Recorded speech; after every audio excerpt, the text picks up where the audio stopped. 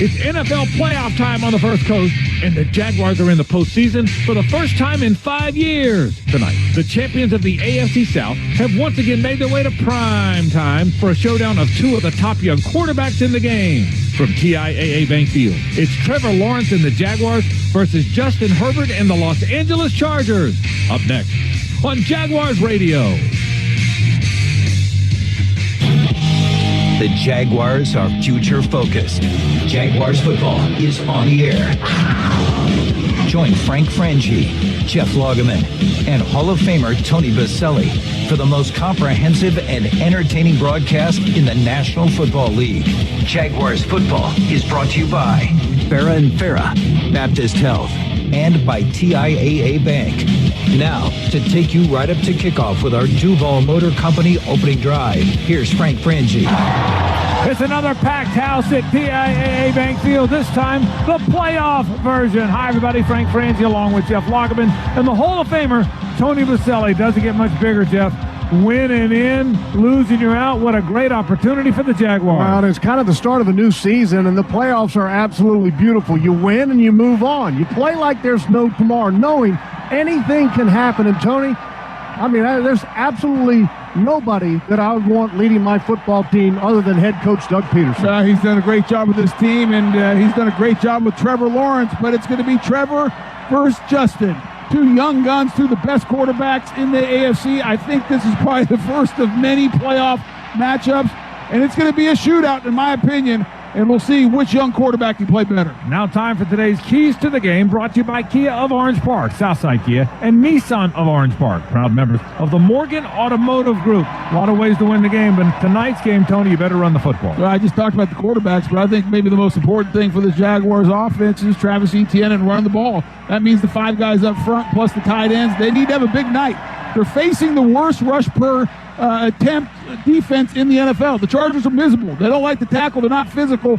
It's going to be key tonight to run the ball. Well, I think playoff games can magnify mistakes, and the team that makes the fewest mistakes typically win in the playoffs, and the Jags need to protect the ball on offense, get takeaways on defense, and minimize the mental errors and penalties to keep the momentum, because momentum can be a monster in a playoff game. The fourth member of our team, as always, is our field analyst who checks in now, Bucky Brooks. Buck. Guys, as much as we're talking about the players matchup, it's all about the coaches. And playoff experience matters when it comes to coaching. When you look at Doug Peterson, he's been to Super Bowls as a player and coach. That experience will allow the game to slow down for him. Meanwhile, Brandon Staley's making his first appearance in the postseason. Keep an eye on the way guys handle emotional ebbs and swings, because the playoffs are big. Everything is magnified. And you're right, Bucky. It is going to be a playoff atmosphere here for sure. All right, one last time now. Let's send it back to our Jaguars Network studios with J.P. Shadrick and Mike Dempsey. Fellas? All right, Frank, thank you very much. J.P. Shadrick, Mike Dempsey from the Jaguars Radio Network studio, closing in on kickoff, about 7 minutes away from total leather for the AFC wildcard playoff game, the 5-4 game in the AFC playoffs, and could be really a premier game this weekend in the NFL. This is a matchup that a lot of people looking forward to, obviously, because of the young franchise quarterbacks, Justin Herbert, Trevor Lawrence, the first ever playoff matchup between two quarterbacks drafted in the top 10 within the previous 3 drafts. They're the young guns of the AFC. Yeah, two young quarterbacks and fun teams to watch, right? And that comes from having a young quarterback who is ascendant. And that's, Justin Herbert hit the ground running in the NFL. Most yards for any quarterback in his first 3 years in the National Football League. Trevor Lawrence playing a little bit of catch-up tonight, JP. But whether it's fair or not, the winner of this game is going to seem to have a leg up on the other one. And these guys are going to be compared against each other for a long time to come, taken in consecutive drafts. They both fit the mold of that tall, pocket passing quarterback who can still run, but is not, thought of as a running quarterback. These are both guys that have, I think, probably 2 of the top 5 arms in the National Football League. I think Herbert might have the best arm in the NFL. Jaguars defense has been up to the task lately with big plays in big moments. They finished the regular year tied for 4th in the league with 27 takeaways this year, but in the 5-game win streak down the stretch, Mike, they had those huge plays. The overtime interception return for a touchdown against the Cowboys, Rayshon Jenkins. And then, hey, guess who again? Week 18. Rayshon in there with a sack fumble. Josh Allen returns it with a scoop and score for the game-winning points against the Tennessee Titans. That was last week. Can they carry that over now to the playoffs? It feels like they sense blood in the water at the right time. I think they feel like they can carry it over, right? And they've been very opportunistic when they've been playing their best football this season, whether it was very early in the year or late in the year. They've become that opportunistic turnover-creating defense, and they needed to be, JP. They're not a stop you and grind you into the ground type, we're going to shut you down, front seven, secondary, what have you. They're going to give up some yards, but that's okay. Especially with today's NFL, with the quarterbacks that are as good as they are that you're facing on a nearly weekly basis. But it'd be great if they can continue that. It'd be great if they don't need those kind of plays. At least if you're going to get them, maybe from my heart, not wait until the 58th minute of tonight's contest. Of course, the Chargers defense, Joey Bosa, Khalil Mack, the pass rushers, and then Derwin James is the guy you have to point out really on every snap. Where is he? He comes and brings pressure. He plays out, obviously, in the secondary and coverage. I mean, the guy's all over the place for this Chargers defense, and he's a priority. He's a great run defender as well. I mean, and so is Khalil Mack. I mean, these guys are very versatile bookend edge rushers, and, the Jags didn't really have to deal with him the first time around. I'm sure they had a plan, but as you heard Doug Peterson moments ago say that Walker Little was one of the guys to keep an eye on. We highlighted him as a player to watch him, whether it's Little, Jawan Taylor. I think they'll move Bosa and Mack around a little bit, give you some different looks. You have to account for him on every snap. And, if you're able to slow him down tonight, it's going to go a long way towards the Jags having offensive success. It is the 5th all-time playoff game in Jacksonville, and the Jaguars trying to move along, of course, to the divisional round to figure it out tomorrow with the other games in the AFC, what happens in those. But you got to handle the business tonight, of course. Bucky Brooks is on the sideline. Jeff Lageman and Hall of Famer Tony Baselli, the analyst for tonight's game and the voice of the Jaguars. Frank Frangie has the call of the AFC wildcard playoff game. Frank? All right, JP, thank you very much. And what a stirring rendition of the national anthem. Susan Tedeschi and Derek Trucks, you know the Tedeschi Trucks band. They're Jaguar fans. They're Jacksonville folk. And they absolutely just crushed it with a full American flag covering the entire field. What a way to start this thing. Let's get to the starters for the Jaguars. First on offense, the offensive line looks like this. Walker Little, the left tackle now. Tyler Shatley, Luke Fortner, the center. Brendan Sheriff and Jawan Taylor. Evan Ingram, the tight end. The wideouts are Marvin Jones Jr. and Zay Jones. Christian Kirk in the slot. Travis Etienne Jr., the running back, and Tony, our player to watch. Presented by Ring Central, the business phone that is so much more than calling. Quarterback Trevor Lawrence. Yeah, Trevor needs to have a big game tonight. And we talked about the run game earlier, and I think they'll run it well. It's going to open up opportunities for him in the passing attack. It's not that he played terrible against Tennessee, but he missed big opportunities that would have changed that game. He can't miss those guys in the end zones. When they have opportunities to get 7, they got to take it. Now to the defense, the defensive front. Roy Robertson, Harris, Devon Hamilton, Foley Fatakasi up front. The linebackers, first overall pick, Trayvon Walker on the strong side. Foye Oluokun, Devin Lloyd are in the middle. AFC Defensive Player of the Week, Josh Allen on the weak side. And in the secondary, Rayshon Jenkins, Andre Sisco, the safeties. The cornerbacks, Darius Williams. And Jeff, our defensive player to watch is the other corner, Tyson Campbell. Well, Tyson had a big interception last week, and they're going to need him today. Justin Herbert arguably has the most talented arm in the National Football League and a hot wide receiver in Keenan Allen, who has led the NFL over the last 6 weeks with 50 receptions. Tyson's got to be on his game. That was our Duval Motor Company opening drive. Now let's head to the sideline to check in one last time before kickoff with Bucky Brooks. Buck? Guys, as I stand here on the sideline, this reminds me so much of that magical 96 season. How tight the team was last week is completely different this week. And as you guys can remember, man, we're getting to play fun. It was loose. We played loose like we had nothing to lose. That is a very dangerous team. I think this Jaguars team could be very similar. Bucky, I don't know what you're talking about. You guys might have been loose. I was nervous as anyone else I've ever been waiting for Bruce Smith to play. But I get your point that I felt the same thing. This team was smiling, running around, high-fiving, having, they're ready to play. And the playoffs, there's nothing better because it's that whole sense of no tomorrow. And it's a great opportunity. I can tell you that in 10 years of playing, you wanted always to get a paycheck. I mean, you want to get paid as a player. You're a business entity. But I would have played every playoff game for free, without question. This is where the fun begins, when the tournament starts and you're a part of it. Jaguars Game Day is brought to you by VyStar Credit Union. Do good, bank better. The Chargers won the toss and have deferred, so that Jaguar offense will be on the field first. What an electric night this is. It feels more packed even than a week ago, Tony. This is crazy stuff here at TIAA Bank Field. Yeah, don't question Jag fans. I mean, we have a great fan base, and it's been a little bit absent maybe, and rightfully so. But the success of this team, what they've done, and I think this is a team the city's proud of and they like. You got good guys on this team. You have guys who care, guys who compete. They love each other. And playing for Jacksonville is important to them, and they've embraced the city, and the city's embraced them. It's a great atmosphere, and I love all the towels flying around. This is quite a scene. And I loved having former Jaguar John Henderson, Big John, do the first Duval in the stadium, and the people loved it. Cameron Dicker will kick off. All white for the Chargers. Teal tops, white pants, black helmets for the Jags. There is the kick. Jamal Agnew's going to field this thing at the 3-yard line and bring it back to the 10, to the 15-yard line, the 20. He's going to get tackled just shy of the 25, and that is where Jacksonville will start. You know how well Trevor Lawrence has been playing now. 25 touchdowns, 8 interceptions on the season. Hasn't had a lot of offensive explosion or fireworks in the last few games.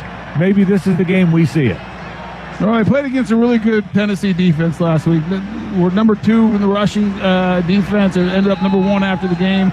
And they had a good game plan, and they kind of kept them in check. This is not that type of defense. There's opportunities against the Chargers. Jaguars will start at their own 24 on the left hash, a shotgun and a 2 tight end set to start this thing. Inside handoff to Travis Etienne.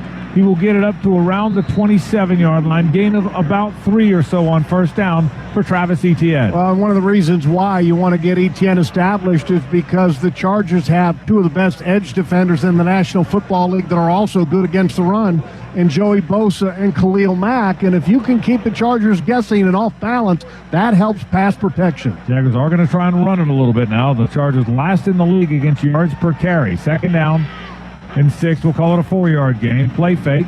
That ball is batted in. It is going to be picked off. It was tipped at the line of scrimmage, and it is picked off by the Chargers. Are running it back inside the 25-yard line. They got it inside the 20-yard line.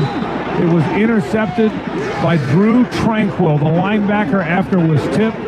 And a break for Los Angeles, an interception on the second play of the game. Well, and it's Joey Bosa. They're trying to do a little RPO, and Joey Bosa gets a hand up on the slant route, pops up into the air, and the talented linebacker Tranquil makes the interception. I talked about the magnification of mistakes in the playoffs.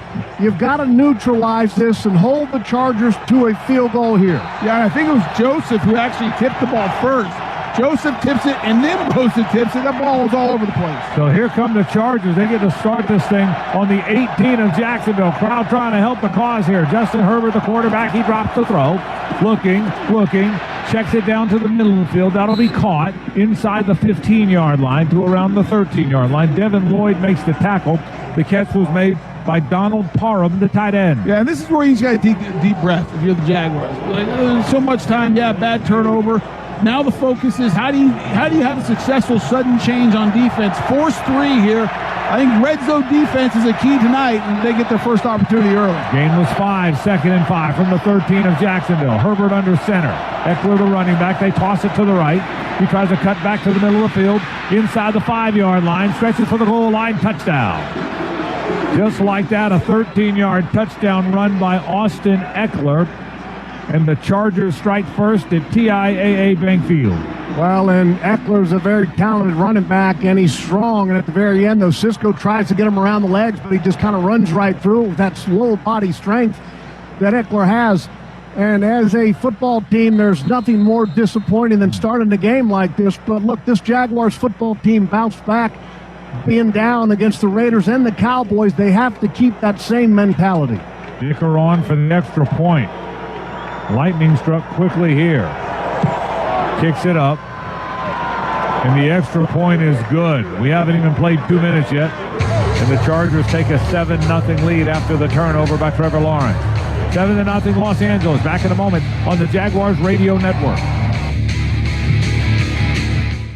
Hey Jags fans, Brian Sexton for Dreamfinders Homes. In a complex housing market, do decisions on the biggest purchase of your life stress you out?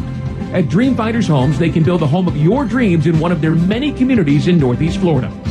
With a mortgage company in-house, they're here to assist you throughout the entire process. Choose from their wide range of single-family homes or townhomes from the 300,000s. Dreamfinders Homes specializes in homes built to fit your lifestyle. Call 904-590-2545 or visit dreamfindershomes.com.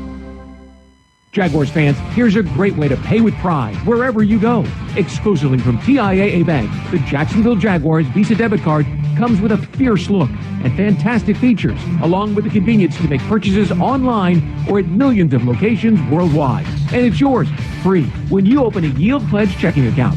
Order yours today. Visit TIAABank.com/JagsCard. TIAA Bank is a division of TIAA, FSB, member FDIC, and the official bank of the Jacksonville Jaguars. Are you suffering from shoulder pain? If you have clicking and popping in the shoulder joint, persistent pain that intensifies with use, an inability to lift your arm over your head, or a tingling, burning sensation in the shoulder, elbow, or wrist, waiting to see a doctor could make your injury worse. Baptist Health and Jacksonville Orthopedic Institute have innovative and effective treatment options available right now to relieve your pain and restore your mobility. Don't wait. Call 904-JOI-2000. At Staples, you can count on every project being print perfect, guaranteed. I need presentations and brochures printed, and they have to be perfect. Your bounded presentations, brochures with the finest folds, and more will be done right every time. That's our Print Big promise. Now at Staples, get $10 off your document printing and marketing materials order of $50 or more, plus 20% back by a store bonus. Try Staples and see the difference. Ends to 11. Rewards members only. Bonus must be redeemed in store. See staples.com/stores/printbig for details. This quarter is brought to you by ASAP Dental, delivering same-day smiles 7 days a week. Quick scoring drive for the Chargers, just 2 plays on those 18 yards. Eckler's 13-yard run has made this thing 7-0, and a stunned crowd here, Jeff, at TIAA Bank Field. Well, that's not the way you want to start a ball game. You know, when you make a mistake, and I talked about trying to minimize the mistakes, that was a big one. But offensively, you need to be able to answer the call here once you return to the field after this kickoff. Dicker will kick it off again. Jamal Agnew waits. This one's going to be a touchback, and the Jags will start at their own 25-yard line. Let's go to the sidelines with Bucky Brooks. Buck? Guys in the playoffs need turnovers bring about big emotional swings. So in looking at the sideline when everyone came off on offense after the turnover, not a lot of panic faces. Everyone was talking to themselves and saying, hey, guys, we got a lot of game left. Just settle in and start playing. I think we'll be okay. All right, so they will go from their own 25 on the left hash to Michael Hasty in the game now in place of Travis Etienne. So Hasty will be the running back here. Jags trail at 7-0. Just underway, really. 13-33 in the first. Quick score after the turnover by the Chargers. 2 right, 2 tight ends. 3 right now as Ingram motions over there. Play fake. Trevor drops the throw.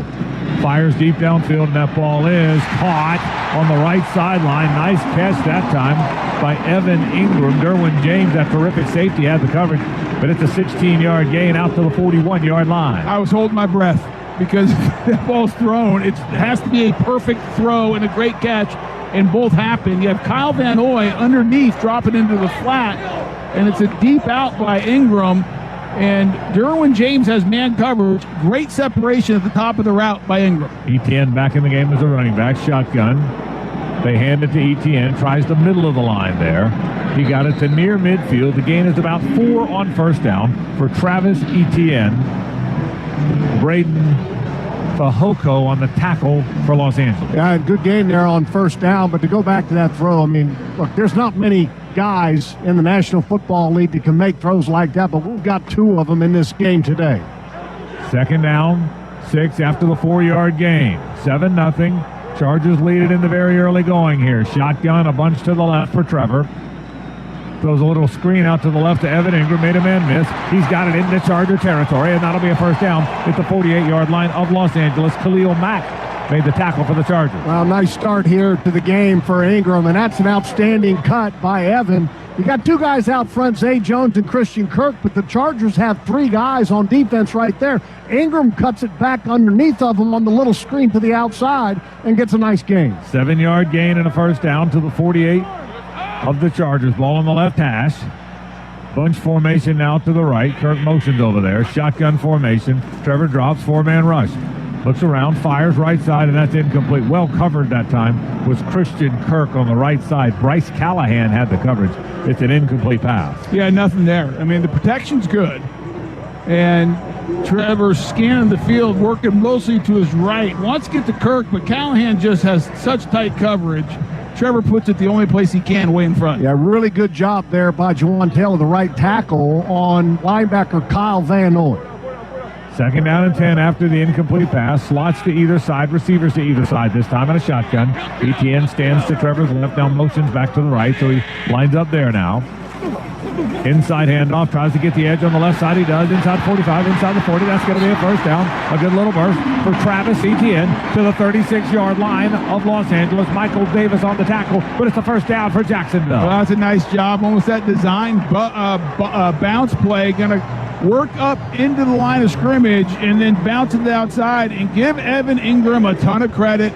Did a great job against Joey Bosa. And that's one thing, Jeff, this year I've been more and more impressed with Ingram. He's getting to be a better and better blocker. Much better blocker than I anticipated, and that's a mismatch there, but Ingram wins it.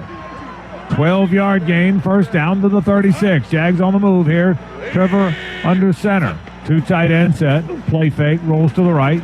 Now he fires, middle of the field, and that is incomplete. He wanted a crossing route to Zay Jones, but he had to get rid of it quicker than he wanted to, and it's an incomplete pass. Well, and Trevor got rid of that ball just in time.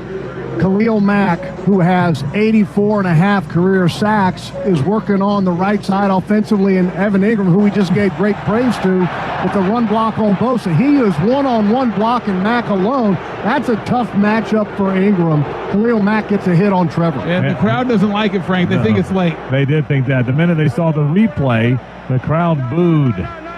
No flag, so it's 2nd down and 10 from the 36 of the Chargers. Three receivers on the right side now on a shotgun for Trevor. Dropping the throw, four-man rush.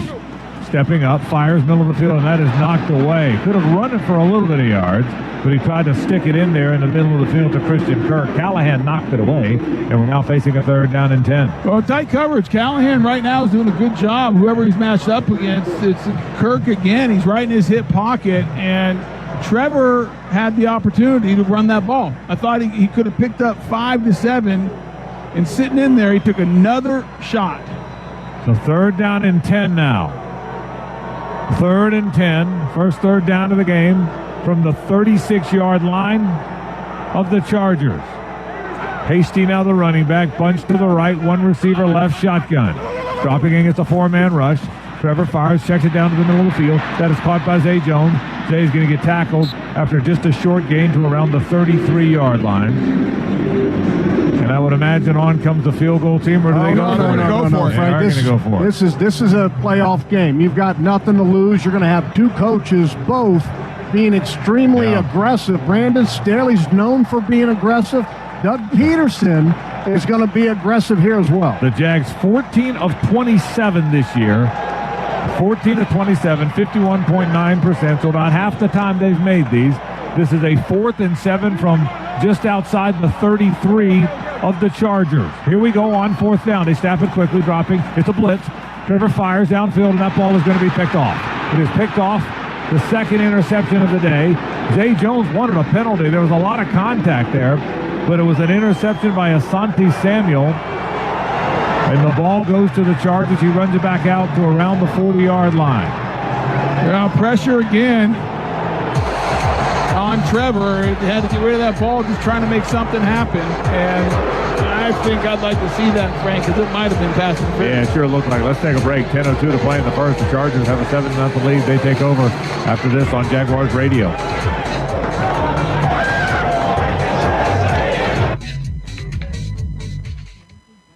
As the official dentist of the Jacksonville Jaguars, ASAP Dental is a champion of the dental game. Let them win you over with full-service dental care and the same-day smile you deserve. Open 7 days a week, ASAP Dental has 8 locations to serve you in the Northeast Florida area. So come see them today. With their exceptional experience and care, you're always treated as the MVP. Visit asapdentalcare.com or call 904-500-2727 to book your appointment today. Reconnect with the best version of you at Amara Med Spa, Northeast Florida's premier luxury medical spa, located in Ponte Vedra, Town Center, Avondale, St. Augustine, and Fernandina. With the most advanced injectors, estheticians, and technology, Amara Med Spa is redefining beauty, offering services such as Botox and filler, M-Sculpt Neo, painless laser hair removal, and advanced skincare treatments.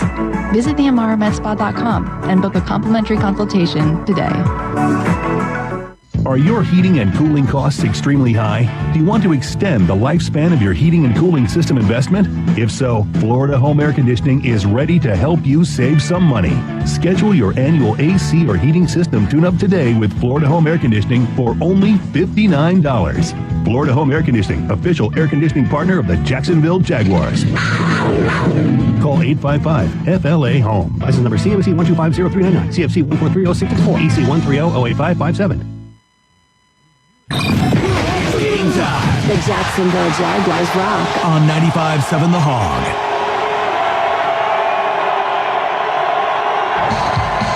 For 9 years, Greenfighters Homes has been proud to call themselves the official home builder of the Jacksonville Jaguars. Visit greenfightershomes.com for all available inventory.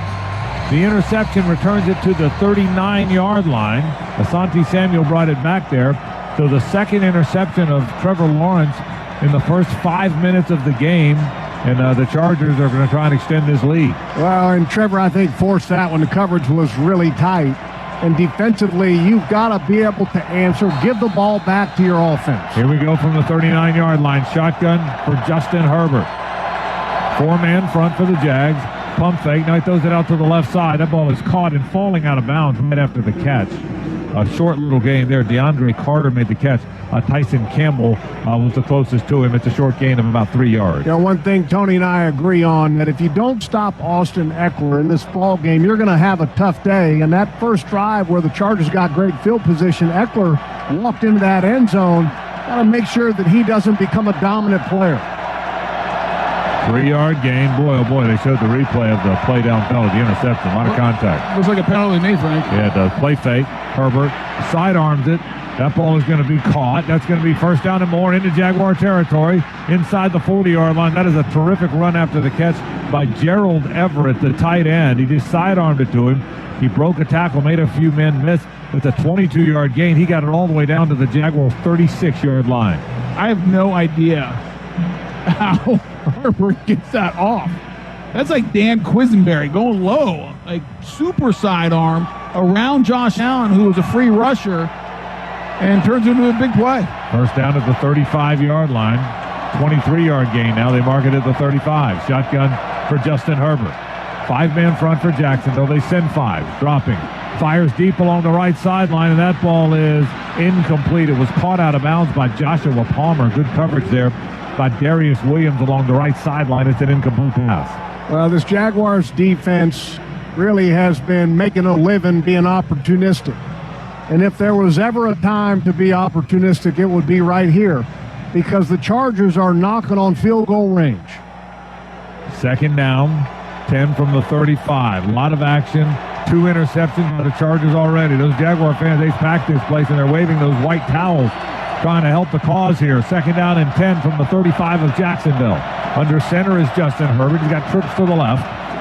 They run it in the middle of the line with Austin Eckler, not much there. Nice work by the Jaguar front. They got him right at the line of scrimmage, no gain. 3rd and 10 upcoming. Devon Hamilton led the charge for Jacksonville. That's a great job by Devon Hamilton, just sitting right there. Also Josh Allen, and I believe that's Devin Lloyd who comes and cleans it up. Little tempo. They're going to line up very quickly. They snapped it really quick. Herbert dropped. Looks, all kind of time. Fires underneath. That ball is caught.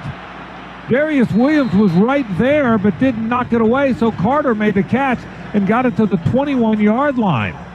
Wow. The reason he couldn't knock it away is because Justin Herbert throws it exactly where Darius Williams can't make a play. The up-tempo caught the Jaguars' defense a little bit off guard. And that's just an excellent job by a young quarterback beating the defense. Wow, 16-yard gain and a first down. From the 21-yard line, under center is Herbert. Running play this time to the middle of the field. That is Joshua Kelly in for Eckler. He got it to the 16-yard line. Foye Oluokun made the tackle, but it's a 5-yard gain on first down. Yeah, and right now, what it feels like is somebody needs to make a play. It doesn't feel like there's a ton of energy out on the field defensively, and the only way to change that is a big play, a sack, something that gets you going a little bit. Eckler back in the game on 2nd and 5 from the 16-yard line. Ball on the left hash. 7:07 to play. Chargers lead 7-0. Herbert drops, fires. That ball is incomplete. It was a little crossing route to Palmer. He was wide open, but he threw it a little bit behind him. It's an incomplete pass. It'll be third down. Well, wide open is right, Frank, and Herbert kind of sees him a little bit late, throws it slightly behind, but that ball should have been caught by Palmer, and if he catches it, he's going to make the first down easily and probably be somewhere around the 7-8 yard line at the very least. Boy, they got to get this. This is a big third down early in this game. Force a field goal. Place is rocking in here. 3rd and 5. Just the second third down now for the Chargers. Dropping, it's a blitz. They're going to blitz him. He drops the throw. Fires it underneath. That ball's going to be caught. Keenan Allen, first down at the 10-yard line. He caught it and sat down. First catch of the day for Allen. Josh Allen on the tackle, but it's downfield after a 6-yard gain and a first down to the 10-yard line. 1st and goal coming from Los Angeles. Keenan Allen motions into the backfield like a running back. When the ball snapped, he escapes out of the backfield against a zone defense, finds a hole, sits down, and then Herbert finds him easily. 9th play of the drive here. 1st and goal from the 10-yard line. Shotgun for Justin Herbert. Long snap count. Bunch to the left. Play fake. They throw it out to the left. That's Allen on a wide receiver screen. He got it inside the 5-yard line. It was well blocked. Devin Lloyd got over there. Oluokun as well. But he got it to around the 4, maybe the 3-yard line on first down. Boy, it looked like they had the Jaguars outmanned initially, and thankfully Lloyd is athletic enough to get on his horse and make that play. Otherwise, that's a touchdown. That's a heck of a play by Devin Lloyd. 2nd and goal from the 4. Inside of 6 to play in the first. It's been all Chargers here. Can the Jags get a stand here? Shotgun for Justin Herbert. Jags are showing blitz. Herbert might want to change the play now. Dropping a quick little slant. The ball is tipped and incomplete. He tried to throw a little slant toward the end zone, but it was tipped at the line of scrimmage, so another third down upcoming for the Chargers. Now, it might have been Arden Key who got the tip, and thankfully it was tipped because Keenan Allen was going to waltz into the end zone, and actually it wasn't even tipped. Went off his helmet. Sure did. Off Arden Key's helmet. Justin Herbert got to get that arm up a little higher. He needs a little higher elbow. He dropped it down on the side again. 3rd and goal from the 4. Can you get him stopped right here? Shotgun for Justin Herbert. Eckler, the running back. Long snap count. He dropped the throw. Looking. Fires middle of the field, and that's incomplete. It is knocked away by Devin Lloyd, and it is 4th down, and on comes the field goal team for Brandon Staley. That's an excellent job of coverage in the tight red area. I mean, everybody was covered across the board. DeAndre Carter was the target, but Devin Lloyd was right on top of him. I'm shocked that Herbert didn't go in the direction of Eckler. He is one of his primary red zone targets. Dicker is 21 out of 22 in his rookie year. He's been very good. A 22-yarder from the left hash to extend the lead. Kicks it up, and the field goal is good. And the Chargers lead this thing 10-0 with 5:30 to play in the first quarter. Back in a moment on the Jaguars Radio Network. It's a force that can't be contained, propelled by purpose, pride, and the power to protect. When winning isn't just the mission, it's your passion. You pursue it. You make power plays. You pick your team. At Farrah and Farrah, we deliver game day energy 24/7. Jacksonville. Committed to the team. Committed to the mission. At Navy Mutual, we're committed to providing high-quality life insurance to members of the military and their families. So our policies have no fine print and no military service restrictions. We don't work on commission. We're nonprofit, so we pass the savings along to our members. Because at Navy Mutual, our highest commitment is to you.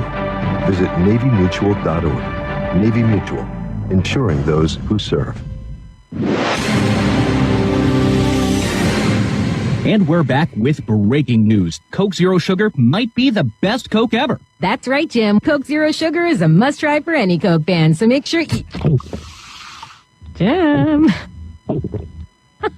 Jim. We're on the air. Ooh, yes, this tastes like the best Coke ever to me. Your thoughts, Jen? Well, can I have a sip? Jen, we're in the middle of reporting the news. I need to try it first.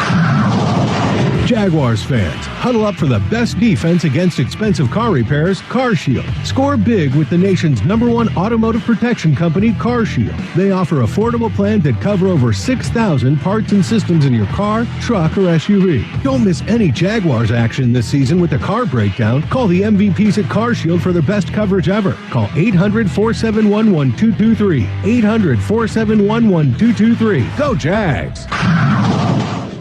JP Shadrick with the five-star scoreboard update. Brock Purdy with 4 total touchdowns, 3 through the air for the San Francisco 49ers, and a 41-23 win over the Seahawks. The second seed is moving on, guys. JP, thank you very much. Today's AFC wildcard game is presented by Dailies. Dailies, it's nicer here. The scoring drive, 12 plays, 57 yards. It consumed 4 minutes and 32 seconds. And the Chargers lead at 10-0. Both scoring drives came after Trevor Lawrence interception. Well, you need a big play here. You need someone to make a big play to kind of change momentum. In playoff games, momentum is critical. Kicker kicks it off. Jamal Agnew is going to field this thing. He's not going to field it. It's going to be a touchback. And so they'll start at the 25-yard line. Let's go to the sideline with Bucky Brooks. Guys, one of the keys to the game coming in was going to be red zone efficiency. Which team was going to be able to force the other team to settle for threes? That was a huge drive by the defense, forcing the Chargers to settle for 3. But offensively, we got to find a way to beat man coverage because the Chargers just squatting and man-to-man sitting on routes.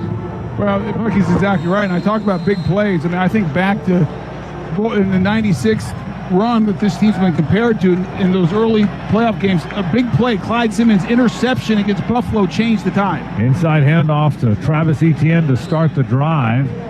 Only got about a yard to the 26-yard line. Braden Facoho made the tackle for the Chargers. Well, I think this drive is important, obviously, because the Chargers were able to capitalize on the 2 giveaways that the Jaguars had offensively. But more importantly, just because to take the anxiety away. Because if you end up giving the ball back to them, being down by 10 points, well, it gets tougher. It's harder to just perform freely. 2nd and 9 from the 26. Jags trail at 10-0. Inside of 5 to play in the first. Trips to the right, 1 receiver left. Trevor drops, looks, fires, and that ball is knocked away. Good coverage again in that secondary. Samuel knocked it away again from Zay Jones. It's an incomplete pass, and suddenly 3rd and 9 very quickly for Jacksonville. Well, right now, the Chargers are winning outside. The protection's great. Good job by Juwan Taylor and Joey Bosa. They're playing man coverage right now, and there's no separation. There's nowhere to go with the ball. At some point, I think really soon, you got to take a shot down the field. You got to stretch them so they stop sitting on every route. Jags 0 out of 1. This is only the 2nd third down today for Jacksonville. It's a 3rd and 9 from their own 26-yard line. Bunch to the right. Play fake. Trevor dropped. Wants a screen to the right side. It wasn't there. They read it. He wanted to throw a screen to the right side to Travis Etienne, with the Chargers ready. He had to throw it into the ground, and a quick 3 and out for Jacksonville. They'll punt it away. Well, as a defensive lineman, when you're in that 3rd and real long situation against an offense that doesn't have a lot of rhythm, that's one of the first thoughts that you have in your mind is potential screen. And Khalil Mack doesn't play it. He's pressuring Trevor, but Joey Bosa on the other side, he saw the screen the entire way. Logan Cook on to punt it away. DeAndre Carter waits for the Chargers inside his 25. Logan stands just outside the 10 for Jacksonville. There's the snap, high snap. He handles it. Gets it away. That's a short punt. Wow. That is a really short punt by anybody's standards, certainly by Logan's. They're going to down it around the 43-yard line. Boos come out. No flag. We'll take a break. 10-0. Chargers lead it on Jaguars Radio.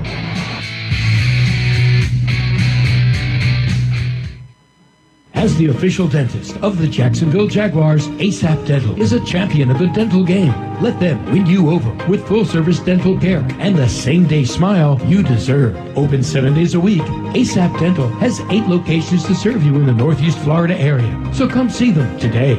With their exceptional experience and care, you're always treated as the MVP. Visit asapdentalcare.com or call 904-500-2727 to book your appointment today. Frank Frangie here. When you want barbecue in Jacksonville, you want Bono's Pit Barbecue. You can find Bono's locations all around town and on game day at TIAA Bank Field because Bono's is the official barbecue of the Jacksonville Jaguars. Bono's is currently expanding its brand with franchise opportunities throughout the Southeast and beyond. Over 70 years of authentic Southern pit barbecue and owning your own business are a great combo. Go to bonosbarbq.com to learn more or call 904-880-8310 today. And remember, if you don't see a pit, it ain't legit. Brooks Rehabilitation is hiring nurses who want to be empowered as advocates, educators, care coordinators, and leaders in exceptional patient care. They have open RN, LPN, HHA, and CNA positions across their inpatient, skilled nursing, and home health care settings. Join their nationally recognized team, where you'll serve as a central team member doing what you do best, providing exceptional patient care. Apply at careers.brooksrehab.org. It's game time. The Jacksonville Jaguars rock on 95.7 The Hog.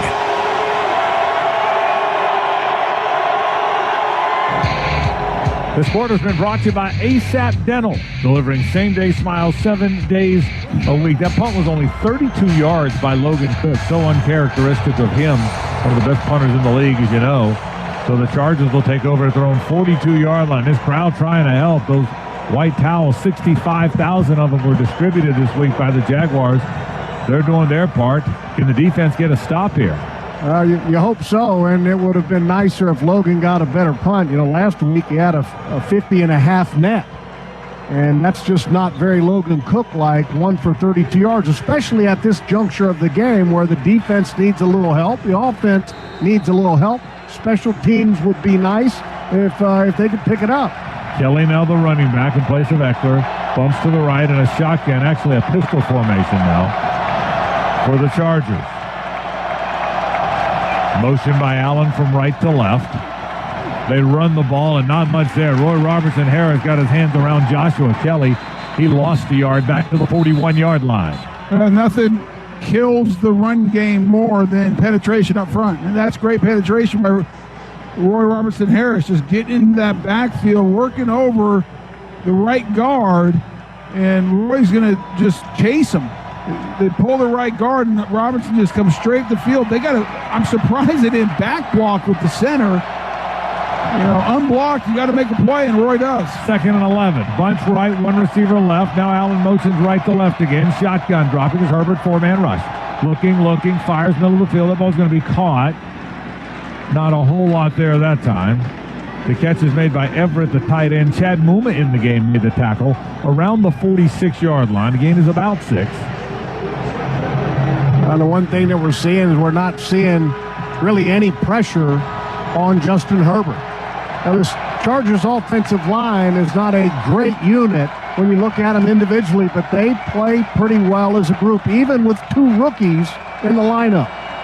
2 out of 3 on third down, 3rd and 5. The ball's on the 47-yard line here. Shotgun. Jags send 4. He drops the throw.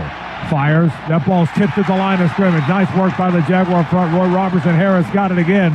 And a 3 and out, and boy, do we need that. The Chargers are going to have to punt it right back to Jacksonville. Well, that's a big pass defense at the line of scrimmage because Keenan Allen was matched up against Trey Herndon on a little out and up to the outside. Boy, that's a good job up front, interfering with the ball.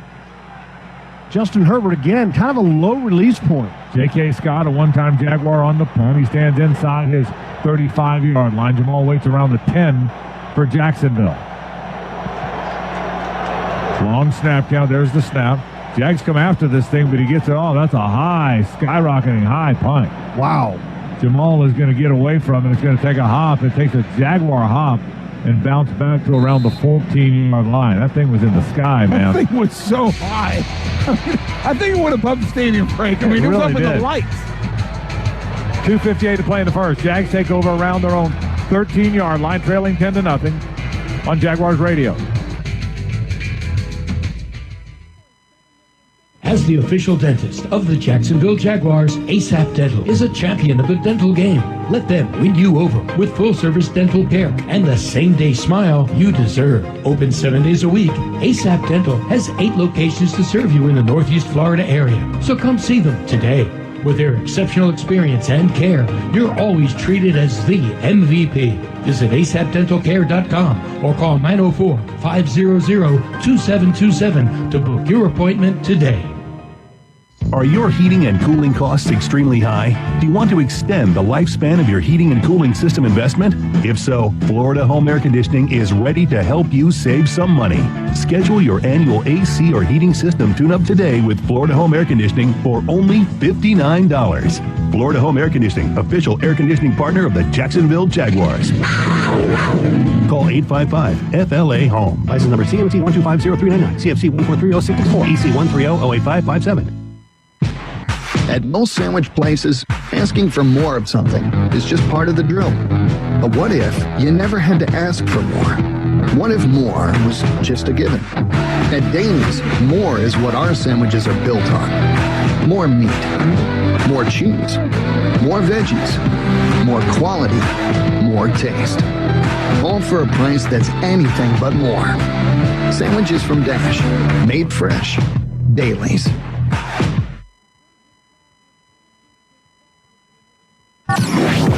Jags football. Jags football. 95.7 The Hog. PRI Productions, the official event production company of the Jaguars, has everything you need to bring your next idea to life. Visit PRIProductions.com. Quickly to the sidelines with Lucky Brooks. Buck? Guys, a lot of conversation on the sideline from the offense. The Chargers are playing man-to-man, but they're jamming the middle of the field. Marvin Jones was telling the coaches, hey, cut out all the crossing routes. Look for them to go empty, more out-breaking routes instead of in-breaking. All right, so Tony, you made the point that you think something vertical. Well, I think so. It looks like to me they're sitting on the routes. I'd love Bucky's perspective when he's down there, but it looks like that secondary is sitting on routes. And the only way you can get people to stop is you got to run by it. At some point, you got to go vertical. Yeah, Zay Jones, a double move, something of that nature, just to stretch them out. Here they come from the 14-yard line. Ball on the left hash, 2 right, 1 left, slot left, shotgun for Trevor, 4-man front for the Chargers. They send 4, he drops the throw. Trevor looks, and there's that deep pass. You guys called it along the right sideline, and that is going to be incomplete. Here comes the flag. You talked about it. Marvin Jones said, let me run by him. He was down there. Good coverage, but it's interference, I believe, on Asante Samuel. Let's see the call. Our referee today is Sean Smith. Well, that's that go route to Marvin Jones, and Trevor said he's his security blanket. And Trevor knows that he's covered. He throws it up. Now, will they end up sticking with this call, or could they, in fact, pick it up? Boy, with long conversation. I don't like the long conversation aspect of it. They may call it on offense. If anything, it's on Marvin Jones with the replay, guys. Samuel did not interfere. Here's Sean Smith with the call. There's no foul on the play. It's only playing second down. Yeah, that's what I was nervous about. Usually when there is a discussion with what appears to be an interference call, they're usually talking about picking it up, and Tony's right. If there was going to be a call on anybody after looking at the replay, Marvin Jones kind of bear hugs Asante Samuel Jr. and prevents him from even making an attempt at the interception. I think you guys are right. If anything, it would have been offensive PI. Instead, it's no call, second down after the incomplete pass. Good coverage in the secondary by Asante Samuel against Marvin Jones. Second down from the 14-yard line. They go from our right to our left.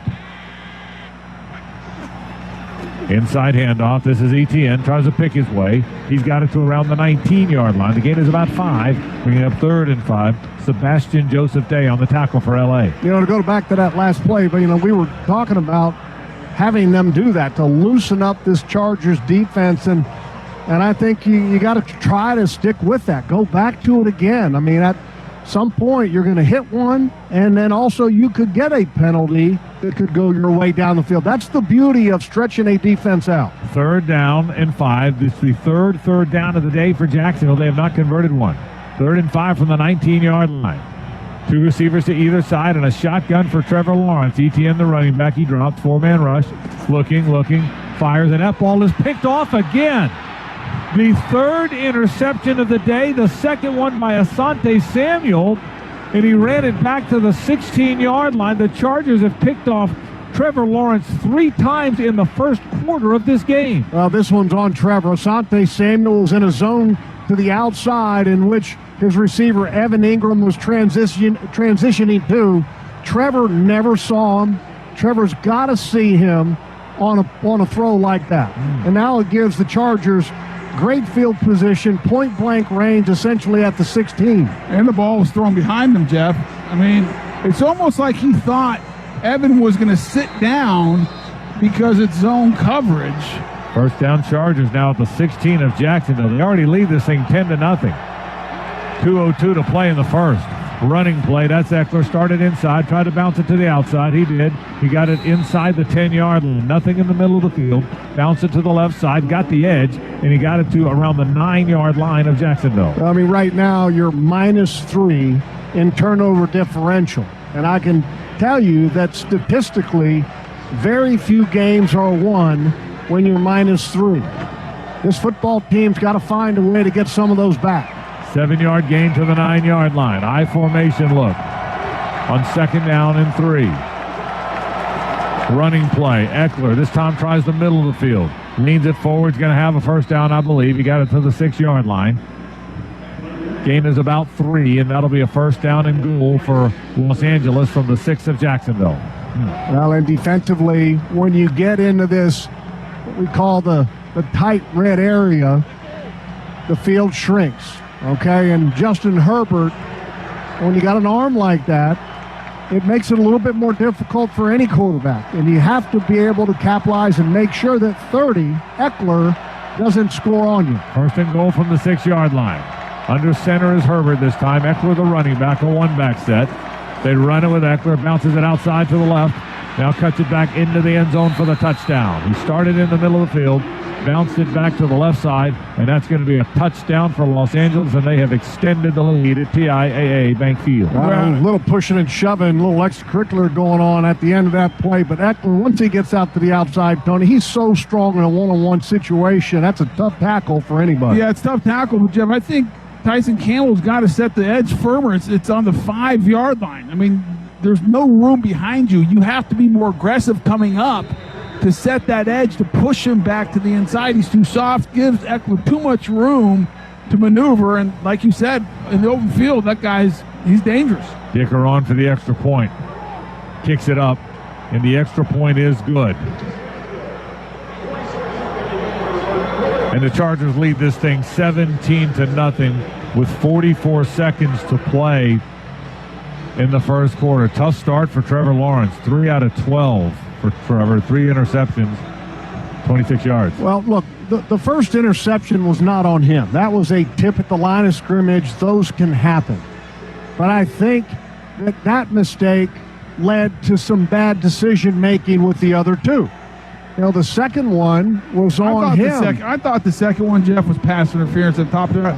It's not the same as grabbed Jones. Zay Jones, he literally grabbed him. I'm not going to disagree with you on the possible call, but the coverage was extremely tight. I think that was a bad decision to make that throw. This past one was clearly a bad throw because he did not look forward to where Ingram was moving towards. And if he had, he would have seen Asante Samuel Jr. sitting there just waiting. Dicker will kick this thing off 17-0. The Chargers lead this thing. A shocked crowd here. Close to 70,000, I would imagine. It is quiet on the First Coast. Well, and rightfully so. And the only reason or way that you can get back to having some excitement is to make a play, to go down and score as an offense. Ball fell off the tee there as Dicker tried to kick it. Right before his foot made contact with it, it fell off the tee. So and just a moment ago, Frank, we could see that Doug Peterson was having a one-on-one conversation with Trevor Lawrence. And you need to calm that world down from your quarterback. I mean, this is a playoff game, and I know Trevor's played in big games, but he hasn't been in a situation like this where he's had 3 interceptions. Dicker kicks it off. Jamal's going to run this one out. He gets it a yard deep. 5-10-yard line to the middle of the field, 20-yard line. Good return by Jamal Agnew. Out past the 30-yard line. He got it back to the 35, but an official just threw a flag about 40 yards from the 50-yard line to the 20. Yeah, it's coming back. Yeah, I wonder what he saw from the 50-yard line. He saw a block in the back, Frank, is my guess, or a hold. I mean, it's one of those two every time. And it's just going to back up this Jaguar offense who is struggling so far. And we say all the time, I mean, last week we must have said 5,000 times this is a huge third down. During the return, holding receiving team, number 26. 10-yard penalty. First down. We would say it's a huge third down, a critical play or anything. Let me just say this. Right. This drive right here, it's a must-score drive. I think if you want to have a chance, if you want to have a chance to come back in this game, you have to take it down the field right now as an offense. You have to go score 7. Yeah, the hard part is that this plays into the Chargers defense kind of mindset. They've got 2 excellent edge players, really 3 if you count Kyle Van Noy. They're going to be allowed to rush the passer now. 17-0. Chargers lead it. First down, Jags from their 15 after the penalty. Trevor drops, throws it out to the right side, caught by Zay Jones in the right flat, then spun out of bounds by Asante Samuel after about a 4-yard gain. Right now, Trevor's wide receivers need to do an outstanding job of making sure they catch everything thrown their way, and if the ball is questionable, you need to make sure that either you catch it or nobody catches it, because Trevor's got to be a little bit more aggressive here. That'll be the final play. They won't snap it again. It'll be 2nd and 6 from the 19, the Jags from their own 19 when we resume play in the second quarter. Tough quarter for the Jags, 17-0. The Chargers lead it here at TIAA Bank Field. Back in a moment on the Jaguars Radio Network. Are you suffering from shoulder pain? If you have clicking and popping in the shoulder joint, persistent pain that intensifies with use, an inability to lift your arm over your head, or a tingling, burning sensation in the shoulder, elbow, or wrist, waiting to see a doctor could make your injury worse. Baptist Health and Jacksonville Orthopedic Institute have innovative and effective treatment options available right now to relieve your pain and restore your mobility. Don't wait. Call 904-JOI-2000. Hey Jags fans, Brian Sexton for Dreamfinders Homes. In a complex housing market, do decisions on the biggest purchase of your life stress you out? At Dreamfinders Homes, they can build the home of your dreams in one of their many communities in Northeast Florida. With a mortgage company in-house, they're here to assist you throughout the entire process. Choose from their wide range of single-family homes or townhomes from the 300,000s. Dreamfinders Homes specializes in homes built to fit your lifestyle. Call 904-590-2545 or visit dreamfindershomes.com. At Five Star Credit Union, you inspire them to go the extra mile to meet your financial needs. That's why they offer Jaguars fans more banking options like better rates and no hidden fees. Their team is also dedicated to making the communities they serve stronger, volunteering their time and talents while donating millions to local nonprofits.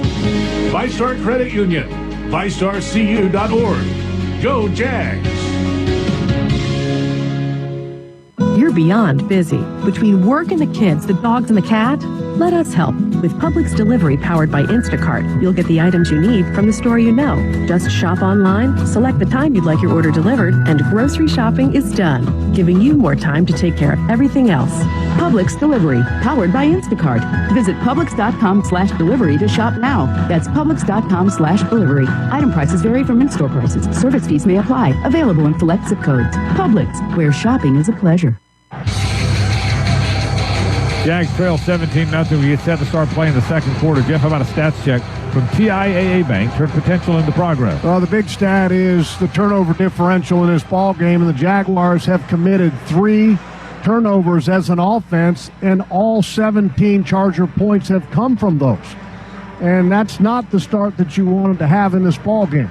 Now, look, There were 2 games this year that the Jaguars had, one against the Raiders, the other one against the Cowboys. They were 2 of the largest comebacks in Jaguars history, where they were down 17 points. Familiar territory for a Doug Peterson football team right now. Proves it can be done. So here we go. 2nd down and 6. Jags from their own 19. They now go left to right to start the second quarter. To the handoff to Travis Etienne.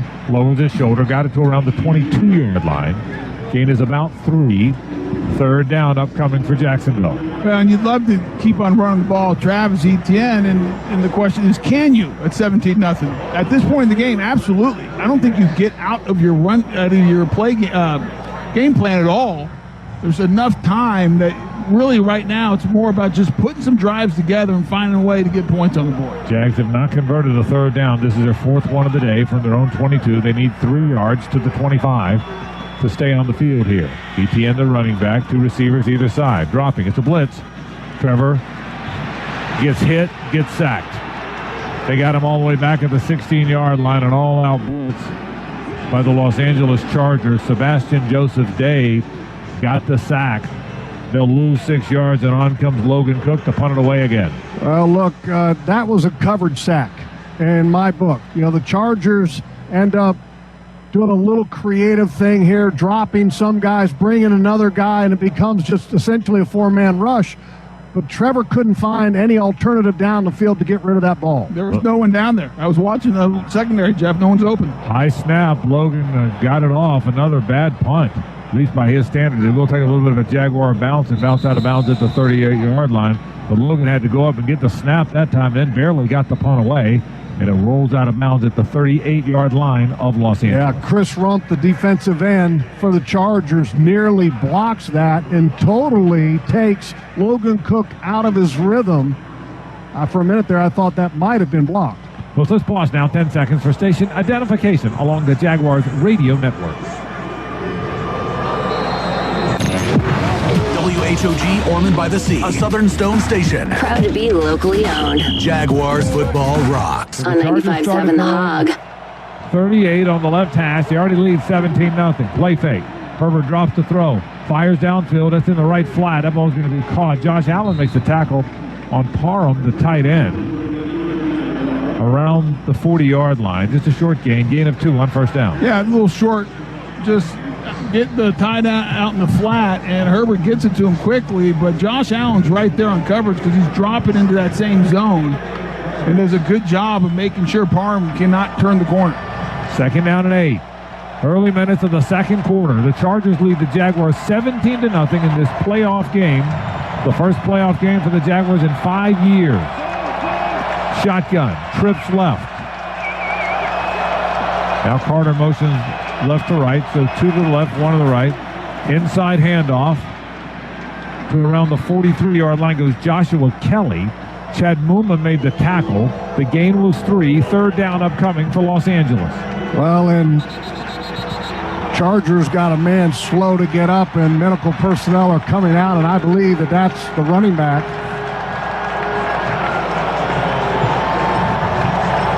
Excuse me, no, that's the tight end, Gerald Everett. That's a big loss. That's a big potential loss for the Chargers because Everett is a very good football player. Well, especially with Mike Williams out with the back. So now you got 2 of the top targets beat up. Now Everett gets up, stands up, and is walking off under his own power.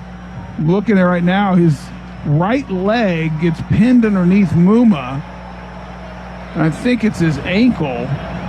Looks like he's walking it off. Yeah, 58 catches on the season and 4 touchdowns for Gerald Everett. He's a very good pass-catching tight end. Well, he's a good blocker, too. I mean, he's about as well-rounded as you could get at that position. You got to get it stopped here, guys. 3rd down.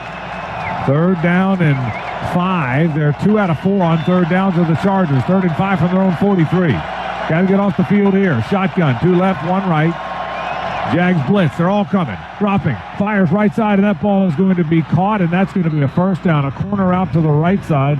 Rayshawn Jenkins, but it was the tight end Parham who made the catch to the 45 of Jacksonville. An 11-yard gain and a 1st down for the Chargers. Parham was being covered in man by Rayshawn Jenkins. Parham did not play the last time the Jaguars faced them, and it's just a simple flag route.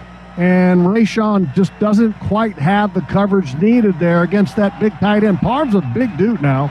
He's about 6'6", 6'7", 250 pounds. He Yeah, big towers target. over Rayshon Jenkins. Yeah, they listed him at 6'8" even, Jeff. He's a big guy. First down from the 45 of Jacksonville.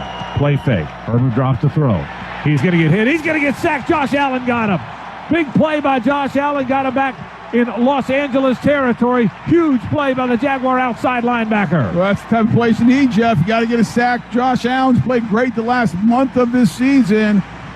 Does a good job of winning against the tight end. I believe he's beating Parham to get there. And Trayvon Walker gets the first initial pressure to kind of force Herbert to step up. That allows Josh a little extra time to get the sack. Nearly got the ball out. The Nasty Furniture Home Stores Hit the Sack program. For every Jaguar sack, they'll donate a mattress to a First Coast child in need. 2nd and 16 now. Charges from their own 49. They run it to Eckler into the middle of the line. He gets it into Jaguars territory to around the 47-yard line. It's going to bring up a 3rd and about 12 for Los Angeles. Well, and depending on what kind of a game the Chargers get here, this could be 4-down territory for Brandon Staley, the head coach of the Chargers. He is known for being an aggressive coach. The analytics of the Chargers, one of the more aggressive teams in the NFL. 5-yard gain. They'll mark it at the 46 of Jacksonville. So it's a 3rd down and 11.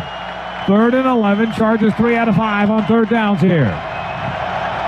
Shotgun. 3 left, 3 right, 1 left. They blitz again. Fires middle of the field, and that ball's caught wide open in the middle of the field. That was Keenan Allen who caught it and is tackled at the 23-yard line of Jacksonville. Andre Cisco made the catch, but he couldn't have been more wide open, and a 1st down for the Chargers. Yeah, 3rd and 12, and you have Keenan Allen, arguably the best slot receiver, or one of them at least, just run straight up the field. And no one accounts for him. I have no idea how you allow Keenan Allen to get that open. 23-yard gain and a 1st down to the 23 of Jacksonville. Frank, it wasn't like it was a fancy route or something. He turned around. He just ran up the field, stopped, turned around, took 1st down. Shotgun formation for the Chargers. Inside handoff. Short gain that time by Joshua Kelly. He got it to the 21. The gain is 3 on 1st down for Kelly. Boy, Tony, I'm glad you handled that last commentary there. Keenan Allen is the hottest wide receiver that there is in the National Football League, and when he's in the slot, he's the primary target every time. When the Jaguars drop out in zone coverage, nobody drifted in his direction. You got to match in that zone coverage. 2nd down. 8. Dropping. Firing right side. That ball is caught again in the right flat, and that'll be another 1st down. That ball was caught by Joshua Palmer. Mooma made the tackle. Darius Williams went for the interception, didn't get it, and it's going to be a 1st down at the 8-yard line of Jacksonville. Well, Palmer had a big game the last time against the Jaguars, 99 yards receiving, and Darius Williams goes after the ball in this instance, jumps in front of Palmer, but he doesn't get there in time, and Palmer makes a nice catch. 1st and goal from the 8-yard line. Shotgun. 3 receivers left now after the motion. And a flag comes in, false start perhaps. Well, I'm glad because the Jaguars were struggling to get lined up, in my opinion. They were running all over the place. One side of the field to the next. Offense number 77. 5-yard penalty. 1st down. Zion Johnson, the guilty party. Frank, that you called the motion, and it created all kinds of confusion. Guys were running around all over the place and trying to match the right coverage with the formation that the Chargers were showing, and we were struggling to do that. So a little bit of a gift there.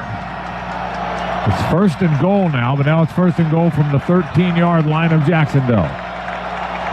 2 left. Allen motions to the right. Under center is Herbert. Eckler, the running back. Play fake. They throw it toward the end zone, and that ball is knocked away and almost intercepted. It was knocked away by Cisco, and it went into the hands of Darius Williams, but he could not come up with it. It would have been a pick in the end zone. Instead, it's an incomplete pass. Well, it was a play-action play, and Andre Cisco read it perfectly. And he gets one hand up in there. You just wish that he'd been able to go with 2 hands making that interception. Could he have made it? I don't know. And maybe he would have put it at at risk of knocking the ball down by going with two hands, but nonetheless, nice play. But it hits Darius Williams right in the hand. Bread basket. Second and goal. 10th play of the drive here. He drops against a four-man rush. They want a screen to the right side. There it is. It is caught by Eckler, but the Jags tackle him around the 8-yard line, maybe the 9-yard line. So 3rd and goal upcoming for the Chargers. This is just, it's critical. You're down 17. You're down 3 possessions.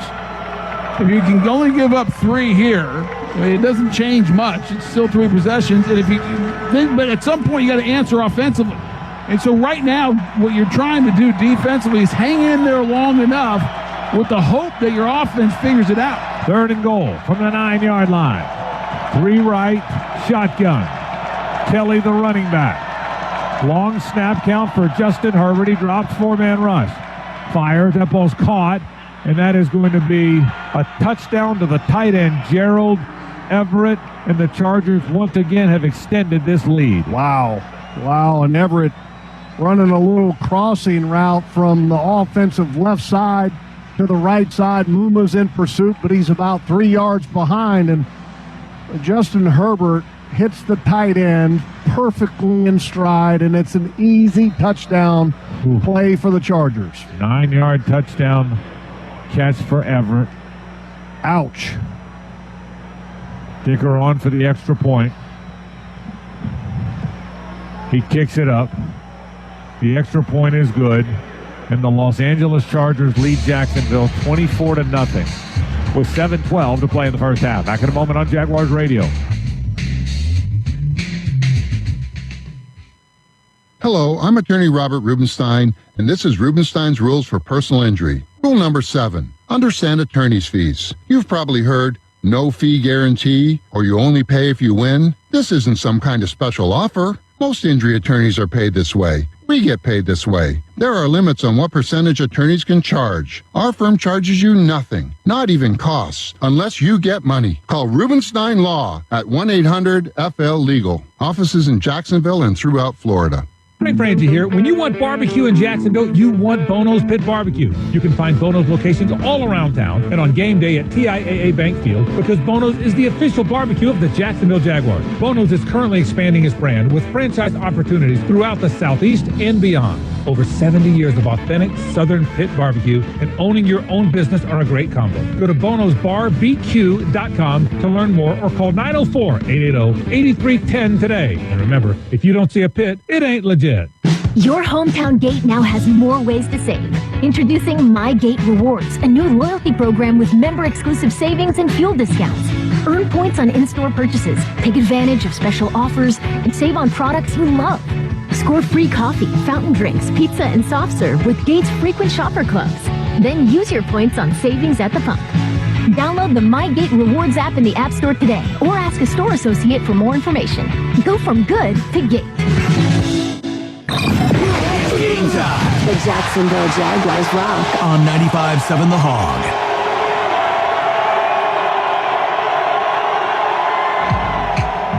This quarter is brought to you by Rubenstein Law, 1-800-FL-LEGAL, car accident, truck accident, Uber Lyft accident, or slip and fall. Call Rubenstein Law, 1-800-FL-LEGAL. Let's go to the sidelines with Bucky Brooks. Buck? Prior to the game, we talked about in the playoffs, the emotional swings of highs and lows. Right now on the sideline, little discouragement, little despondent. Someone on offense has to make a play. And I'll say this is a Doug Peterson game, meaning the quarterback is struggling with the changing looks. He's going to have to find some simple concepts for Trevor to get his confidence back. It's been hard so far, Bucky. The Jaguars have had 5 possessions. Interception, punt, interception, punt. 5 possessions, 3 interceptions, 2 punts. They've done very little on offense, obviously. The scoring drive that time for the Chargers, 11 plays, 62 yards. It consumed 6:24. Herbert's touchdown pass to Everett from 9 yards away has made this a 24-0 game with 7:12 to play in the half. Well, we said it at the beginning. The magnification of mistakes, you just can't commit these kind of mistakes and expect to win. Agnew brings it out of there, 2 yards deep, 15-yard line, 20-yard line. Can he get the sideline? Yes, he can. 30, 35, 40 along the far sideline. Near midfield, he is tackled that time. Terrific work. The kicker had to make the tackle, but that is a terrific return by Jamal Agnew. Can that get something going for this Jaguars offense? Well, last week he got him going with a big punt return and a big kick return. And you hope that this is a little spark that starts a fire here for this Jaguars offense. Boy, did you need that. They mark him out of bounds at the 50-yard line, midfield, to a terrific return. So the Jags start there. That's a good start. You got good field position. Offensively, though, you got to find something that's working. Nothing is so far. Shotgun formation, 52 yards on the kickoff return officially. Play fake. Dropping is Trevor. Fires middle of the field. That ball is picked off, and now they say incomplete. I thought it might have been picked off after they hit. He was hit in the secondary. Now they're going to call it an incomplete pass. Christian Kirk was hit around the 35-yard line. It's incomplete. It's so interesting watching these two teams play right now. When the Chargers are on offense, it feels like the field is wide open, and there's nice, easy throwing lanes, and everything for the Jaguars is contested or bang right there, just a over the middle, good throw, catch by Kirk, clean, but he just got hammered by Gilman and knocks that ball out. 2nd down and 10 from midfield for Jacksonville. Dropping is Trevor, looking, fires, and that ball's too high, and he was well covered. No flag. The fans want a flag. Evan Ingram wants a flag. He was well covered, but there is no flag. Michael Davis had the coverage. Suddenly it's 3rd down and 10 from midfield. Well, usually when the defensive back has got his head on a swivel after the play, he probably committed interference, and Evan Ingram was complaining to the fullest extent with his arms held out wide, and all of a sudden you see Michael Davis looking around with his head on a swivel. That usually indicates guilt. Yeah, usually interferences that are usually called or have not been called tonight for whatever reason. Doug Wood is hot on the sideline. Doug Peterson hot. On the 3rd and 10 is Trevor. Looking, fires. And that ball's intercepted. Asante Samuel, I believe, has his 3rd interception of the game. And the Chargers have their 4th interception of Trevor Lawrence in the first half of this football game. Oh, wow. At the 32-yard line, he caught it. It was a little bit behind the receiver. And Asante Samuel has a hat trick here at TIAA Bank Field. That's just an excellent defensive play by the Chargers and Samuel. Chargers take over their own 32, leading 24-0 with 6:48 to play in a half. After this on the Jaguars Radio Network. Jaguars fans, here's a great way to pay with pride wherever you go. Exclusively from TIAA Bank, the Jacksonville Jaguars Visa debit card comes with a fierce look and fantastic features, along with the convenience to make purchases online or at millions of locations worldwide. And it's yours free when you open a Yield Pledge checking account. Order yours today. Visit TIAABank.com/JagsCard. TIAA Bank is a division of TIAA, FSB, member FDIC, and the official bank of the Jacksonville Jaguars. There's no way to prepare for the impact an accident makes on your life. That's why we've spent 40 years getting ready for that moment when you need compassion and immediate action. The right doctors, investigators, our team of experienced attorneys, and your free consultation is already in place. So if you've been hurt, remember, the Farah Safety Net is right here to catch you. All you have to do is call Farah and Farah. It's what we built. Jacksonville. Everyone circle up. I know it looks rough out there. Sure, we're down 24-6, but we came here to play differently. We need a game changer. Something like Ring Central, the business phone system that's more than a phone. I want you to communicate like you can talk to anyone, anywhere, all from the same app. Now get out there and play like you're using Ring Central. Ring Central. Simpler communications. It's football season, and time to take your game to the next level with a Ford F-150 truck. Light up your tailgate with an available Pro Power onboard generator. And with an available 3.5-liter EcoBoost engine, you can tow just about anything you need to rule the stadium lot. Ford F-150, part of the F-Series lineup that have been the best-selling pickups for 45 straight years. Get to your local Ford store today. Proud sponsor of your Jacksonville Jaguars. JP Shadrick with the ViStar scoreboard update. Coming up tomorrow, 1 o'clock, 7-seed Dolphins, 2nd-seed Bills in the AFC, and then the Ravens and the Bengals, a 6-3 game in primetime, guys. All right, JP, thank you very much, James. Jaguars Game Day is brought to you by ViStar Credit Union. Do good, bank better. Tough day for Trevor Lawrence. 4 out of 16 for 30 yards and 4 interceptions in this first half. Chargers take over their own 32-yard line from the left hash. Justin Herbert is under center. Running play to the left side. This is Austin Eckler.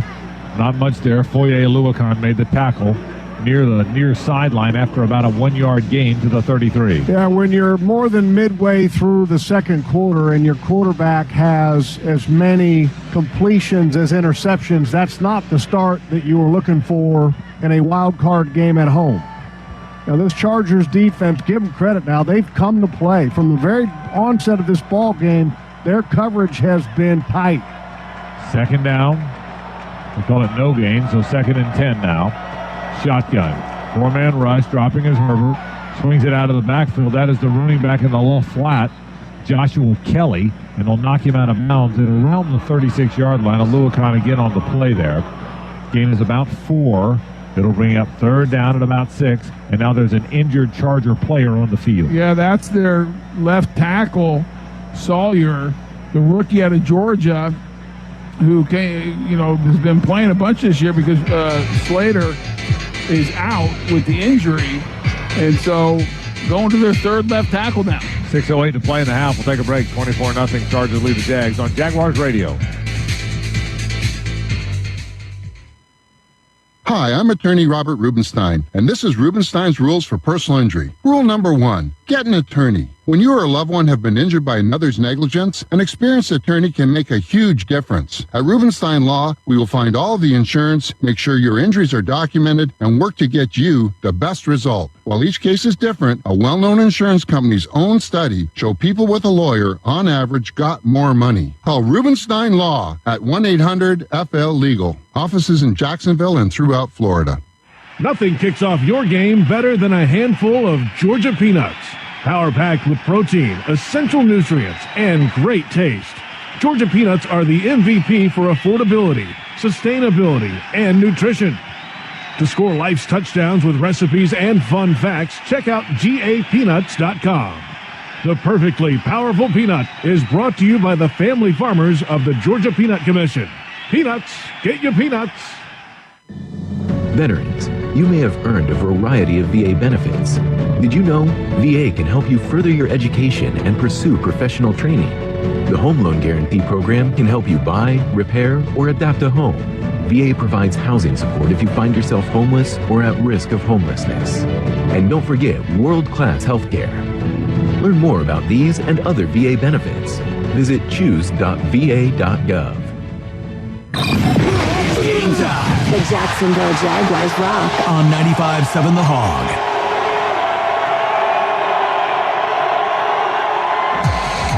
Today's AFC wildcard game is presented by Dailies. Dailies, it's nicer here.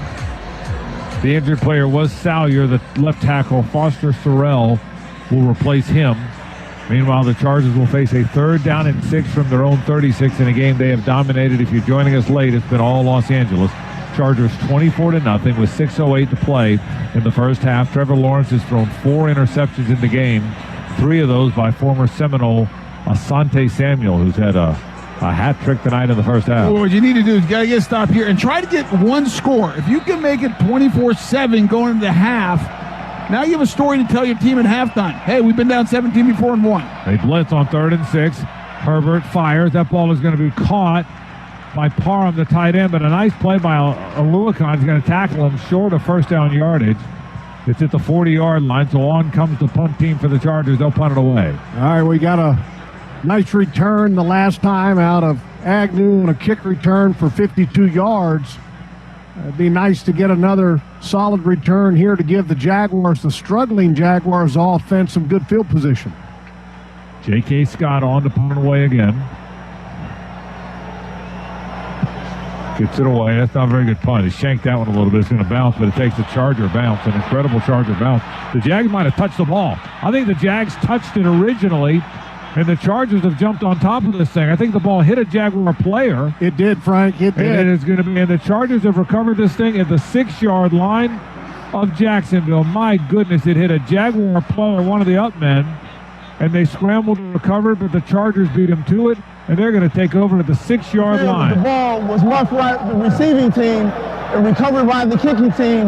Therefore, we have a first down and goal, Los Angeles. It hit Chris Claybrooks in the helmet. Exactly. Claybrooks is blocking a gunner. The ball hits him in the helmet, and then Agnew tries to get on it but can't corral it before the Chargers are able to jump on that ball, and it was the linebacker for the Chargers that makes the recovery.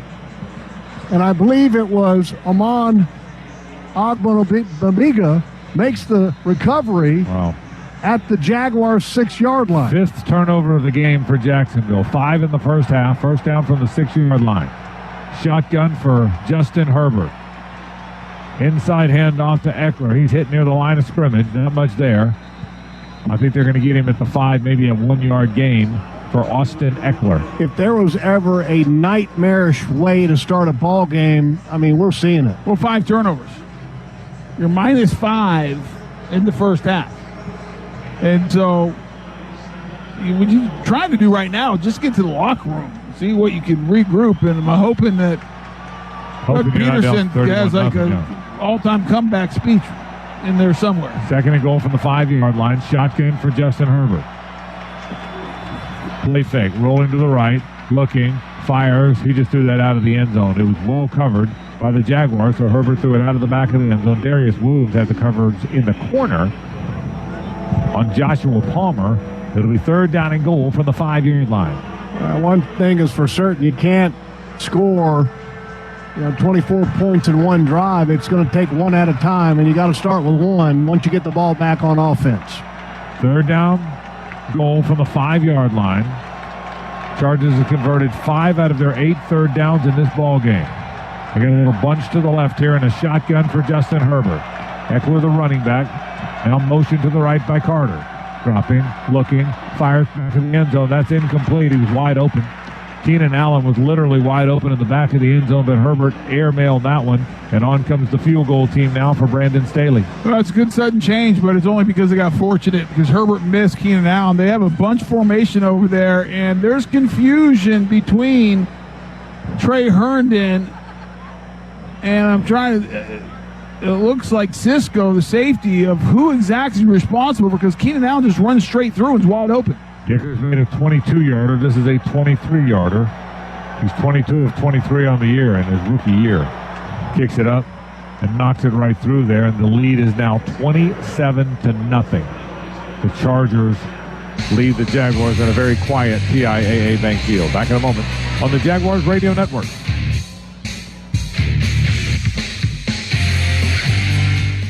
Are you suffering from shoulder pain? If you have clicking and popping in the shoulder joint, persistent pain that intensifies with use, an inability to lift your arm over your head, or a tingling, burning sensation in the shoulder, elbow, or wrist, waiting to see a doctor could make your injury worse. Baptist Health and Jacksonville Orthopedic Institute have innovative and effective treatment options available right now to relieve your pain and restore your mobility. Don't wait. Call 904-JOI-2000. You're beyond busy. Between work and the kids, the dogs, and the cat, let us help. With Publix delivery powered by Instacart, you'll get the items you need from the store you know. Just shop online, select the time you'd like your order delivered, and grocery shopping is done, giving you more time to take care of everything else. Publix delivery powered by Instacart. Visit Publix.com/delivery to shop now. That's Publix.com/delivery. Item prices vary from in-store prices. Service fees may apply. Available in select zip codes. Publix, where shopping is a pleasure. At ViStar Credit Union, you inspire them to go the extra mile to meet your financial needs. That's why they offer Jaguars fans more banking options like better rates and no hidden fees. Their team is also dedicated to making the communities they serve stronger, volunteering their time and talents while donating millions to local nonprofits. ViStar Credit Union, ViStarCU.org. Go Jags! At most sandwich places, asking for more of something is just part of the drill. But what if you never had to ask for more? What if more was just a given? At Daly's, more is what our sandwiches are built on. More meat, more cheese, more veggies, more quality, more taste. All for a price that's anything but more. Sandwiches from Dash, made fresh, dailies. This quarter has been brought to you by Rubenstein Law, 1-800-FL-LEGAL. Car accident, truck accident, Uber left accident, or slip and fall. Call Rubenstein Law at 1-800-FL-LEGAL. Another very short scoring drive, just 4 plays, only made a yard. Dicker kicked a 23-yard field goal to go with his 22-yard field goal.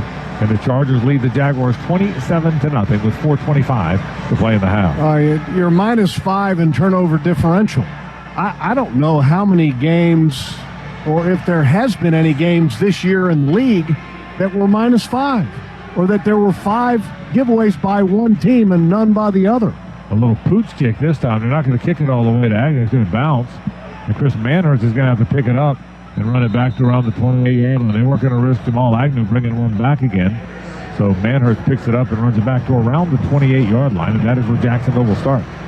A good decision there by Manhurst of realizing that Agnew was not going to be able to get to it, and then fielding that ball himself, and he ran over one of the Charger coverage guys on that return. But the Jaguars now offensively, they got to get something going. Now, Tony, your quarterback's obviously rattled a little bit. What does Doug Peterson do to calm his nerves, if anything? They start from the... I mean, you're down 27, Frank. You got to play fast. I mean, you're going to have to throw it around if you want to get back in it. Inside handoff to Travis Etienne. Bounces it outside. Not much there. Did get it to around the 31-yard line. The gain is 3 on first down. Michael Davis made the tackle. You know, they wanted to be physical, and that was kind of their mantra this week. Hey, we're going to out physical. Then, well, they haven't. Even the run game hasn't been great. I mean, it's not been bad. I mean, they have not had enough opportunities because of the turnovers. Here's the tempo you talked about. They snap it quickly on 2nd and 7. Trevor fires. Right side, caught by Zay Jones. He is wrestled out of bounds around the 35, maybe the 36-yard line. Davis again on the tackle. Down at about 2 upcoming for Jacksonville. Well, and if you're the defensive coordinator, Ronaldo Hill, the defensive coordinator of the Chargers, you're sending 4 guys, and you've got 2, 3 really good pass rush. You're just sending 4 guys playing coverage behind it, making sure that you're not going to risk giving up any big plays. 3rd down and 2. Jaguars have not converted a 3rd down. It's been that kind of night. 0 for 5. Shotgun for Trevor. Dropping the throw, 4-man rush. Fires. That ball is behind Christian Kirk. He was wide open on a crossing route, but it was low and behind him. It's an incomplete pass. The Jags go through and out, and on comes the punt team again. Yeah, Trevor's struggling. I mean, there's just no 2 ways about it. He's a little bit off. I mean, Christian Kirk is wide open for the first time. A crosser actually works, and Trevor just short arms it a little bit and throws it right behind him. I am a little bit surprised, though, Jeff, they're not going for it. I mean, at this point, you're down 27. Yeah, what do you got to lose? 4th and 2, right? Yeah, that's right. I'm surprised they're not going for it. Cook's going to punt it away. Bryce Callahan, the defensive back, is back to return it. He calls for a fair catch and makes it inside the 20-yard line. They did punt it away, so the Chargers take over at their own 18-yard line. And maybe, Tony, the thinking is it's hard to go for it when your quarterback's in a bit of a funk. Well, I mean, yeah, I get that, but punting it away, it's not like your defense is. I mean, the defense hasn't played terrible. Right. They've gotten some stops. But down 27, I think you got to start being a little unconventional and trying to do something. Well, I just wonder if Trevor's arm got hit or something on that 3rd down. I mean, that was just an easy completion that he grossly missed. Shotgun formation. They start from the 18-yard line. Play fake. Herbert. That ball's batted into the air, and it is an incomplete pass. The Chargers guys have scored 3 touchdowns on scoring drives, or have scored 3 times on scoring drives of 18 yards or less. Yeah, that's what turnovers do for you. Yeah, absolutely. I mean, they've got, 172 yards of offense, 5 takeaways. I mean, you put those 2 together, and that results in 27 points. I mean, this is not where you wanted to be, where you got people leaving. You wanted to have 70,000 strong be entertained for a good football game. 2nd down and 10 from the 18-yard line for the Chargers. They lead it 27-0, 3:07 to play in the first half.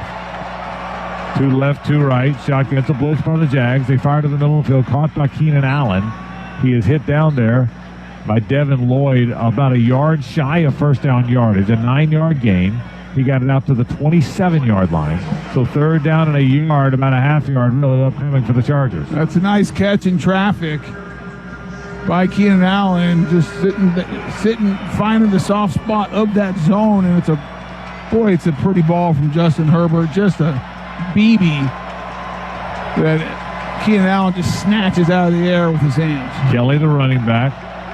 Herbert under center on third and about a half yard. The ball's fumbled. They tried to run a jet sweep. It's fumbled. The Jags try and get on top of it. The Chargers recover it. They ran a jet sweep and bobbled the handoff. Roy Robertson Harris was right there, but they recovered their own fumble, but they did it back at the 18-yard line. They lost about 9 yards on the play. So it'll be fourth down, and they'll punt it away as we near the 2-minute warning. Well, Michael Bandy, the wide receiver who was running the speed reverse, he actually is trying to avoid the quarterback, Herbert. Herbert has the ball stuck out as if he wants him to take the ball. Clearly not on the same page. We've reached the 2-minute warning. The Chargers will punt it away. They lead 27-0 here. This is Jaguars Radio. The Dick's Wings and Grill family of restaurants is a proud sponsor of the Jacksonville Jaguars. They invite you to stop into one of their area neighborhood grills where you can count on fresh quality wings where you call the flavor. At Dick's Wings and Grill, their menu has a food and flavor for everyone in your group. If you prefer delivery or online ordering, just visit dickswingsandgrill.com. Every Dick's Wings and Grill is locally owned and operated. Dick's Wings and Grill, winging it since 1994. Decisions are a part of our everyday life. Whether you're building a football team or building your education, your success is built on the decisions you make. So choosing J-Tech as your career training destination should be a no-brainer. With small class sizes, dedicated instructors, job placement assistance, and financial aid available for those who qualify, J-Tech is praised as a good choice by our graduates. Learn how you can build your career the right way by visiting jtech.org for more information. It's the New Year bonus sale going on now at Renewal by Anderson. For a limited time, buy one window or patio door and get one 40% off, plus save $25 off every window. No money down, no payments, and no interest for 12 months. Offer expires January 31st. Restrictions apply. Renewal by Anderson, the official window and door replacement partner of the Jacksonville Jaguars. Visit rbafla.com. Call now. License number CGC 1527613. At most sandwich places, asking for more of something is just part of the drill. But what if you never had to ask for more? What if more was just a given? At Daly's, more is what our sandwiches are built on. More meat, more cheese, more veggies, more quality, more taste. All for a price that's anything but more. Sandwiches from Dash, made fresh. Daly's. Game time. The Jacksonville Jaguars rock. On 95.7 The Hog.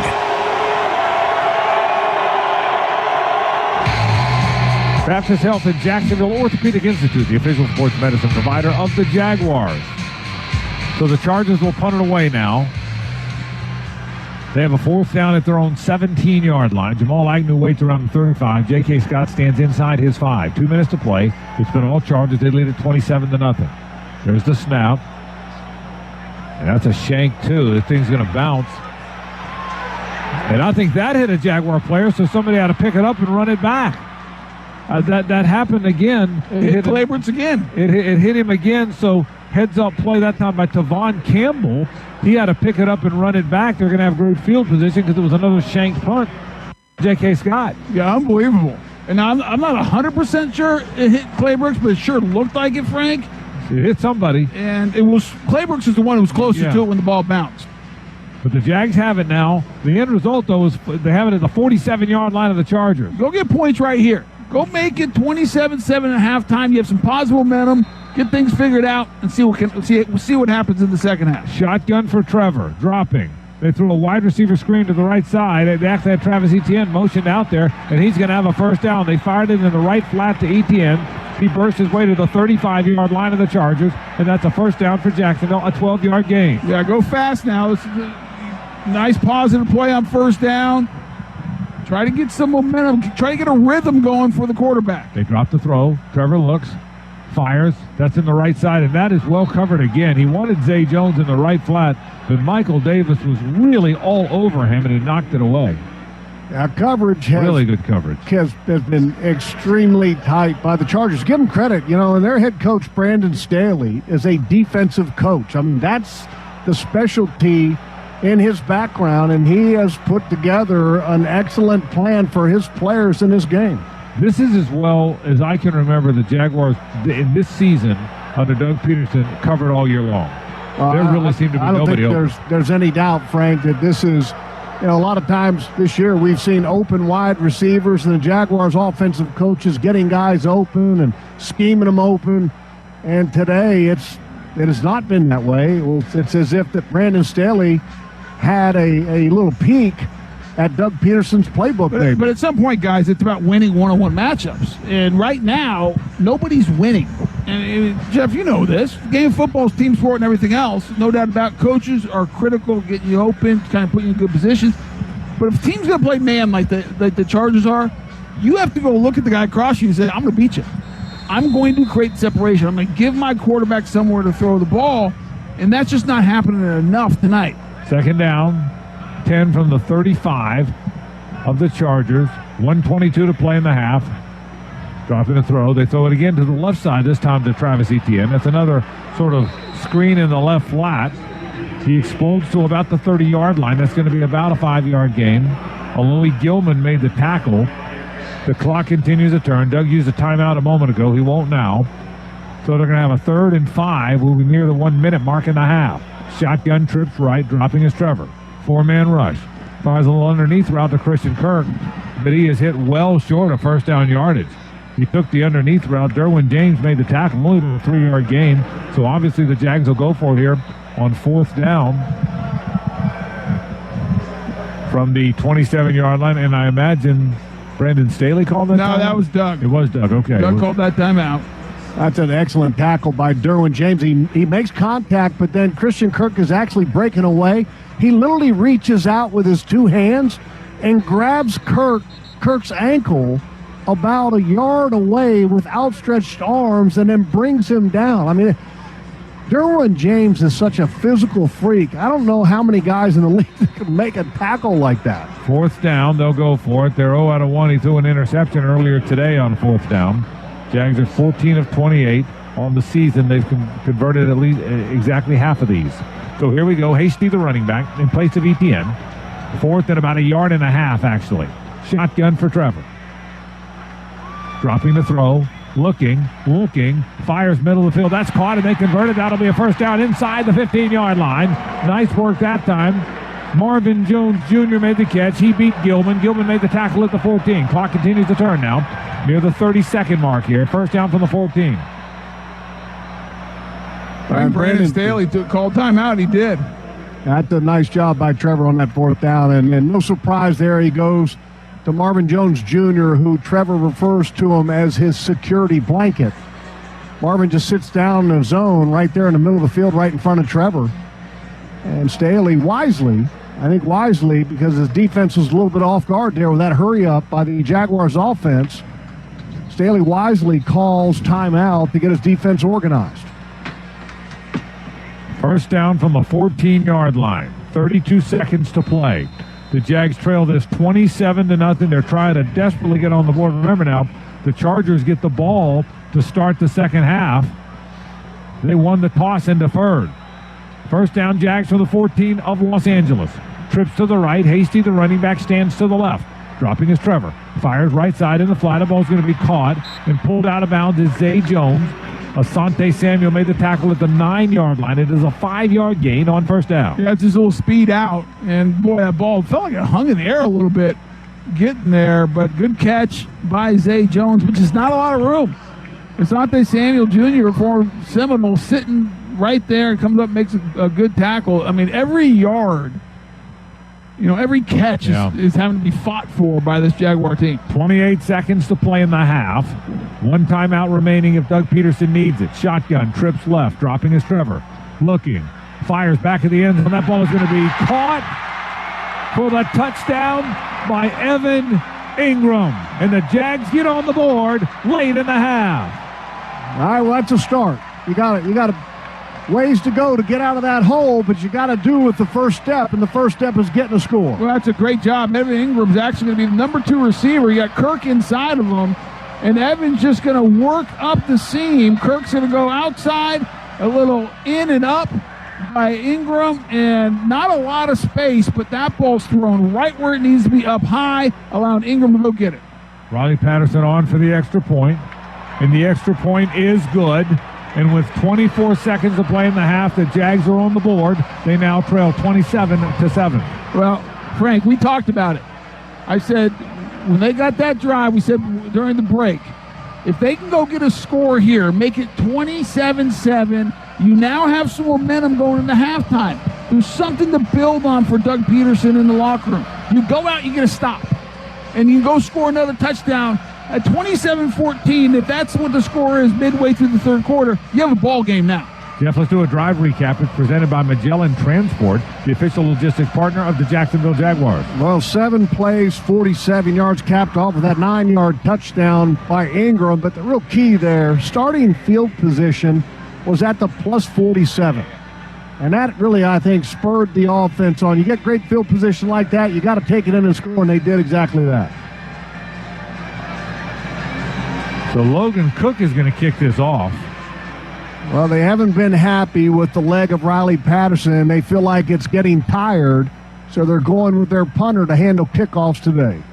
And that's going to be run back from the goal line. And they're just going to slide down there. He gave himself up around the 16-yard line. Wait a second. Why are you giving yourself up? Or if you're going to do that, why are you catching it? Michael Bandy is the one that did it. He ran it back. But he was in the end zone when he caught it. No, he was short. No, he was in the end zone, Just Jeff. a little bit short. Frank? It was around the goal line. It would have been a touchback. It's a touchback. Right. He had a touchback. I'm like, what are you doing? Yeah, they're going to. Don't question. He wanted to get a career kick return. Justin Herbert takes a knee, and that'll do it for the half. Tough half for the Jags, but they do score at the end of the half. Tony, you made the point. You got to keep battling. You got a half to play now. There's plenty of time. You just got to get going. You got to play better football. Go get a stop. Go get a score.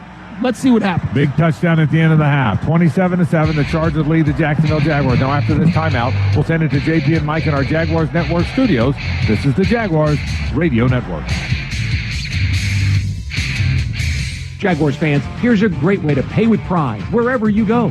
Exclusively from TIAA Bank, the Jacksonville Jaguars Visa debit card comes with a fierce look and fantastic features, along with the convenience to make purchases online or at millions of locations worldwide. And it's yours free when you open a Yield Pledge checking account. Order yours today. Visit TIAABank.com/JagsCard. TIAA Bank is a division of TIAA, FSB, member FDIC, and the official bank of the Jacksonville Jaguars. It's football season, and time to take your game to the next level with a Ford F-150 truck. Light up your tailgate with an available Pro Power onboard generator. And with an available 3.5-liter EcoBoost engine, you can tow just about anything you need to rule the stadium lot. Ford F-150, part of the F-Series lineup that have been the best-selling pickups for 45 straight years. Get to your local Ford store today. Proud sponsor of your Jacksonville Jaguars. At most sandwich places, asking for more of something is just part of the drill. But what if you never had to ask for more? What if more was just a given? At Daly's, more is what our sandwiches are built on. More meat, more cheese, more veggies, more quality, more taste. All for a price that's anything but more. Sandwiches from Dash, made fresh. Daly's. Jaguars fan, huddle up for the best defense against expensive car repairs, CarShield. Score big with the nation's #1 automotive protection company, CarShield. They offer affordable plans that cover over 6,000 parts and systems in your car, truck, or SUV. Don't miss any Jaguars action this season with a car breakdown. Call the MVPs at CarShield for the best coverage ever. Call 800-471-1223. 800-471-1223. Go Jags!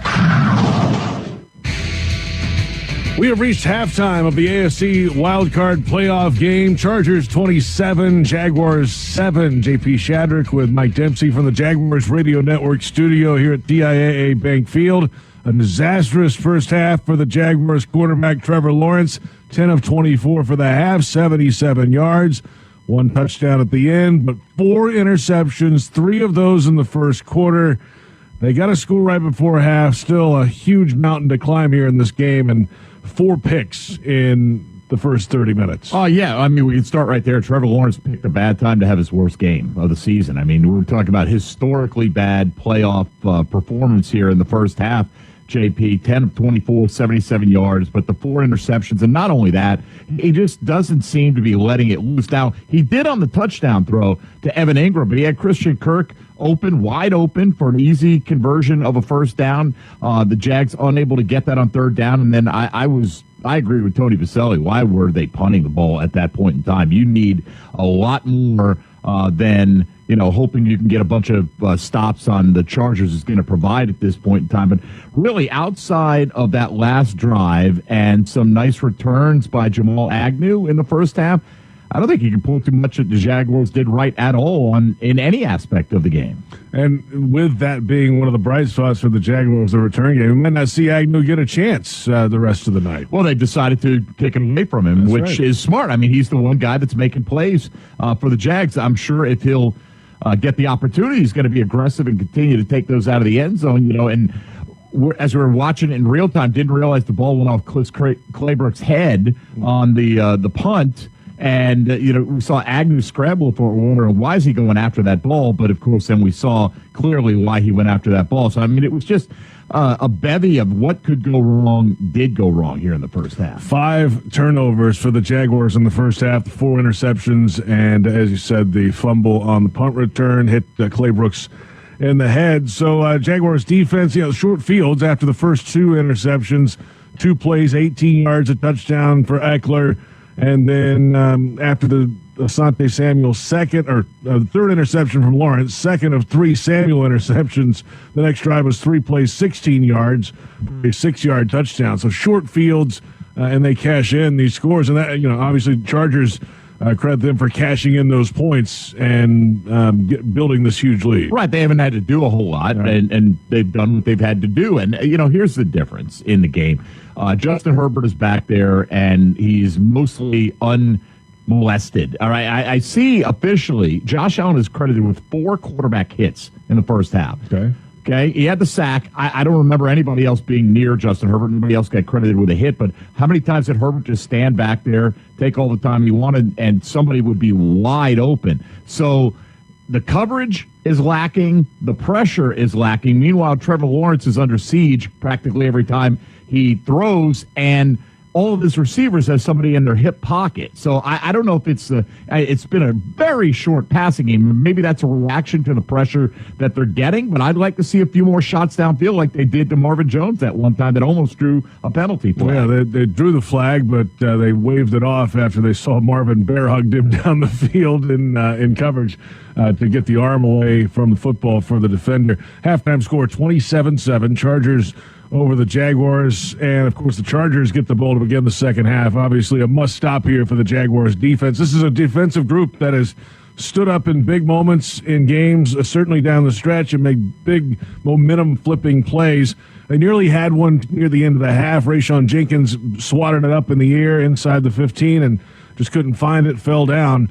Jaguars did get a touchdown after that offensively, but this Jags defense needs to find a way, as you said, affect the quarterback somehow, punch the ball out, get a takeaway or 2 or 3 would be ideal. Look, they've gotten their hands on a lot of passes by Herbert, right? And Herbert, I know he's one of these guys that will throw a kind of 3-quarter. He's really dropping down low on a lot of his throws. And some of those throws were wide open were it not for a Jaguar defender getting their hand on it, but they're not getting, I don't know if it's the luck of the bounce or the awareness, but they're not able to capitalize on those opportunities when that ball gets batted up in the air. Nobody's getting that secondary deflection, catching it, and making it a turnover for Jacksonville. Meanwhile, any ball near an L.A. Charger defender right now, particularly Asante Samuel, is sticking to them like glue. And, look, they're making their own breaks. They're winning the battle, I think, at the line of scrimmage. And, it's reflected in the score. Quite frankly, 5 turnovers in the first half. It's surprising they're only down by 20 points right now. Absolutely. I mean, they got the touchdown at the very end to make it a 20-point game. And as Tony Baselli said before the end of the half, it will take an epic comeback to do it, but there is still life. It's a 3-score game. I'm sure the defense right now is saying, this is on us. We got to go out there. We got to get a stop, either a turnover or, a quick, let's shut them down and set the tone for the second half. Then if you do that, and the Jags can get the ball and drive and get another score, then maybe you feel like you're back in the football game. Let's see. They've only had that one sustained drive that resulted in the touchdown so far tonight. Let's pause 10 seconds for station identification on the Jaguars radio network. WHOG Ormond by the Sea, a Southern Stone station. Proud to be locally owned. Jaguars football rocks. On 95.7 The Hog. Halftime of the AFC wildcard playoff game. The Los Angeles Chargers lead the Jacksonville Jaguars 27-7. The Chargers get the football to begin the second half. The Jaguars trying to overcome 5 first-half turnovers, including 4 interceptions from Jaguars quarterback Trevor Lawrence. He finished the half 10 of 24. Herbert 15 of 24 in the first half, 139 through the air, and a touchdown for the Chargers. Keenan Allen, 4 catches, 44 yards, leading the way for L.A. Evan Ingram leading the way for the Jags, 3 catches for 32 yards. When we return, the second half kickoff, the halftime score, Chargers 27, Jaguars 7. And this is Jaguars Radio. 95.7 The Hog DJs are live everywhere. 95.7 The Hog, Daytona's rock station. The touchdown throwdown parties at Dave & Buster's Daytona Beach. It's Riggs and Steve from the Morning Hog. Now, the Jags finally got on the board, but they are getting absolutely mopped up by the Chargers. So, what better way to distract yourself from football than to come to this arcade and go off, right, man? I say go for some Connect 4 basketball. Yeah. My father and my aunt are going head-to-head. This is a fierce competition. It is awesome. I mean, the trash talk that's going on in this game, it's really offensive. We might get in trouble with the FCC. Yeah, I'm very scared, by the way. I don't want to get in trouble. Well, come over here and start your own good trouble with us. We got food, we got drinks, we got the TVs for the second half of that game, and you come over and play some games with me and Steve and his family. Do it. Come on and play, baby. Come and see us, Dave & Buster's, with the Morning Hog at 95.7 The Hog. At Charmin, we heard you shouldn't talk about going to the bathroom in public, so we decided to sing about it. When you roll the Charmin up to soft on the party, less is more, so roll it back, everybody. Charmin's irresistibly soft and hella nice. The crib is always stocked. It's our party vibe. So much Shakespeare fly. So what? Everybody wanna touch the sky. Charmin Ultra Soft is irresistibly soft and more absorbent, so you can use less. Enjoy the go with Charmin. Jags football. 95.7 The Hog. Your home for Jacksonville Jaguars football. 95.7 The Hog. Portion of Jaguars football is brought to you by Baptist Health, Farah and Farah, and by TIAA Bank. Let's go back to the booth. Here are Jeff Loggeman, Tony Baselli, and Frank Franchi. Now time for our second half reset, brought to you by Nemours Children's Health. Proud partner of the Jaguars, Nemours Children's Health. Well beyond medicine, really. It was a half the Chargers dominated. 4 interceptions by Trevor Lawrence. They also fumbled or muffed a punt.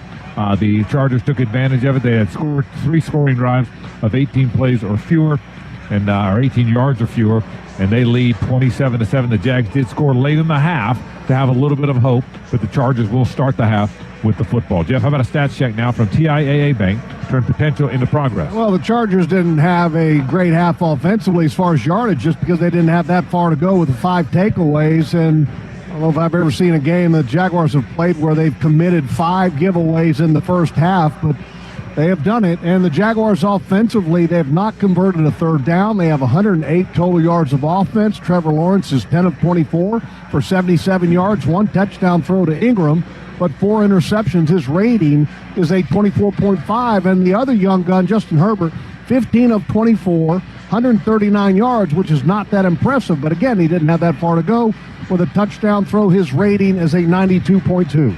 Maybe the only good news was our halftime from Dick's Wings. Get 99-cent wings every Monday at participating Dick's Wings and Grill locations. Dick's Wings, your flavor from first bite to last call. Hey, Frank, did you take your ski gloves off when you had the chicken wings? That's the only thing I took them off for, okay? My goodness. Are you, like... I'm a little chilly. Are you hiking later tonight? I mean, I'm a bit chilly. Is there a snowstorm coming in? I mean... Yeah, I got to say that I got a bit chilled. There's a certain level of toughness we expect in the booth, Frank, and you have not met the bar. I'm a little bit cool. Let's go to my friend. I don't care about you guys. I'm going to go to my friend Bucky Brooks, who I do care about, who's on the sideline. Bucky, how you doing? I'm doing okay, Frank. Look, if you've been around Doug Peterson, you wouldn't be surprised at what he said. He said, guys, we just got to climb ourselves back into this game one play at a time. He challenged the defense. 3 and outs or turnovers, offense, build on the momentum that you created at the end of the first half. And let's hope that happens, too. They did get a scoring drive late in the half, so let's see if they can make something happen because of that. Jaguars Game Day is brought to you by ViStar Credit Union. Do good, bank better. Mandy is the return man. It will be Logan Cook to kick it Frank. off. I'm ready, bro. Let's get this thing going. Well, you can't even clap. You got ski gloves on. That is true. That is true, Frank. It's really embarrassing. Kick it off. I mean, I took the jacket off. The hoodie's out. You're tough. I've always said you were a tough guy, this is the lucky hoodie. It's undefeated. I covered it up. My mistake. Second half, we're winning this thing. Logan Cook kicks it off. Bandy is the return man. He will field this thing 2 yards deep, take a knee, so the Chargers will start at their own 25-yard line, leading 27-7. Get a turnover. Get something big. I mean, this is where you have an opportunity as a defense who played okay. I mean, it could have been worse with those short fields, and they forced a couple of field goals there when they needed to. Now you need a turnover. You need give your offense a short field, give them a spark, and try to flip this game on its head. Chargers start from the right hash, 2 left, 1 right to start the second half. Long snap count. It's an inside handoff, and the Jags are all over. Roy Robertson-Harris got there first. They're going to tackle Eckler way back near the 20-yard line. That's a loss of 4, possibly 5 yards on first down. Well, that's how it starts. One play at a time and one big play at a time, and that's a great job because now you put the Chargers in second and long, and you're going to have an opportunity when you get them in long yardage situations. The percentages of getting a takeaway increase. Second down and 14 after the 4-yard loss. Crowd trying to help the cause here a little bit. Can you get off the field now? Second down and 14. Dropping is Herbert. Looking, fires underneath. That ball's caught, but the Jags are all over him. He's going to get his first down there, lost yardage back, plus a yard. He got it to the 26-yard line. Oluokun made the tackle after the 5-yard gain. So it's a 3rd down and 9 upcoming for Los Angeles. Well, Jeff, this is your job now, man. This is where the pass rushers have to get going. Arden Key just came in the game. He was so disruptive last week against Tennessee. Josh Allen, Trayvon Walker. This is where they got to get it going and get after Herbert. Force an errant throw or get a big sack. Chargers 5 out of 10 on 3rd down, but they have not converted the last 2. Shotgun, 3 to the right for Justin Herbert. He drops the throw, 4-man rush.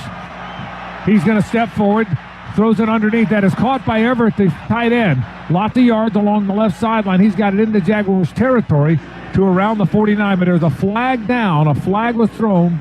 Let's check the flag. Our referee is Sean Smith. And Foyer's acting like it's coming back. Offside, defense, number 44. That penalty's declined. Result of the play is first down. They lined up offsides. A 25-yard gain to the 49 of Jacksonville on what was a 3rd and 9 play. Well, and Everett walks just for an instant, delays. Josh Allen gets out in the route. That's the 4th catch of the ball game for him. Wow. He is having an impact in this game. And that quiets the crowd that had been energized a moment ago. First down from the 49 of Jacksonville. They throw it out to the right side, a little wide receiver screen, and Keenan Allen. He broke a tackle, got it inside the 40-yard line, and might have first down yardage again. Tyson Campbell made the tackle, but he does. He got it to the 38-yard line. That's an 11-yard gain and a first down for Keenan Allen. Yeah, Keenan Allen, 5-time Pro Bowler, and Tony, the guy is just as good as there is in this National Football League. Well, it helps when you have the defense outflanked. They had a man-for-man blocking, and Keenan Allen does the right thing, gets it north and south. First down from the 38-yard line. Under center is Justin Herbert. Play fake. Dropping now, rolling to the right. Looking, still looking. And now he just fires it. Really kind of threw it away. He tried to check it down to Everett near the right sideline, but there wasn't a whole lot there. It's an incomplete pass. Just a note, Salyer is back in at left tackle. He left the game earlier with an injury of some kind, and so he's back out on the field. And the Chargers feel really good about where they're at with their offensive line. Rashawn Slater, who went on IR with a biceps tendon tear against the Jaguars in Week 3, he will be eligible to come back to the active roster for their next game, if they have a next game. Second down, 10 from the 38-yard line of Jacksonville. Shotgun. 2 left, 2 right for Justin Herbert. 4-man front for the Jag. They show blitz are coming. They're all coming. He gets hit as he let it go, and that ball's going to be incomplete. The blitz got to him. Trey Herndon blitzing from his nickel spot made him hurry the pass. It's an incomplete pass. Darius Williams had the coverage on Allen, and it'll be 3rd down and long. Upcoming for Los Angeles. Well, you don't see that very often. It's a drop by Allen, but that's because the ball comes out almost end over end. I'm not sure if Trey Herndon. No, it gets tipped at the line of scrimmage, and it takes it off by Devon Hamilton, and that ball's coming in like a wounded duck, and Keenan Allen just can't rein it in. 3rd and 10. Let's get a sack. You need a sack right here. You need pressure. He drops. It's a blitz. They're all coming. It's a screen to the left side and an incomplete pass. They called the screen against the blitz, but the blitz was so effective, he missed Eckler in the left flat, and it'll be 4th down for the Chargers. And they're sending the punt team out. J.K. Scott is coming out. They're going to try to pin the Jaguars back deep. Well, Jeff, that's the smart move by Staley, because 4th and 10, there's no reason to go for it, even though you're inside the plus 40, because if you don't get it, you get all kinds of momentum to the Jaguars and decent field position. Dicker's career long is 48, too, so they were going to try that. So Scott is on the punt away. High punt. Jamal calls for the fair catch and makes it right around the 11-yard line of Jacksonville. Well, that J.K. kicks high, doesn't he? It was high. 12:28 to play in the 3rd. Let's see if the Jaguars can get something going. They trail 27-7. This is the Jaguars Radio Network. Are you suffering from shoulder pain? If you have clicking and popping in the shoulder joint, persistent pain that intensifies with use, an inability to lift your arm over your head, or a tingling, burning sensation in the shoulder, elbow, or wrist, waiting to see a doctor could make your injury worse. Baptist Health and Jacksonville Orthopedic Institute have innovative and effective treatment options available right now to relieve your pain and restore your mobility. Don't wait. Call 904-JOI-2000. Reconnect with the best version of you at Amara Med Spa, Northeast Florida's premier luxury medical spa, located in Ponte Vedra, Town Center, Avondale, St. Augustine, and Fernandina. With the most advanced injectors, estheticians, and technology, Amara Med Spa is redefining beauty, offering services such as Botox and filler, M-Sculpt Neo, painless laser hair removal, and advanced skincare treatments. Visit theamaramedspa.com and book a complimentary consultation today. Committed to the team. Committed to the mission. At Navy Mutual, we're committed to providing high-quality life insurance to members of the military and their families. So our policies have no fine print and no military service restrictions. We don't work on commission. We're nonprofit, so we pass the savings along to our members. Because at Navy Mutual, our highest commitment is to you. Visit NavyMutual.org. Navy Mutual, insuring those who serve. You're beyond busy. Between work and the kids, the dogs and the cat, let us help. With Publix Delivery powered by Instacart, you'll get the items you need from the store you know. Just shop online, select the time you'd like your order delivered, and grocery shopping is done, giving you more time to take care of everything else. Publix Delivery, powered by Instacart. Visit Publix.com/delivery to shop now. That's Publix.com/delivery. Item prices vary from in-store prices. Service fees may apply. Available in select zip codes. Publix, where shopping is a pleasure. J.P. Shadrick with the ViStar scoreboard update. Brock Purdy with 4 total touchdowns for the 49ers in a 41-23 win over Seattle. 3 games on the docket tomorrow and 1 more Monday night in the wild card round, guys. All right, JP, thank you very much. Down 27-7 here at the Jaguars. This quarter is brought to you by Duck Duck Rooter. Next time you need help with a plumbing or septic emergency, call your friends at Duck Duck Rooter. Visit DuckDuckRooter.com. So the Jags go right to left. They start from their own 11. 12:28 in the 3rd. They trail 27-7. 2 left, 1 right, shotgun. They hand it to Travis Etienne. running to the right. He got it to around the 14. That'll be a 3-yard gain. Joey Bosa on the tackle for the Chargers. And you would think that the Jaguars would go a little up-tempo offense here with the score being what it is, but the Jaguars choosing to have a little measured patience here, being backed up. 2nd and 7 after the 3-yard gain. Empty backfield this time. 3 to the left, 2 to the right for Trevor Lawrence. He faces a 4-man front from the Chargers. Dropping, looking, fires. That ball's going to be caught. Christian Kirk has the catch. That'll be a first down. The Jags have it at their own 24-yard line. Derwin James made the tackle, but it's a first down after the 10-yard gain. That's a great throw by Trevor. It's a great pocket. You got empty. The pass rushers know that, hey, it's pin your ears back and go, and they do a good job, that line, of protecting. On the right side, Juwan Taylor absolutely shut down Bosa one-on-one. Great job. 2 left, 2 right. Shotgun for Trevor from the 24-yard line. 4-man front for the Chargers. 4-man. Now they send a 5th. Firing. That ball's caught. A little underneath route. That is Evan Ingram. He lined up out wide and then ran a little underneath route. He caught it. Michael Davis made the tackle, but he got it to the 31-yard line. He's down. The gain is 7, and now there's an injured player. Is it Davis? Yeah, it's Davis. He's down, Frank. Well, there's 2 of them down for the Chargers, Davis and Murray. Murray gets up. Yeah, Murray got up. It's Davis who's down, who was in on the tackle. Murray came in to assist on the tackle at the same time. Yeah, and Davis is reaching around, or was reaching around at his back.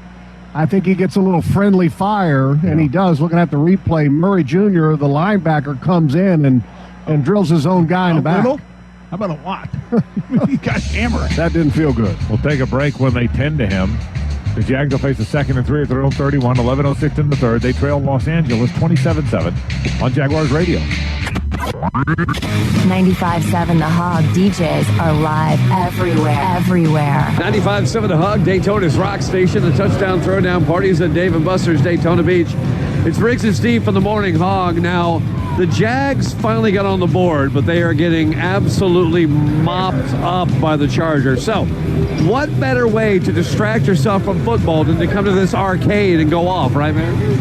You know, I say go for some Connect 4 basketball. Yeah. My father and my aunt are going head-to-head. This is a fierce competition. It is awesome. I mean, the trash talk that's going on in this game, it's really offensive. We might get in trouble with the FCC. Yeah, I'm very scared, by the way. I don't want to get in trouble. Well, come over here and start your own good trouble with us. We got food, we got drinks, we got the TVs for the second half of that game, and you come over and play some games with me and Steve and his family. Do it. Come on and play, baby. Come and see us, Dave & Buster's, with the Morning Hog and 95.7 The Hog. Renegades on the River is a destination you've got to check out for a night or stay a while. Our steak and seafood restaurant overlooking the river is a perfect date night destination. Our tiki bar with views of the river is the perfect stop to unwind with a drink. And our RV resort and cabin rentals is the perfect place to stay a while. We always have something going on like live music Thursday through Saturday, plus a swimming pool, shuffleboard, basketball, and cornhole courts. See it all at renegadesontheriver.com. Drinks, dinner, or vacation. Renegades on the River is the destination you've got to check out. Game time. The Jacksonville Jaguars rock On 95.7 The Hog.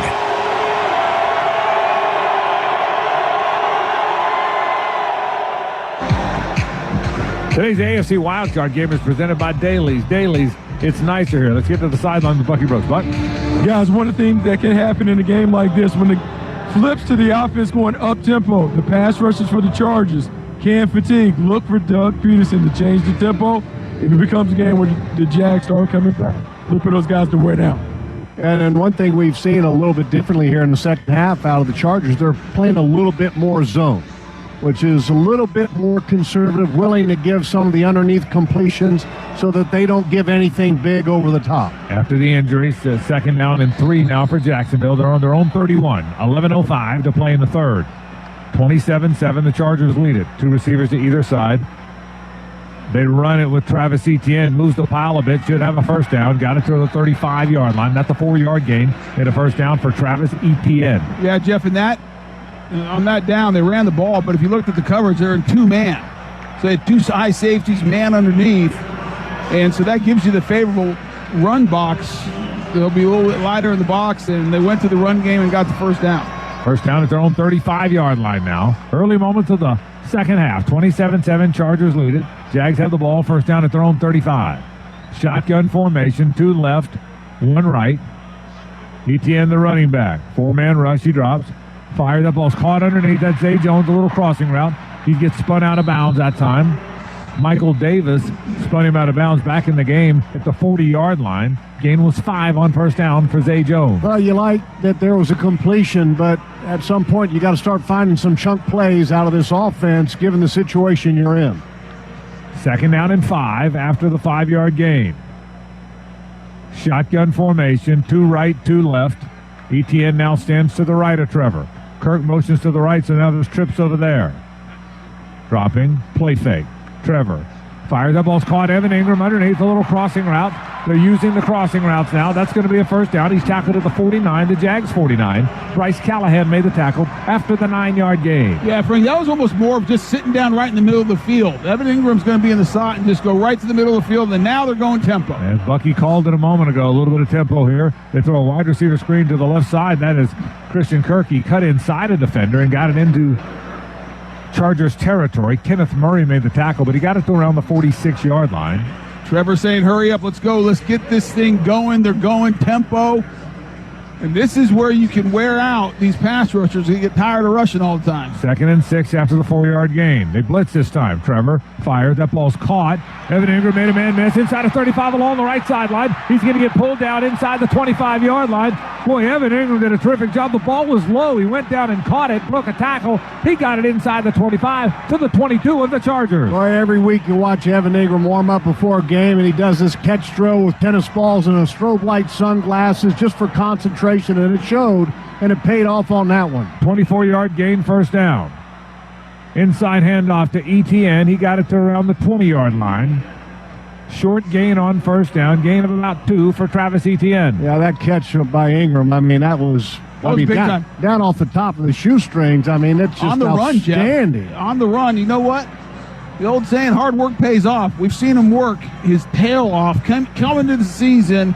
Questions about his hands, and he has become one of the most valuable weapons offensively in the pass game. He's just been outstanding the second half of the season. 10th play of the drive here. 2nd and 7 from the 19.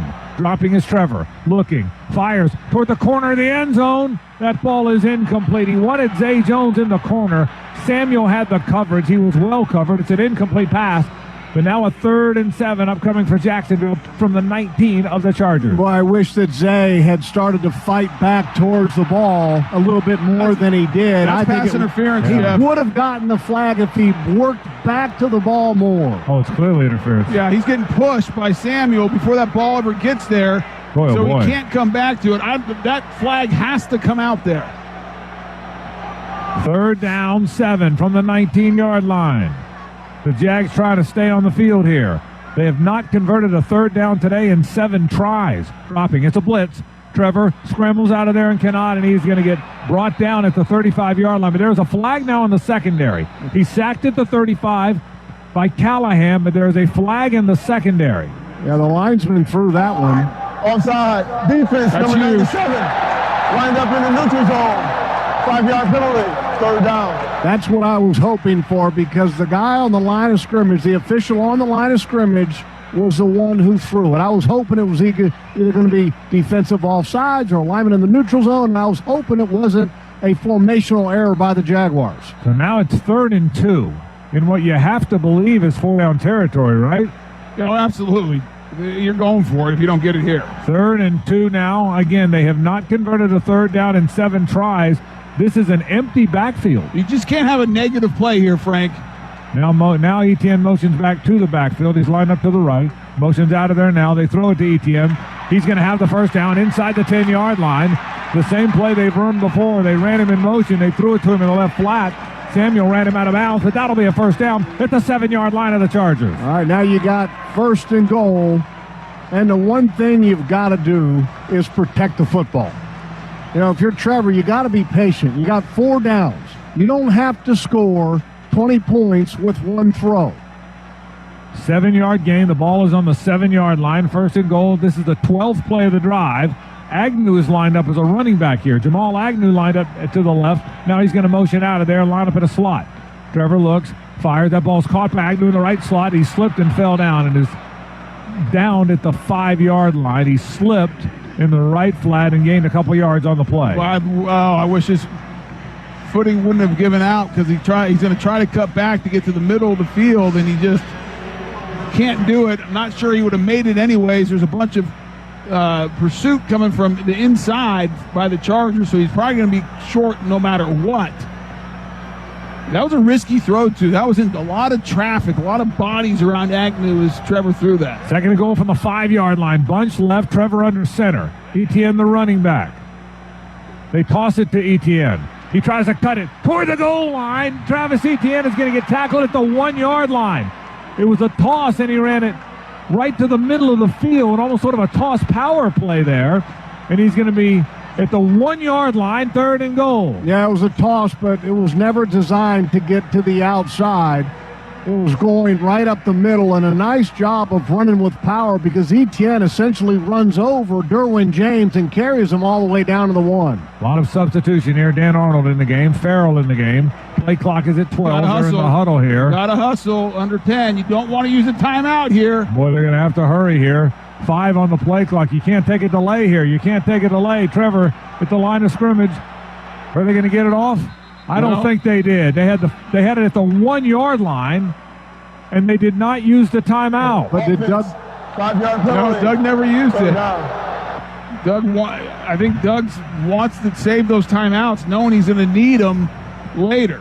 Well, he thought about it. He was walking down towards the goal line, but he realizes that you got 2 downs here to get it in the end zone, and the timeouts are too valuable. Boy, that is a big mistake. It was 3rd and goal from the 1-yard line. Yeah, that's a substitutional error right there. Yep. 3rd and goal from the 6 now. That is a whole different circumstance.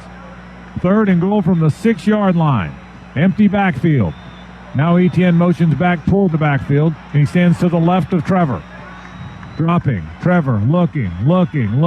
Fires toward the back of the end. The ball's going to be caught for the touchdown. Marvin Jones Jr. for the score. You got a ball game, boys. Here we go. That's a big time drive, Jeff. That's what you had to do. You had to answer. Your defense got to stop. You get 7 with the extra point. It's going to be 27-14. The only negative is that drive took a long time. You're going to have to get bigger chunk plays and a bunch of stops on defense, but you got a ball game. Riley Patterson on for the extra point. 5:11 to play in the 3rd. Cook puts it down. Patterson kicks it up. And the extra point is good. Don't go anywhere yet. Chargers 27, Jaguars 14. 5:11 to play in the 3rd on Jaguars Radio.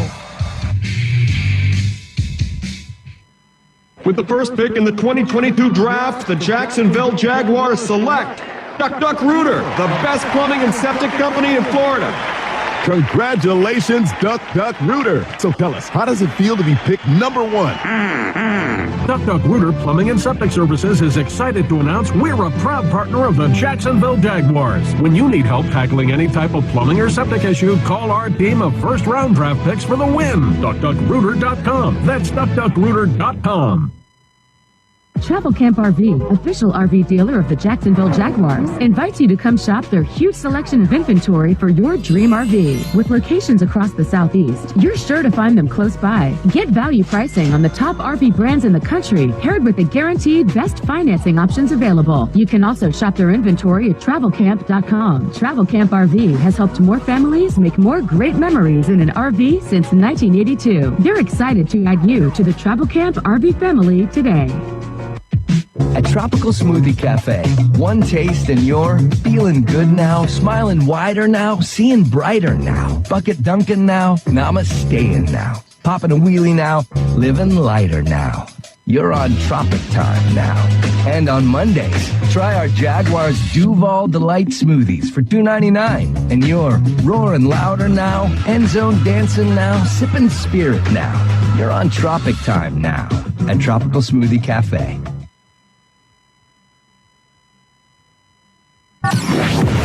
Jags football. Jags football. 95.7 The Hog. PRI Productions, the Southeast full-service event company, has everything you need to bring your next idea to life. Visit PRIProductions.com to learn more. Jeff, how about a drive recap presented by Magellan Transport, the official logistics partner of the Jacksonville Jaguars? 14 plays, 89 yards. Finished off with that 6-yard touchdown throw to Marvin Jones Jr. and Evan Ingram on that drive. 3 catches for 40 yards. Jeff, I think he's key.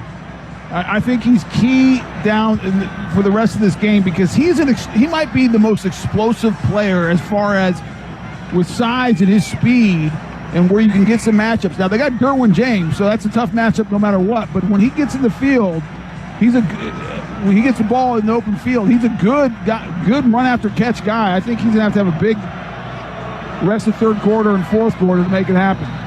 Andy, the return man for the Chargers. Logan Cook has been the kickoff man the last few. The punter will kick it off for the Jaguars right here. There's the kick. High kick. Vandy's going to field this thing at the 3-yard line. Be able to return it to the 10-yard line, to the 20, middle of the field. He gets hit down shy of the 25-yard line, and the Jaguar defense races onto the field. Let's go to the sidelines with Bucky. Buck. Yeah, it's just amazing what a couple of scores, a few stops to do. The energy's completely changed on the sideline. At halftime, the players just talked about, let's just get into the fourth quarter in striking distance. If they get a stop, they certainly have a chance to make that happen. 27-14 game here, Buck. 5:06 to play. We're seeing the white towels come out again. The crowd's trying to help out. Can you get another stop here? From the 23-yard line, here come the Chargers. Shotgun formation. 2 receivers left, slot right, receiver right. Shotgun for Justin Herbert. He drops. It's a blitz.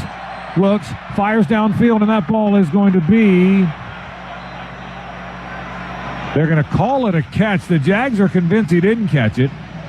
Aluakon made the tackle. They're going to rush to the line. This is one Doug might want to challenge. They're going to try and get it snapped very quickly. Does Doug challenge this? We will see. That's a great catch by Everett. He did not challenge it. They snap it quickly just in case. Now they fired along the right sideline. That's an incomplete pass. It was a catch. That last play, Frank, I mean, you talk about perfect ball placement. A young quarterback, gunslinger, Justin Herbert throws that to the backside. What a catch, Everett. Jeff. And it's a great catch, but a great throw, too, because Lucan had great inside positioning on the tight end. Yeah, but they dropped it. But they snapped it quickly. So it was a drop, but it goes as a catch. A 21-yarder. An incomplete pass right afterwards, but they snapped it very quickly. Herbert under center on 2nd and 10. Play fake. Drops against the blitz. It's a screen to the right side. That ball's going to be caught. That's Everett again. Boy, he's a load. He's got a first down and more. Broke all kind of tackles. Still breaking tackles. He got it inside the 35-yard line. He got it to the 31-yard line. Kalen Chason finally got him on the ground, but another big gainer to Everett. Boy, Gerald Everett looked like John Riggins. I mean, running down the field. He is just running through guys. Ran through Muma, Tyson Campbell. I mean, it took like the 5th Jaguar to finally bring him down. Well, now they're in field goal range. You got to get a turnover here. First down from the 31 of Jacksonville. We're under 4 to play in the third. Shotgun for Justin Herbert. 2 right, 1 left. Inside handoff to Eckler, and the Jags are waiting on him. Nice work there. They're going to hit him in the back, and they'll lose a yard. Back to the 32-yard line. That's a great job. Penetration again. That defensive line's doing a good job in the run game. And it starts with, and that's Arden Keys, number 1, getting held. I can't believe they didn't throw the flag there. That's another miss by the officials, but he sets the edge, gets up the field, forces Eckler back to the inside, and the rest of the defense cleans it up. Kevin Lloyd made the tackle here. Just 2 penalties called on each team. The refs have kept the flags in their pocket this game. 2nd down and 11 from the 32 of Jacksonville. Dropping the throw is Herbert. Looking. He's going to get hit, but he got it out of there before he could get sacked. He tried to check it down to Austin Eckler. He got hit as he let it go. It's an incomplete pass. But 3rd down and 11 upcoming now for the Chargers. Well, that's a great rush by Arden Key working against Foster Sorrell, who's back in the game for Sawyer, and Herbert's lucky to get away. They're 6 out of 12 on third down. They've converted some long ones. This is a 3rd and 11 from the 32 of Jacksonville. White towels waving all around this place. 2 right, 2 left, shotgun for Herbert. Jags showing blitz. They're coming. He drops. He looks. He fires. That ball is incomplete. Nobody there. A nice stop by the Jaguar defense. And it'll be 4th down. On comes the field goal team. Now Cameron Dicker, his career long is 48 yards. He's never made one. This is his rookie year. He's never made one of longer than 40. This will be 50, Frank. Yeah, but here's the deal. This guy was the AFC Special Teams Player of the Month. He's made 25 of his 26 kicks with the Chargers this year. This would be a career long out of the hold of J.K. Scott from the left half. Gets it down. The kick is up, and the 50-yard field goal is good. A career long for Cameron Dicker, and he has extended the lead. It is 30-14. The Chargers lead it. 2 big plays on that drive, both of them to Everett, the tight end. One of them was questionable. Did he catch it or not? That was a 21-yarder and then a 25-yarder. You wish there was a little bit more time maybe to take a look at that first 21-yard catch. So that Doug Peterson possibly could have challenged. This quarter's been brought to you by Duck Duck Rooter, the #1 plumbing and septic company in Jacksonville, and a proud partner of the Jacksonville Jaguars. Visit duckduckrooter.com. But now you got to go fast. I mean, and you got to try to get some chunk yardage. But here's the deal: it's still a 2-possession game. Correct. You know, so you didn't give up. You gave up 3. You don't want to do that. But based on the score, 2-possession game. Go down and score. It'll be interesting to see if he goes. Doug would go for 2 this early. I would imagine you would down 16. Yeah, I think you do. Dicker will kick it off. 30-14, the scoring drive. 7 plays, 45 yards. It consumed 213 and made it a 30-14 game. There's the kickoff. Jamal Agnew is going to field this on the run like he likes to do. 3 yards deep to the 10, 15, 20-yard line. There's Jamal Agnew, cut past the 25-yard line. That's a good return. He got it out past the 30-yard line. And the Jags will start with decent field position, trailing 30-14. And I'd almost run this like a 2-minute. Like you want to try to get 21. If you can make it 30-21 going into the fourth quarter, I mean, you were even 30-22 going in the fourth quarter, you feel like, hey, this game is ours if we get 1 or 2 critical stops in the fourth quarter. Jags will start from their 32-yard line. Trevor's now 18 of 33 for 145 yards and a couple touchdowns. He did have those 4 interceptions early in the game. Bunch to the left, shotgun, Etienne the running back. They handed to Travis Etienne, broke 1 tackle, cut it back to the middle of the field. That's a pretty good run. There wasn't much there. He got it out to the 37-yard line. He's going to make 5 yards on first down after breaking a tackle in the backfield. Yeah, and that tackle was going to be for a -2 tackle for a loss by Khalil Mack, who comes underneath of the right tackle, Jawan Taylor. But nice job by Etienne keeping the legs moving and evading the tackle. Well, you'd love a chunk play somewhere along here, wouldn't you? 2nd down and 5 from the 37-yard line. 3 left, 1 right, shotgun for Trevor Lawrence. 4-man front. Dropping the throw. Fires right side. The ball's going to be caught. Breaking a tackle along the right sideline. Nice work there. And boy, what a terrific play. Once again by Marvin Jones Jr. Derwin James made the tackle, but he got it out to the 48-yard line and a first down. Yeah, it's just a hitch. It's a hitch route to Marvin Jones outside, and he catches it. Does a nice spin move to avoid the first tackle. And now a little bit of tempo after the 11-yard gain. First down, Jags from their own 48. Inside handoff. Etienne, nice burst there. Ran right up the middle. Got it to the 44-yard line of the Chargers. Drew Tranquil made the tackle, but that's a good gain of 8 yards. Yeah, you got to go now. They're going to go from the line of scrimmage. You know, just like the last drive. Once they got to midfield or past it, they went to hurry up. Bunch left. Shotgun. They hand it again to Etienne. He's got a first down again. Good yardage in the middle of the field. He got it to the 39-yard line. As we near the 1-minute mark in the quarter, it's a 5-yard gain and a first down for Jacksonville. Yeah, running that read option stuff, you'd love for Trevor now to show the read option, maybe pull it back out and hit somebody down the field to catch them off guard. Kenneth Murray on the tackle. First down from the 39. They go with a little bit of tempo again. Now Trevor looks like he wants to change the play. He's got trips to the right. Ingram's line up on the left side. Etienne stands to the left of the quarterback here. Dropping. this time. Trevor looking, fires deep downfield, got a man wide open. Zay Jones into the end zone. Touchdown, Jaguars.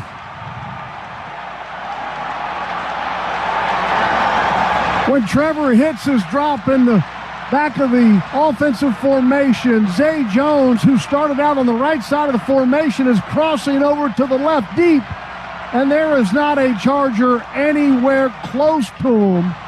You talk about chunk play, Frank? You just called for a chunk play.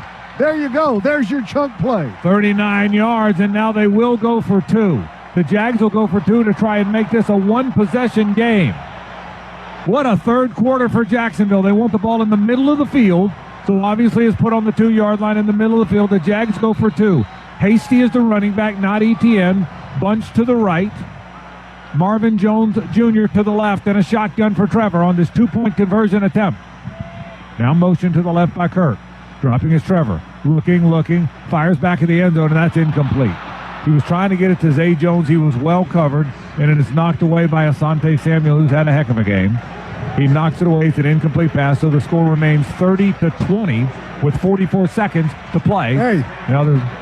You got a 10-point game with an entire quarter to play, and there's a penalty on the field looks like here. There's a flag down. And so that means either there wasn't a play or after the play. Sean Smith is talking to the Chargers sideline. He literally went over there and talked to Brandon Staley after the flag went in. So what could it be? I mean, it was away. Well, as we wait, I was looking at the 2-point conversion, guys. Zay Jones got help. Yeah. I mean, they are allowed. Unsportsmanlike conduct. Los Angeles, number 97. 15-yard penalty will be enforced on the kickoff. That's Joey Bosa. Maybe he's still upset about being called for that offsides that cost the Chargers a third down win. But you're right about the hold. They have let them play in the secondary like I can't remember, Tony, in an NFL game. I mean, it's ridiculous. I mean, I like in playoff football, you let them be physical, but you can't hold guys, and that's 2 holds, in my opinion, on Samuels. That's at least. At least that, I mean, one resulted in a pick. This one should have been a 2-point conversion. I mean, if it's a penalty, it's a penalty. Let's go to the sideline. Bucky Brooks. Buck. Guys, we talk about being in the right position going into the fourth quarter. 10-point deficit, plenty of time. I think the energy has completely changed on the sideline. Defense feels good about their opportunity. They got more than a quarter to play now. Riley Patterson's lining up to kick this off. The kickoff's coming from the 50 after the penalty. He's only a couple yards away. Watch for a mortar kick here, Frank. You would think that's what's coming. Here comes Riley Patterson, and there it is, a little mortar kick to the right side that'll have to be fielded by Bandy in the field of play, the 4-yard line. And he goes on the left sideline, and he brought it back out to near the 20-yard line. That's exactly what it was, Jeff. And he brought it back to around the 20-yard line, and that is where the Chargers will start. By the way, I'm kind of surprised at that unsportsmanlike call on Joey Bosa because Sean Smith, the referee, seemed to chase Bosa down, wanting some kind of response. I've never seen an official kind of go after a player wanting to hear the player say something and then throw the flag. That's kind of surprising. 40 seconds to play in the third quarter. From the 20-yard line, they run it with Eckler, tries to get it outside, now turns it back inside, nothing new, and the Jags hit him at the 20-yard line, no gain. Roy Robertson-Harris, boy, has he been active today. He got him first, no gain for Eckler. You know, the one thing about a Doug Peterson football team this year, they have never flinched. You know, and this football team is not flinching right now. They're trying to crawl their way and claw their way back into this football game. They have outscored the Chargers 20-3 from the end of the first half till now. Late in the half, they got that one touchdown. And that'll be the final play of the third quarter. The crowd is back involved, and the crowd's doing their part. We've played 3 quarters. We got a ball game here. Chargers 30, Jags 20. Listen to the crowd. Back in a moment on the Jaguars Radio Network. Are you suffering from shoulder pain? If you have clicking and popping in the shoulder joint, persistent pain that intensifies with use, an inability to lift your arm over your head, or or a tingling, burning sensation in the shoulder, elbow, or wrist. Waiting to see a doctor could make your injury worse. Baptist Health and Jacksonville Orthopedic Institute have innovative and effective treatment options available right now to relieve your pain and restore your mobility. Don't wait. Call 904-JOI-2000. Jaguars fans, here's a great way to pay with pride wherever you go.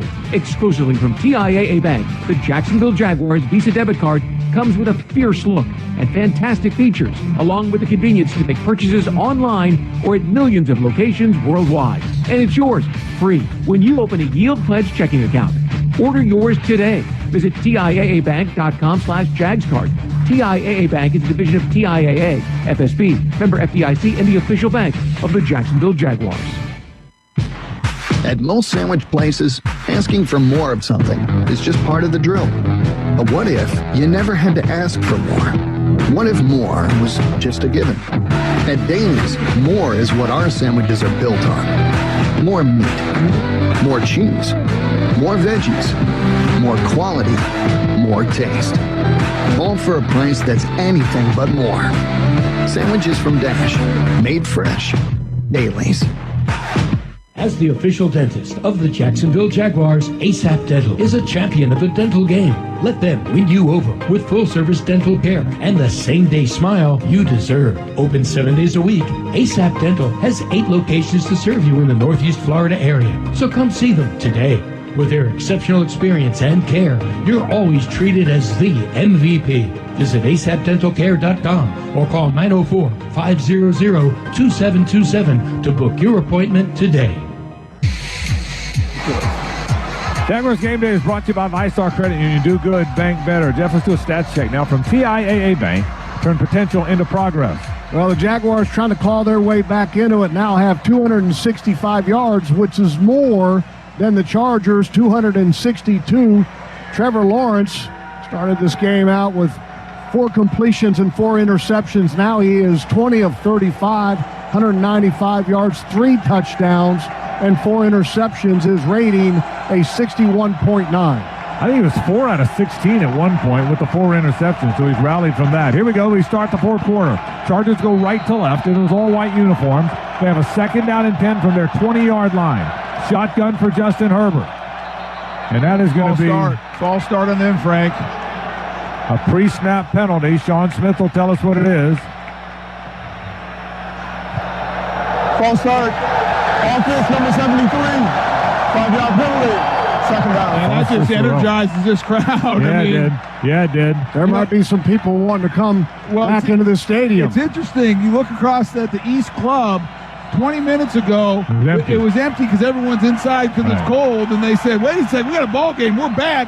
It's packed again. Yeah, it is. Here we go. So it'll be 2nd down and 15 after the penalty. Chargers on their own 15-yard line going right to left to start the fourth quarter with a 10-point lead over Jacksonville.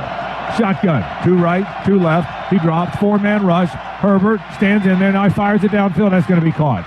Too much time that time. He hung in the pocket. He had Joshua Palmer, and that is a big first down. Cisco made the tackle, but he got it out to the 33-yard line. That is an 18-yard gain and a first down. Too much time is right, and you gave Herbert a clear window at seeing down the field. If you're not getting great pressure on the quarterback, what you would like to do is at least get in his face to disrupt his view. First down from the 33-yard line. Shotgun. 2 right, 2 tights to the left. Inside handoff. That is the backup running back, Joshua Kelly. He got it out to the 36-yard line. Josh Allen made the tackle. It's a 3-yard gain on first down. Well, they had a little issue lining up, and I'm glad it was a run play because Cisco was screaming at Devin Lloyd to get width because they had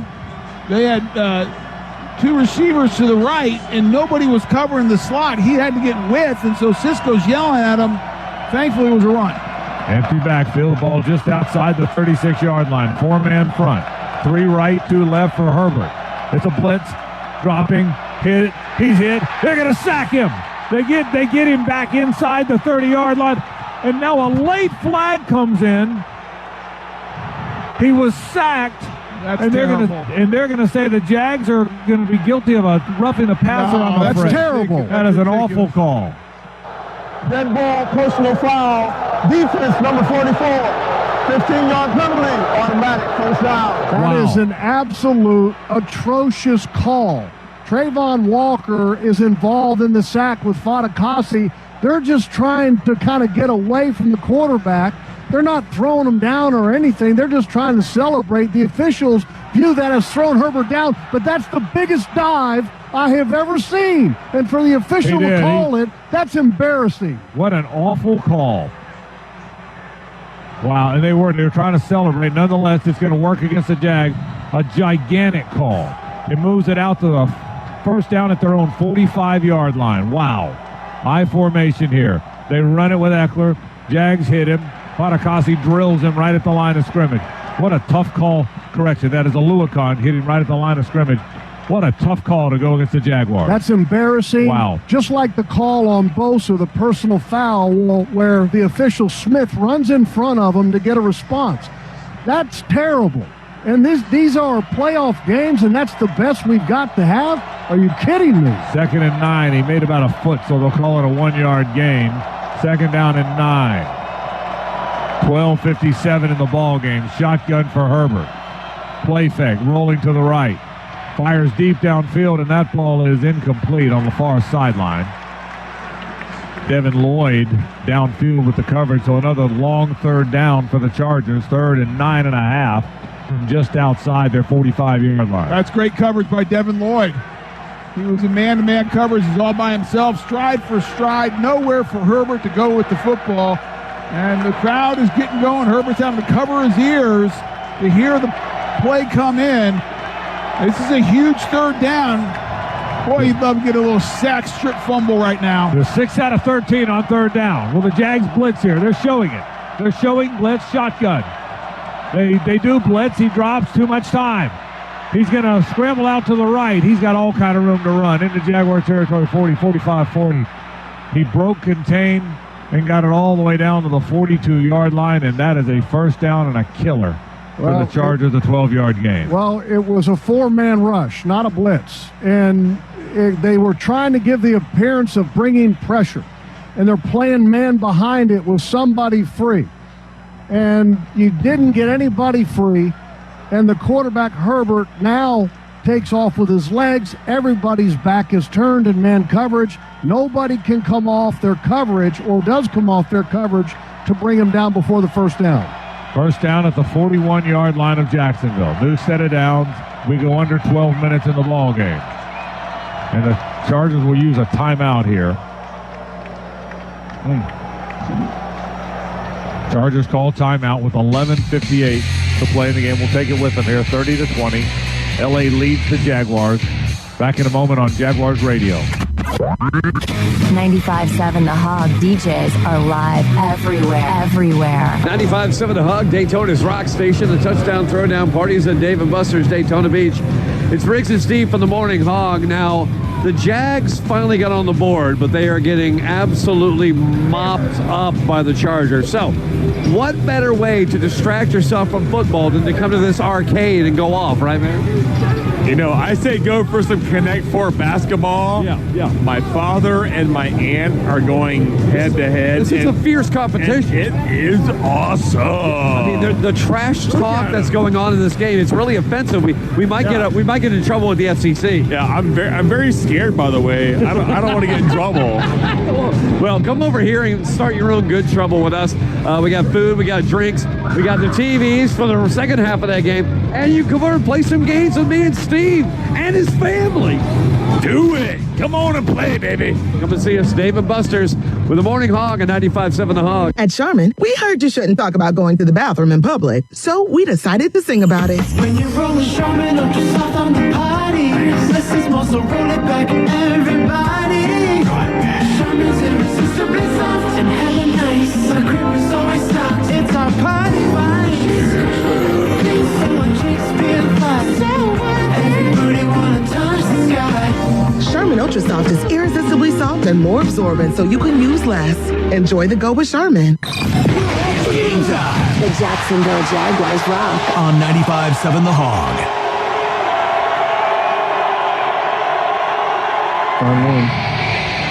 The copyright of this broadcast is owned by the Jacksonville Jaguars. All rights to the broadcast are reserved, and any rebroadcast, recording, retransmission, or other use of this broadcast without the express written permission of the Jacksonville Jaguars is prohibited. So the Chargers have a first down at the 41 of Jacksonville after the scramble play by Justin Herbert. On third down, 11:58 remain in the game. Jacksonville trails by 10, 30-20. They have all three of their timeouts remaining, but you got to get them stopped here. They're very close to field goal range. Well, Frank, you need a takeaway right here.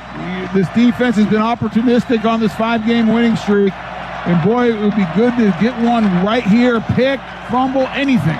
First down from the 41-yard line. Under center is Justin Herbert. Eckler, the running back. Play fake, dropping, stepping up and fires deep downfield, and that is incomplete. And now a flag comes in from the near sideline. It's on the Chargers. It's an illegal man downfield. Yeah, it's good. Thank you, Jeff. I was about to have a heart attack. I thought they were going to call holding on Trey Herndon against Keenan Allen. So it is. Here's Sean Smith. Ineligible man downfield. Offense number 77. 5-yard penalty. First down. So they will take the penalty. It would be 2nd and 10. They'll have it 1st and 15 instead. That'll back it up to the 46-yard line.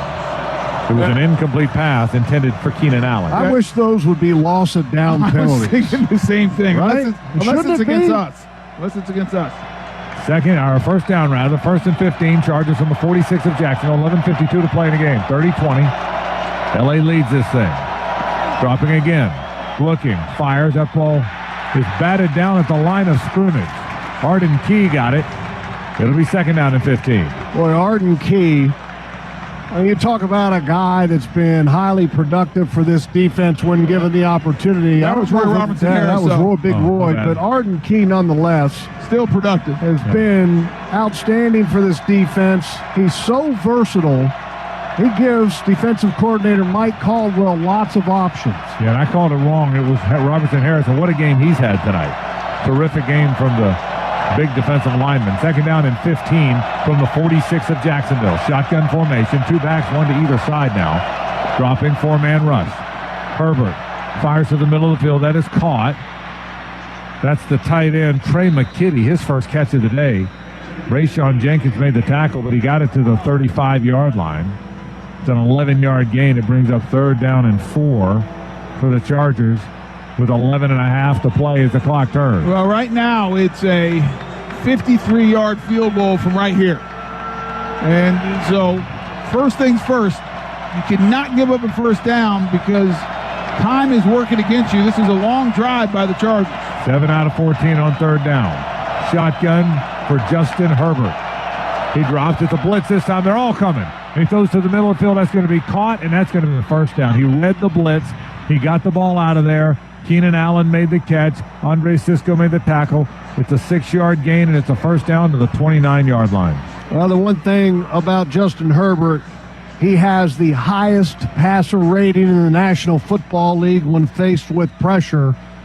And on that play, he did not flinch, finding Keenan Allen, one of the most dependable receivers in the league. 11th play of the drive. The last thing we needed was a long drive here. 11th play, first down, new set of downs from the 29 of Jacksonville. Shotgun for Herbert. Inside handoff this time. And tackled around the 25-yard line is Eckler. Foye Aluakon tackled him, tried to yank the ball out of there, couldn't do it. It's a 4-yard gain. Well, you can see guys starting to go rip at the ball. Trayvon Walker diving, trying to grasp that arm, and then Aluakon comes in second and is just tugging at the ball the entire time. And Eckler just is not giving it away. Boy, it was close. It almost came out. Boy, it almost did. 2nd down, 6 after the 4-yard gain. We're inside of 10 minutes to play in the ball game. Shotgun, trips right, 1 receiver left. Now motion to the left, so there's twins to either side. Now Allen motions back to the right. After all that, they hand it off, inside handoff to Kelly. He got it to the 23-yard line, maybe the 22-yard line. Gain of about 3 and 3rd and short upcoming. Boy, it feels like right now you got to get this stop right here just because of what the clock is doing. Give up the field goal. It's a 13-point game and still 2 possessions. Now you got 2 possessions. And the offense is playing well. You're still in this game if you don't give up 7. It's about the clock right now, and the Chargers are eating up game clock. Yeah, they are. 9:05 to play. The clock turns. 3rd and 3. Somehow get a stop here. Somehow, some way, can you get a stop? Shotgun, dropping. Rolling to his right. Herbert still looks downfield. Flag comes in. He throws it toward the goal line. That's incomplete. A flag came in the holding zone. I believe it's going to be holding, and I believe Doug will decline this and force the field goal, I think. It's a hold against Foye Oluokun, who was the blitzer on that play. And this is an interesting decision. Offense number 30. Penalties declined. Result of the play is 4th down. And the reason why you're going to want to decline it is to allow the Chargers to go ahead and kick the field goal. The clock too, Jeff. And the clock, and it still keeps the game at a 2-possession game, even if they make the field goal here. 4th field goal attempt. He's been good from 22, 23, and 50 today. He's got to make sure you do not line up offsides. You've got to be very, very conscious of alignment here, especially the wide guys. Vickers 25 of 26 on the year and made 3 tonight. This is a 40-yarder from the left hash out of the hold of J.K. Scott. Scott puts it down. Vicker kicks it up. And it is no good. He has missed it. He missed for the first time tonight and for only the 2nd time all year long. Wow. The Jags take over, down 10, 8:47 to play in the ball game. This is the Jaguars Radio Network. It's football season, and time to take your game to the next level with a Ford F-150 truck. Light up your tailgate with an available Pro Power onboard generator. And with an available 3.5-liter EcoBoost engine, you can tow just about anything you need to rule the stadium lot. Ford F-150, part of the F-Series lineup that have been the best-selling pickups for 45 straight years. Get to your local Ford store today. Proud sponsor of your Jacksonville Jaguars. At 5-Star Credit Union, you inspire them to go the extra mile to meet your financial needs. That's why they offer Jaguars fans more banking options like better rates and no hidden fees. Their team is also dedicated to making the communities they serve stronger, volunteering their time and talents while donating millions to local nonprofits. 5-Star Credit Union, 5starcu.org. Go Jags! Everyone circle up. I know it looks rough out there. Sure, we're down 24-6, but we came here to play differently. We need a game changer. Something like Ring Central, the business phone system that's more than a phone.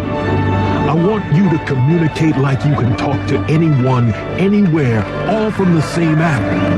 Now get out there and play like you're using Ring Central. Ring Central. Simpler communications.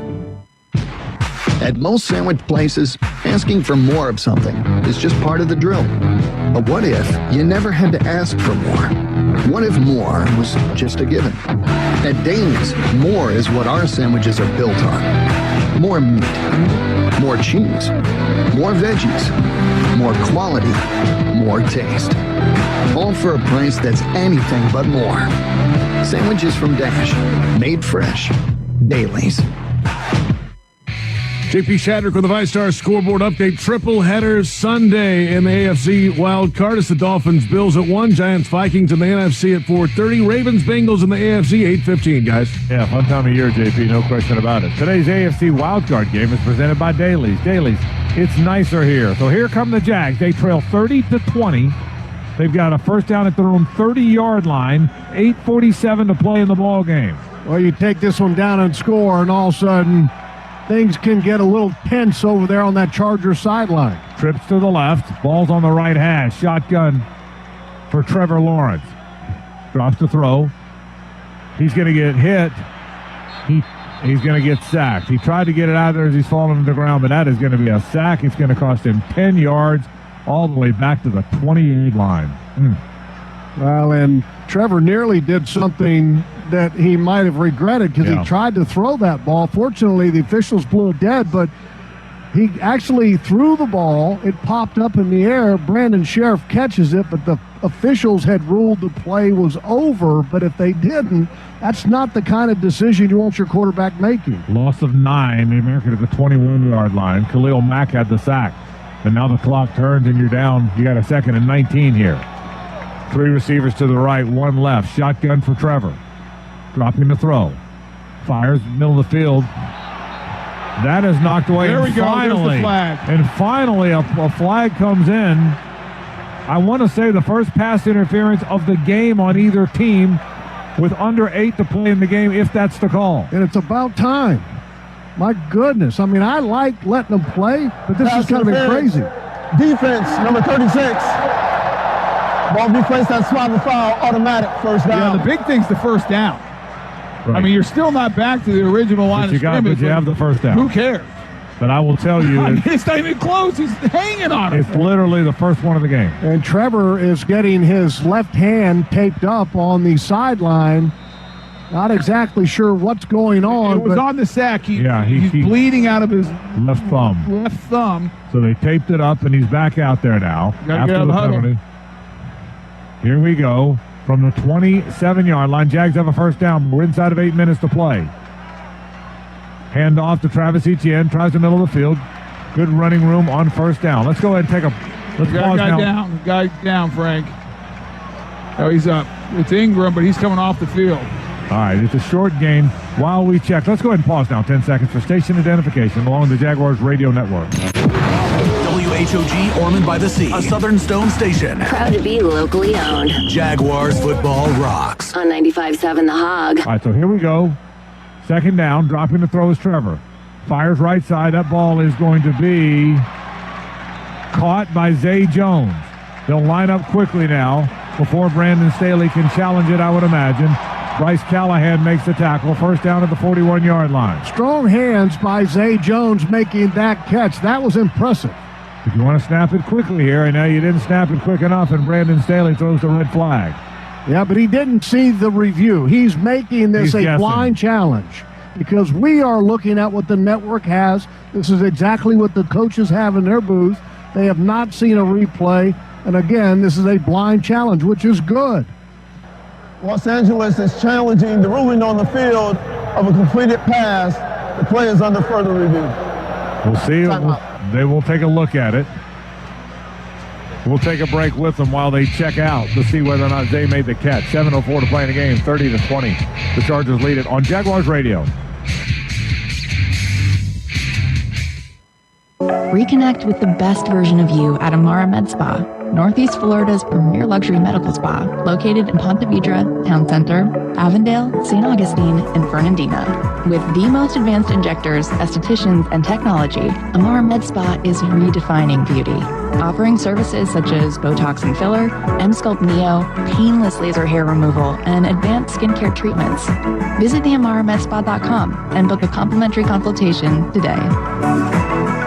As the official dentist of the Jacksonville Jaguars, ASAP Dental is a champion of the dental game. Let them win you over with full-service dental care and the same-day smile you deserve. Open 7 days a week, ASAP Dental has 8 locations to serve you in the Northeast Florida area. So come see them today.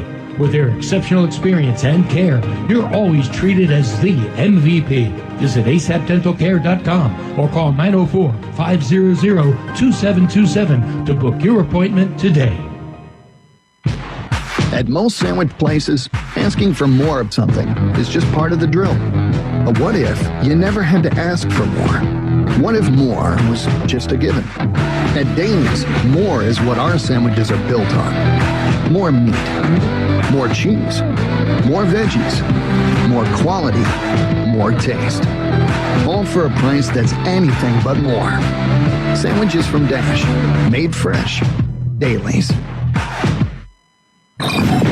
Game time. The Jacksonville Jaguars rock. On 95.7 The Hog.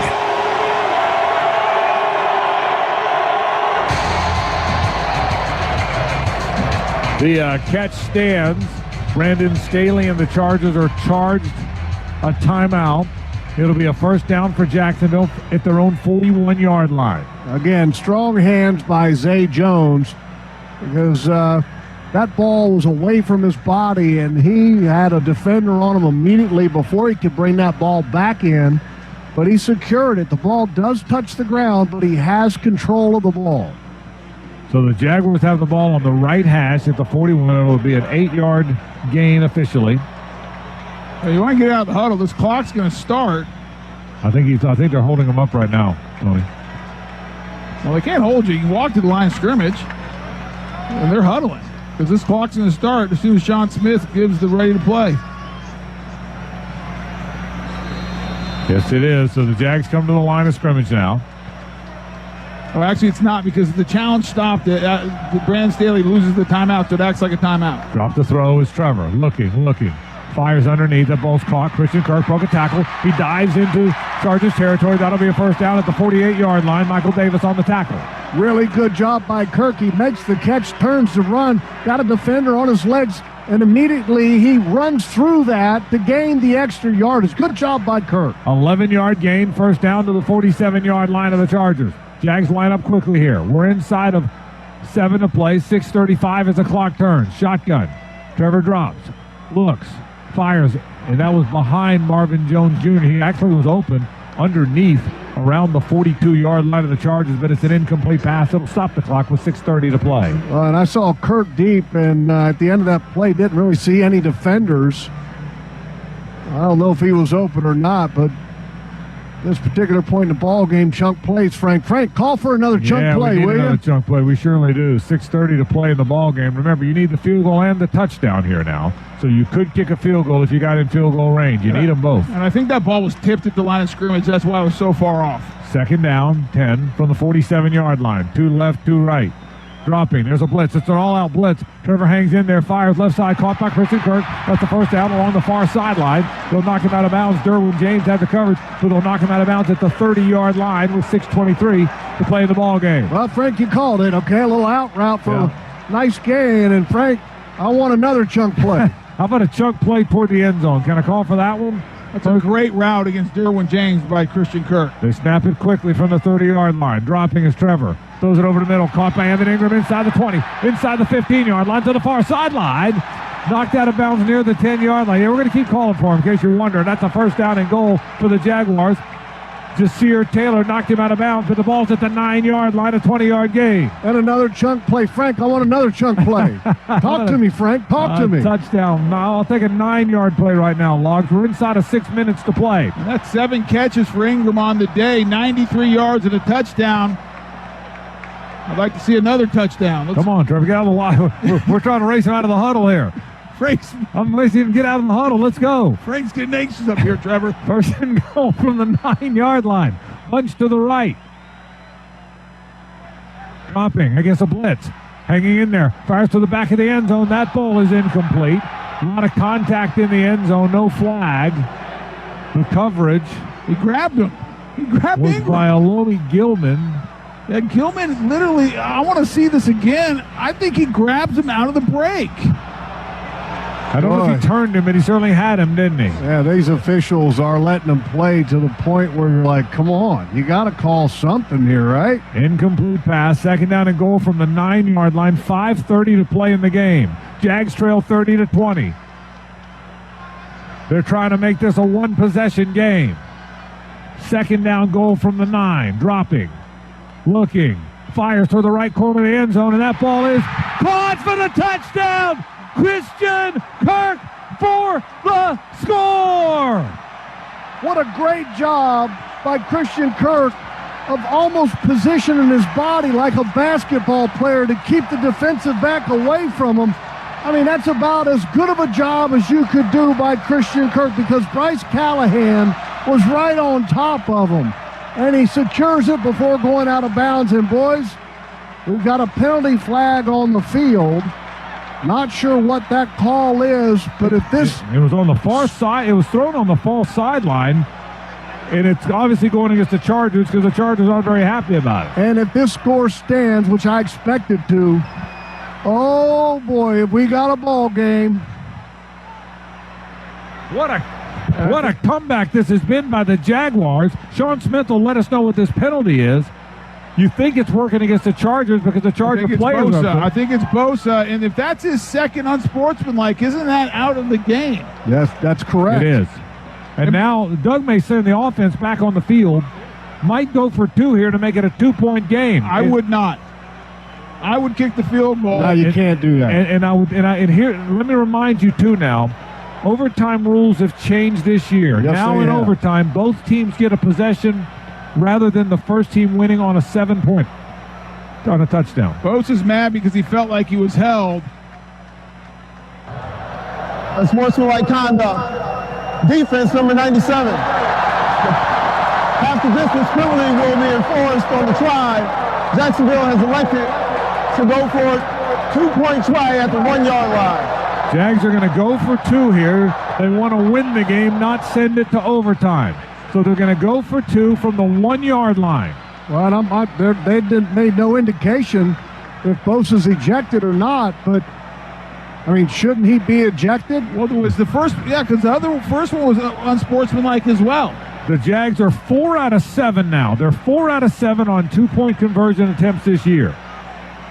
You'd like to have Bosa gone for the rest of the ball game. He's a significant player, and to see him get the boot would be nice. The Chargers have had 2 teams go for 2-point conversions against them, and they stopped one of them. So the Jags are 4 of 7 on these. The Chargers are 1 out of 2 in stopping these.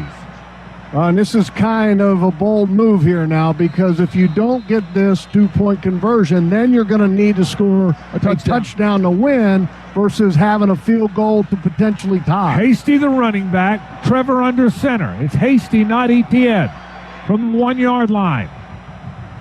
Trevor drives to the end zone. It is good. He got it into the end zone. He spikes the ball. It's a 30-28 game. They have roared back from a 27-point deficit. How good is that? They're down by 2 with 5:25 to play in the ball game. Trevor just takes the snap and does a Superman with the ball extended in his right hand, the hand that doesn't have blood coming from the thumb, and this place goes crazy.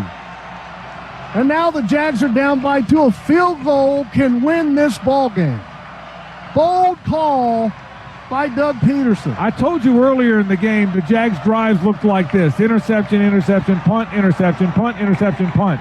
The last 4 times the Jaguars have had the football, they have scored a touchdown. 4 straight touchdown drives by the Jaguars. This is a 30-28 game with all kind of time left. 5:25 to the sidelines with Bucky Brooks. Bucky? Guys, all kinds of energy and good vibes down here on the sideline. You got the pass rushers, Arden King guys talking about they got to step it up. Rayshawn Jenkins says it's time to make a play. Let's see if you can be a part of it. Logan Cook's going to kick it off. Bandy, the return man. 5:25 to play in the game. 30-28. The Jags trail by 2 points. Cook kicks it off. Bandy will let it bounce in the middle of the end zone. It's going to be a touchback. So the Chargers start from their 25, leading Jacksonville by 2 with 5:25 to play. And listen to this crowd. Look at these white towels waving. The crowd said, "We're going to help you, boys. We're here to help." It was 27-0, and since then the Jaguars have outscored the Chargers 28-3. We said it's going to take a big stop in the fourth quarter to win it. This is the stop. This is the time. You got to go force a punt, get a turnover, something big, Jeff. Justin Herbert under center. Eckler, the running back. Play fake. He drops the throw. He's going to get hit. He's going to scramble out there. He is sacked inside the 20-yard line. The Jags got him. There was a slew of teal jerseys trying to get Justin Herbert. The first one, Fadakasi, and then Trayvon Walker, and then Big Roy Robertson Harris brings him down, and sacks and more drives maybe than anything else, and now you're putting the Chargers behind the sticks. He loses 7. What a game by Roy Robertson Harris today. Second down and 17. Dropping. The Jags blitz him. It's a screen to the right side. That is Eckler. Devon Hamilton's out there. They storm him. They're going to get him around the 22-yard line. Short gain, third and very long, upcoming for the Chargers. Heck of a play by Devon Hamilton. He recognized the screen right away. They got the blitz coming with Trey Herndon from the nickel. And, boy, you worry about that. But Devon Hamilton read it, works down the line of scrimmage. He doesn't make the tackle, but he slows down Eckler and allows the rest of the defense to come make the play. Third and 13. It was a 4-yard gain. They're 8 out of 16 on third down. The Jags are going to only send 4 here on third and 13. They send 4. He drops. He gets hit as he let it go, and that ball is caught underneath, but well short of first down yardage. They tackle him at the 30-yard line. What you always like is when a catch is not made clean, and Joshua Kelly, the running back coming out of the backfield, doesn't make a clean catch, so he can't get up the field with an immediate move, and it allows the Jaguars defense to react, and they stop him well short, and the Chargers are going to have to punt with 3:30 in the fourth quarter. J.K. Scott on the punt. All kind of time left. Stands inside the 20. Jamal waits around the 25 for the Jags. Scott kicks it away. High punt, a wobbler. It's a short punt. Jamal comes up, now takes a little bit of a Charger bounce, and it's going to bounce inside the 25 to near the 21-yard line, and that is where Jacksonville will start. 3:09 to play, trailing by 2 points, a field goal away from victory. Can you believe this? They were down 27-0 late in the first half. And, Tony, you called it. They've outscored the Chargers 28-3 since that time. Well, that touchdown right at the end of the first half was huge because you have momentum, and now you have something to build on at halftime. And, boy, have they done it. They've done an outstanding job, but the work is not done. You're down. This is another huge drive. You only need a field goal to take the lead, but, boy, getting 7 right here would be huge. First down from the 21. I'll take 3. First down from the 21. 2 left, 2 right. Dropping. Fires. The ball's tipped and knocked down at the line of scrimmage. That was close. Van Noy knocked it down. Almost picked it off, but he could not. It goes as an incomplete pass. Van Noy goes up with 2 hands, hits the ball, and it nearly falls right into his lap for an interception. Oh, was that one close. You talk about a game. My heart can't take this game like this, Frank. 3:06 to play in the game. Jags from their own 21. They only trail by 2 here. All kind of time. Shotgun for Trevor. Long snap count here. Chargers are going to blitz. He drops. Trevor fires left side. The ball's going to be caught. Christian Kirk leans it forward. He's going to have the first down. He caught it underneath. Made some positive yards after the catch. He got it to the 33-yard line, and that's the first down for Jacksonville. Kenneth Murray made the tackle, but it's a 12-yard gain. And the great thing is you got all 3 timeouts remaining here. So you got a lot of confidence that you can continue to work the field and not feel rushed. 2:40 to play as the clock turns. First down, Jags at their own 33, trailing 30-28 to the Los Angeles Chargers. 3 right, 1 left. Dropping is Trevor. Looking, scrambles to his left. He's going to run, and he's got all kind of room. He's going to step out of bounds near the 40-yard line. A good gain by Trevor on first down, and that'll stop the clock with 2:25 to play in the ball game. That's a great job by Trevor. Really the first time we've seen him use his legs today. Good rush by Van Noy. He actually bull rushes Juwan Taylor back, and that's where Trevor feels the pressure. And thankfully there's a little lane to his left, and boy, he shows the athletic ability. Plenty of time. You got 3 timeouts, Frank. You mentioned that. The Chargers only have 1 timeout because they had to burn 1, and then they lost the challenge.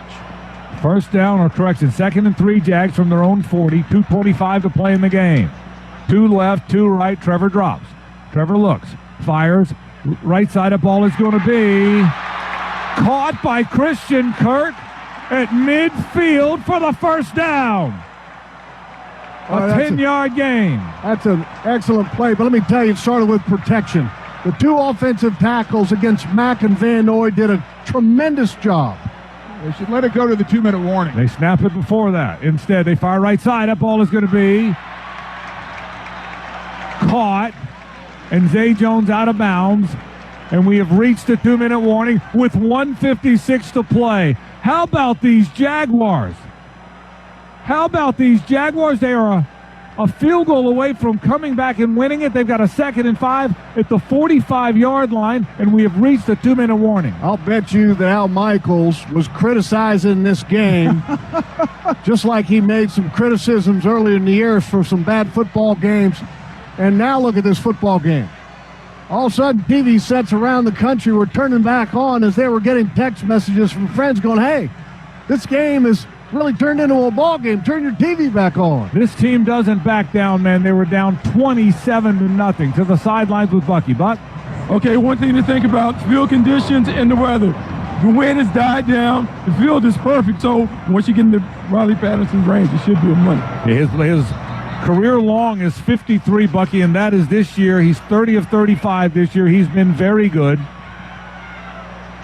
And he hit that 53-yarder this season. Yeah, I don't want a 53-yarder, guys. No, I don't either. I'd like a touchdown. I don't either. I wasn't rooting for it. Just kind of pointing it out. I mean, I appreciate you and Bucky being real confident and everything. Love Patterson. He's done a heck of a job this year. I'm with Jeff. I can't handle the stress if we're kicking a 53-yarder to win it.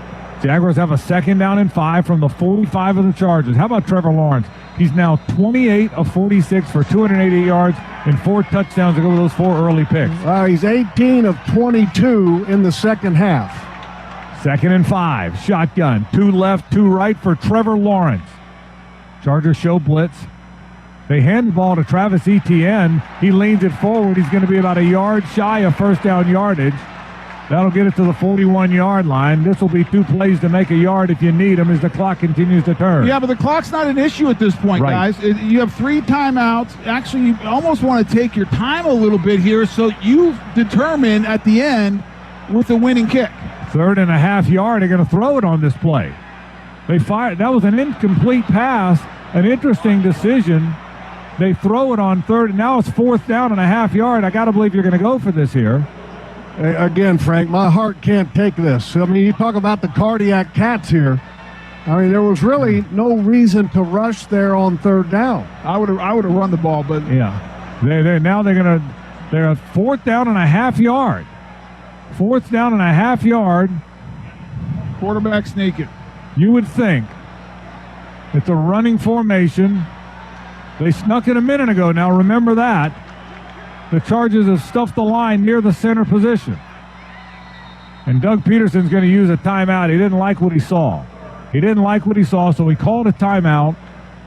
4th down and a half yard from just outside the 40-yard line. Yeah, I didn't like what I saw either because the Chargers defensive linemen had both A gaps, both B gaps full with big bodies. Yeah, they pinched it in, didn't they? If you were going to try to sneak it, you would have had to kind of go all the way to the outside, and that takes too long to get to the outside. And I don't know that they actually were going to do that. They actually had a quarterback sneak called, but Doug Peterson realized it wasn't going to work, or the chance of it working was not very large. So here we go. Gigantic play here. You're trying to stay on the field. 1:28 to play. Boy, they have bunched everybody up in there close. They run the ball with Etienne. Tries to get the corner. He does. 35, 30, 25. He is going to get wrestled to the ground at the 15-yard line. What a play call. It looked like the old T formation, and they handed it to Etienne. He got it to the 16-yard line. I love it. Love it. Etienne has the awareness to not run out of bounds so that the clock can roll. What a play caller this guy is. 1 minute as the clock continues to turn. Brandon Staley can only stop it one time. A field goal wins the game for you here. A 25-yard gain. First down at the 16-yard line. Oh, just when you thought it couldn't get any better with a win-and-in situation against a division rival, folks, it's gotten better here. 3 receivers left. Shotgun inside of 40 to play. They run it with Etienne, and he gets tackled at the 20-yard line. Don't go backwards. Right, you get 30 tackled. seconds, 29 to play. The clock continues to turn. Neither coach wants to stop it yet. Doug Peterson is thinking about it, but he hadn't done it yet. Etienne got hammered on that one. That was a loss. Doug Peterson is talking to the side judge. He's going to let it run down and try and kick a field goal to win it. What you want to do is to make sure that you give yourself maybe a possibility of calling a timeout. But Doug's going to take it down to the last play. He's going to take it down. There's 3 seconds left. Staley has a timeout if he wants to freeze him one time. And the Jags are going to try and win this thing on a field goal at the end of the game. What a moment. Who would have thought, end of the first half, 27-0, about 5 minutes when we got the ball on offense, that would come down to the right foot of Patterson for the win. And remember, Patterson was on the injury report this week with a knee earlier, okay? And then he came off the injury report. This is not a long field goal. He is 16 of 17 from between 30 and 39 yards in his career. This is a 36-yarder from the right hash with 3 seconds to play. Here we go out of the hold of Logan Cook.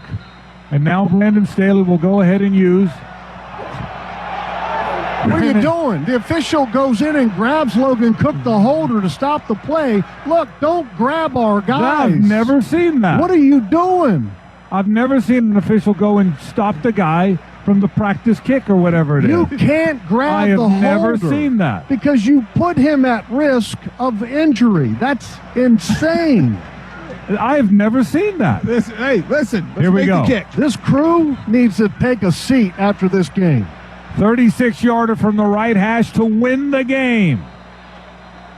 Logan Cook will put it down. Riley Patterson. Cook puts it down. Patterson's kick is up. The field goal is good! Good! Good! The Jaguars have won it! The Jaguars have won it! They have come back from 27-0 to win the game and move on! How good is that? That's what I'm talking about. You got to love this team. You got to love Doug Peterson and what he's built and the culture. These guys never feel like they're out of it. 5 turnovers in the first half. 4 interceptions by Trevor Lawrence. Down 27-0, and they just kicked it to win it and go to the next round.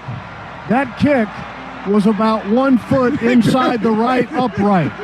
Okay, but it doesn't matter because nobody will remember that. They're going to remember one of the greatest comebacks, if not the greatest comeback in Jaguars history in front of Duval and a fan base that is absolutely on a dream ride this year. Jeff, it is the greatest comeback in the history of this franchise. There's not a better one. Down 27-0 in the playoffs.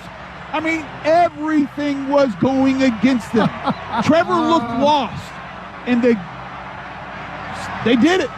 They came back. Trevor, I mean, hats off to Trevor to fight through the mental toughness to go figure out how to win a game. Trevor had a 0.0 rating at one point in the ball game with 4 interceptions. He had 4 completions, the same amount of interceptions.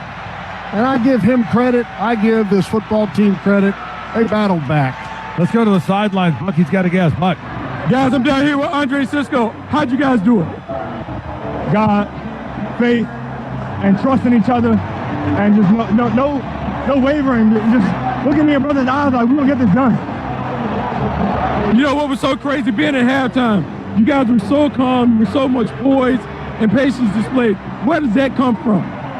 It's just like we've been in these before, and I mean, this is the worst deficit we came back from, but listen, anything's possible with God, anything's possible with these guys that we got and the leadership we got, and Trevor Lawrence and Christian Kirk and all those type of guys. Like, this is how you do it. Hey, man, go enjoy it. Great job. Bucky, thank you. We're still asking in the booth, how did they win that game? I can tell you how they won the game. With a steely determination and strong leadership, because if you don't have that, you got quit. And I can tell you, Doug Peterson team's got no quit. And here's the thing, Frank. Okay, Wagyu for the win next week. Again. We know what that means. The move of the game is presented by Sudduth, the official moving company of the Jaguars. I'll tell you what the move of the game was from 36 yards. Riley Patterson snuck one inside the right upright, and the Jaguars are moving on. They're moving on in the NFL playoffs somehow, some way. The Jaguars are moving on. I'm in shock. Yep. I'm in shock. I thought that if they went and scored, right before the half, Jeff, they had a chance. But it was still long odds. And they did it. Tell me the last time a playoff team won -5 in the turnover category. I don't think it's ever been done in history. It's the third largest comeback.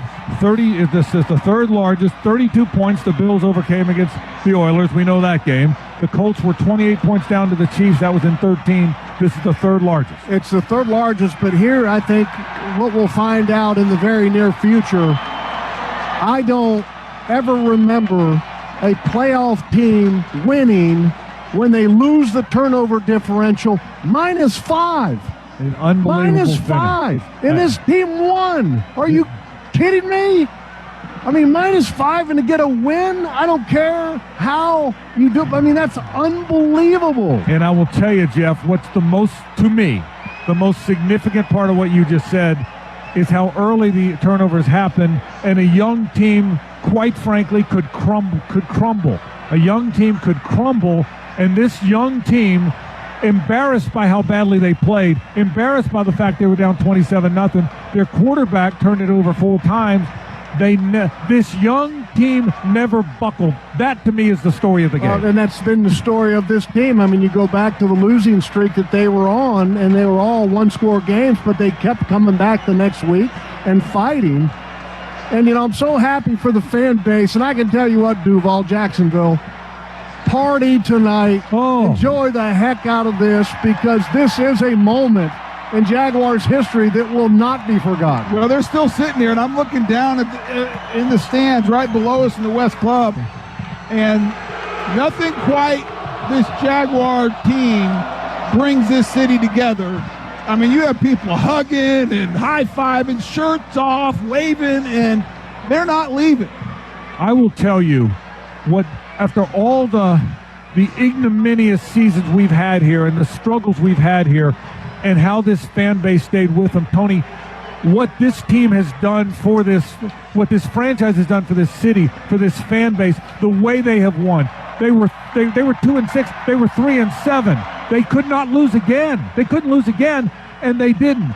3-7 became down 27-0. They couldn't allow anything else. What this team continues to do, you talk about against all odds. I've never seen anything like this. Well, it's.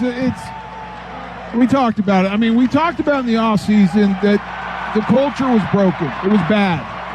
It wasn't working the way the organization was operating and everything else. And they brought in Doug Peterson, and he changed it. He brought the right staff in. He brought the right free agents. Give Trent Baalke and his staff credit with the free agents they brought in. I mean, Evan Ingram had a huge night tonight. Christian Kirk had a big night. Zay Jones had the big touchdown. Those are 3 skill guys that they brought in, and they made a huge difference. But more than just the performance on the field, this team, Jeff, reminds me of our teams because it's close. They care about each other. They like each other. They want to win for each other. But I can tell you what, Tony, we never came back like this. No. This is better than anything we did. Let me get it back to the sidelines. Bucky. Guys, this is an unbelievable comeback, but I promise you, if you've been in the locker room and listened to Doug Peterson, the guys actually believe that they could come back and get it done. His poise, his demeanor, his leadership ability, man, he's been a great addition to this franchise. Well, there's no question. It's the most important thing. Tony, you said it. The most important thing they did is hire Doug Peterson. I said it in the offseason before they played one game. Meeting him, being around him, and watching how he operated, I said this was the best move. It was a great hire by Shad Khan, and they went to work. And the one thing is, it's a close team. You get the sense it's a close staff. They hang in there with each other. They believe in each other. You know what I'm happy for? It's Saturday night, and our fan base gets all of tonight to party and celebrate, and tomorrow to recover. I want to say one thing before we get out of here, guys. We're watching Trevor Lawrence come off the field here. He's 23 years old. He threw 4 interceptions in the first half. You talk about not buckling. He never collapsed. He knows national TV's watching. He knows that Justin Herbert's on the other side and everyone's comparing. He never collapsed despite it all. He really did, and 4 interceptions in the first half and then 4 touchdown throws in the second half. I mean, it's just What a great job by him, and he did it without the help of any extra possessions because the Jaguars never got a takeaway. I mean, -5 for the entire game, and to be able to come back and win, that's just unheard of. All right, that is a wrap from the booth because our voices are shot. Our producer is Dave DeCandis, our statistician Patrick Cavanaugh, our spotter John Deneen. The manager of Jaguars Radio is Joe Fortunato. Now after this quick timeout, we'll send it back to our Jaguars Network studios to JP Shadrick, Mike Dempsey, and Fred Taylor for the post-game show. Now for Jeff Lagerman, Tony Baselli, and Bucky Brooks. I'm Frank Frangie reminding you the unbelievable final from TIAA Bank Field was the Jaguars 31, the Chargers 30. The post-game show is next after this on the Jaguars Radio Network. Are you suffering from shoulder pain? If you have clicking and popping in the shoulder joint, persistent pain that intensifies with use, an inability to lift your arm over your head, or a tingling, burning sensation in the shoulder, elbow, or wrist, waiting to see a doctor could make your injury worse. Baptist Health and Jacksonville Orthopedic Institute have innovative and effective treatment options available right now to relieve your pain and restore your mobility. Don't wait. Call 904-JOI-2000. Jaguars fans, here's a great way to pay with pride wherever you go. Exclusively from TIAA Bank, the Jacksonville Jaguars Visa debit card comes with a fierce look and fantastic features, along with the convenience to make purchases online or at millions of locations worldwide. And it's yours, free, when you open a Yield Pledge checking account. Order yours today. Visit TIAABank.com/JagsCard. TIAA Bank is a division of TIAA, FSB, member FDIC, and the official bank of the Jacksonville Jaguars. Hey Jags fans, Brian Sexton for Dreamfinders Homes. In a complex housing market, do decisions on the biggest purchase of your life stress you out? At Dreamfinders Homes, they can build the home of your dreams in one of their many communities in Northeast Florida. With a mortgage company in-house, they're here to assist you throughout the entire process. Choose from their wide range of single-family homes or townhomes from the 300,000s. Dreamfinders Homes specializes in homes built to fit your lifestyle. Call 904-590-2545 or visit dreamfindershomes.com. It's a force that can't be contained. Propelled by purpose, pride, and the power to protect. When winning isn't just the mission, it's your passion. You pursue it. You make power plays. You pick your team. At Farrah & Farrah, we deliver game day energy 24/7. Jacksonville. It's football season, and time to take your game to the next level with a Ford F-150 truck. Light up your tailgate with an available Pro Power onboard generator. And with an available 3.5-liter EcoBoost engine, you can tow just about anything you need to rule the stadium lot. Ford F-150, part of the F-Series lineup that have been the best-selling pickups for 45 straight years. Get to your local Ford store today. Proud sponsor of your Jacksonville Jaguars. Everyone circle up. I know it looks rough out there. Sure, we're down 24-6, but we came here to play differently. We need a game changer. Something like Ring Central, the business phone system that's more than a phone. I want you to communicate like you can talk to anyone, anywhere, all from the same app. Now get out there and play like you're using Ring Central. Ring Central. Simpler communications. The Jaguars are future focused. This is Jaguars Postgame, presented by Florida Home AC. JP Shadrick, Mike Dempsey, and Pride of the Jaguars, Fred Taylor, bring you highlights and analysis from today's game. Jaguars Postgame, presented by Florida Home AC, is brought to you by Farrah & Farrah, Baptist Health, and by TIAA Bank. Now, to get things started, here's JP Shadrick. The Jaguars had them right where they wanted them. 27-0. The Chargers led this game in the AFC wild card. The Jaguars then, after turning it over 5 times, rallied to win the game on the final play. A field goal from Riley Patterson finishes it out. Jaguars 31, Chargers 30. JP Shadrick, Mike Dempsey, Fred Taylor.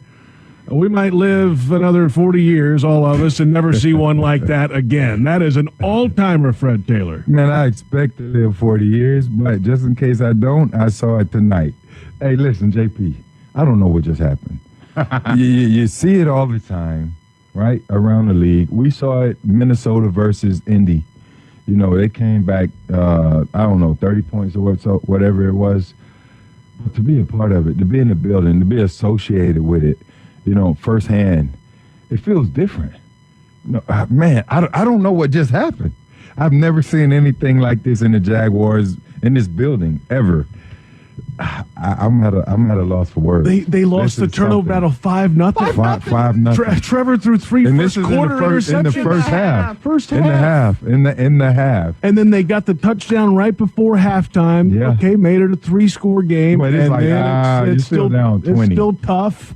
But then they just kept chipping away and hanging in there. And then the key plays late. Bosa throws the helmet to set up the 2-point play. They run the wing T end around handoff to ETN. You kidding me? On 4th down to set up the field goal. I mean, this had everything you wanted.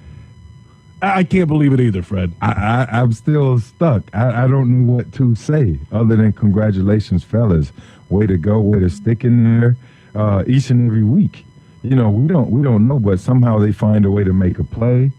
And shout out to Duval County and all of the fans that remain in those seats. I just left from out there as electric as it was last week, packed. You know, they were poised, right? And they were quiet for a while. We all were, right? But, man, this turnaround and to win it by 1 at the very end of the game, this is so astronomical. Fred, with apologies to 62-7, I think I just saw the greatest game in Jaguars history. You know what? 62-7, we were on cruise control. I was out in the third quarter. I was a part of it. I could talk about it, right? That was just an easy blowout. It was a mismatch. This game, this is football. With the fans, you know, they had something to cheer about the entire game. They stuck with the team. The guys had to play their hearts out to the very end of it. The kicker, he had to make that kick. Yep. Imagine if he had missed that, but he had to make that kick. You know what I mean? So so much pressure on it. It wasn't any pressure on the 62-7.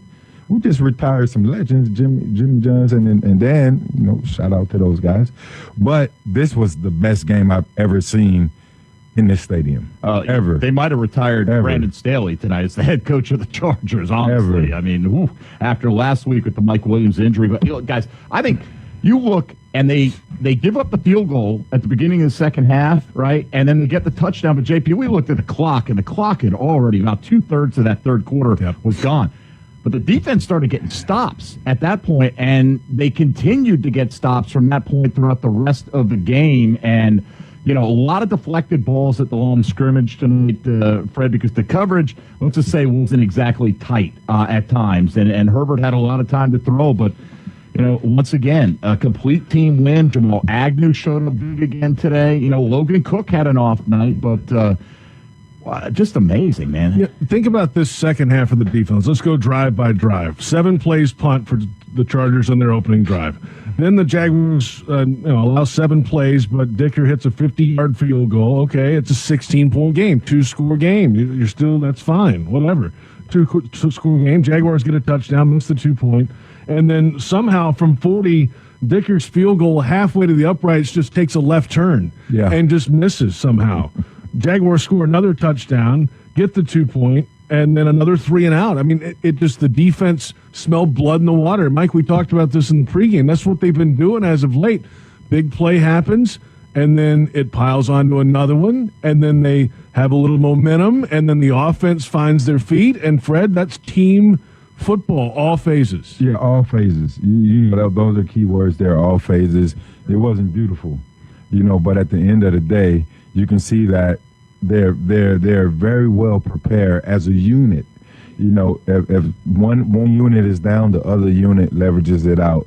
And I think what I was most impressed about was the 14-play, 89-yard drive coming out of the halftime after they forced the punt. You know, after they forced Los Angeles to punt, 14-play, 89 yards in the touchdown, and then to stop them again, hold them to 3, and then score another touchdown. Man, that coaching staff. I don't know what's going on inside that locker room, but they're figuring it out. They're finding a way, and we don't have to know. As long as we are able to enjoy this end result, I think that's all that matters. Look, they're clearly believing that they can pull off whatever they need to do, because it would be reasonable for just about anybody to not believe at the point that it's 27-0 that with Trevor Lawrence throwing it to the other team, he had 4 completions at the point. He had 4 interceptions in this game and had thrown for 30 yards and had thrown and all kinds of negative NFL records. Fred, just what does it say about the? Well, let's check in first. Yeah, we're going to go down to the locker room now. Bucky Brooks standing by with the Jaguars wide receiver who had 8 catches, 78 yards, a touchdown, and what a rally for this team. Bucky, you've got Christian Kirk. Christian, how were you able to get it down? How did y'all get it done? Unbelievable. Yeah, this team just never ceases to amaze. Just the fight, the willingness to believe. No matter how bad things get, offensively, it was bad for us. It was as bad as it could get, during the first half. And we came into the locker room and said, hey, we've been in this position before plenty of times this year. And we just got to believe and take it one play and one series at a time, and we were able to do that. I was really surprised being in the locker room at halftime. Everyone was surprisingly calm. There wasn't a lot of yelling, not a chaos. Doug was very calm and delivering the message, hey, one play at a time. What's it about him that gives you guys confidence that whatever he says can come true? Yeah, I think it starts with day one of just buying into what we're trying to do here, buying into the little things of what we're trying to establish, the standard. And so when you're able to buy in and you see the little things paying off, when it comes to moments like this and he's asking you to buy in, it's easy to buy in and to give it your all. And so for us, it's just believing in one another, believing in him, believing in the message, and just doing what we know how to do, and just getting back to the basics and playing our brand of football. How impressed were you with Trevor Lawrence being able to bounce back from a bad first half, a bunch of interceptions, but kept fighting? What does that say about him as a franchise quarterback? I mean, nothing phases him. But I'll say this, as a whole, as a unit offensively, no position group was holding up their end of the bargain. Receivers, us, we didn't play great in the first half. We weren't making the plays for them. Offensive line, running backs, we just weren't making the plays. We weren't playing as a cohesive group. Came together at halftime and just, like I said, just play our brand of football. And Trevor just kept coming to us, giving us opportunities, and we were able to kind of turn it around and make some plays for him and put us over the hump. You guys have had a series of comeback wins throughout the season. What does that do for you in terms of your confidence when you in those moments that no matter what, you're never out of a game? Yeah, that's going to take you a long way. When you play playoff football, you play really good football teams, it's not going to go your way the whole entire time. There's adversity that's going to strike. We talked about it all year long. There's going to become a point in this year where adversity is going to strike, and it's going to strike at its hardest. And, there's going to be a true tell of the guys that we have on the team, what type of team we have when we show how we respond to it. And, we kept showing it all year long that we can respond and we can bounce back. Man, y'all certainly showed that y'all can bounce back. I know there are a lot of fans in Duval County that are super excited about the team. Best of luck to you and the team next week. Thanks, Bucky. Appreciate it. All right, that's Bucky Brooks with Christian Kirk. The Jaguars twice this year trailed by 17 points and rallied to win against Vegas and Dallas. Today in the playoffs, it's 27-0 the deficit. Jaguars win at 31-30. Plenty more ahead. Doug Peterson speaking with the media at the moment. We'll come back after that press conference. He'll walk down the hall and visit with Bucky Brooks. I'm sure plenty more in the locker room as well. I don't think we'll see one like this for a long time. The Jaguars are headed to the divisional round after a wild card win over the Chargers, 31-30. And this is Jaguars postgame on Jaguars Radio. Are your heating and cooling costs extremely high? Do you want to extend the lifespan of your heating and cooling system investment? If so, Florida Home Air Conditioning is ready to help you save some money. Schedule your annual AC or heating system tune-up today with Florida Home Air Conditioning for only $59. Florida Home Air Conditioning, official air conditioning partner of the Jacksonville Jaguars. Call 855-FLA-HOME. License number CMC 1250399, CFC 1430664, EC 130-08557. At most sandwich places, asking for more of something is just part of the drill. But what if you never had to ask for more? What if more was just a given? At Daly's, more is what our sandwiches are built on. More meat, more cheese, more veggies, more quality, more taste. all for a price that's anything but more. Sandwiches from Dash, made fresh. Dailies.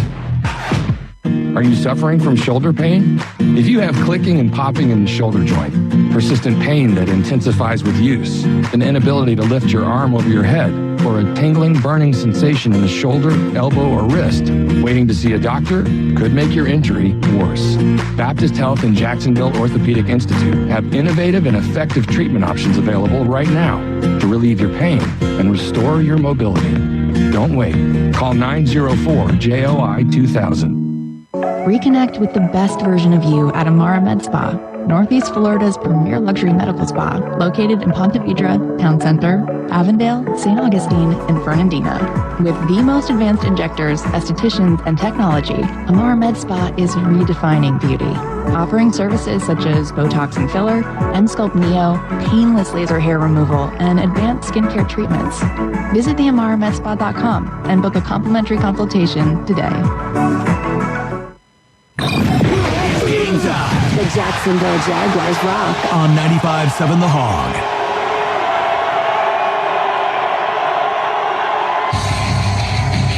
Jaguars postgame is presented by Florida Home AC. Call Florida Home AC today, official air conditioning partner of the Jacksonville Jaguars. Final score in the AFC wildcard playoff game, Jaguars 31, Chargers 30.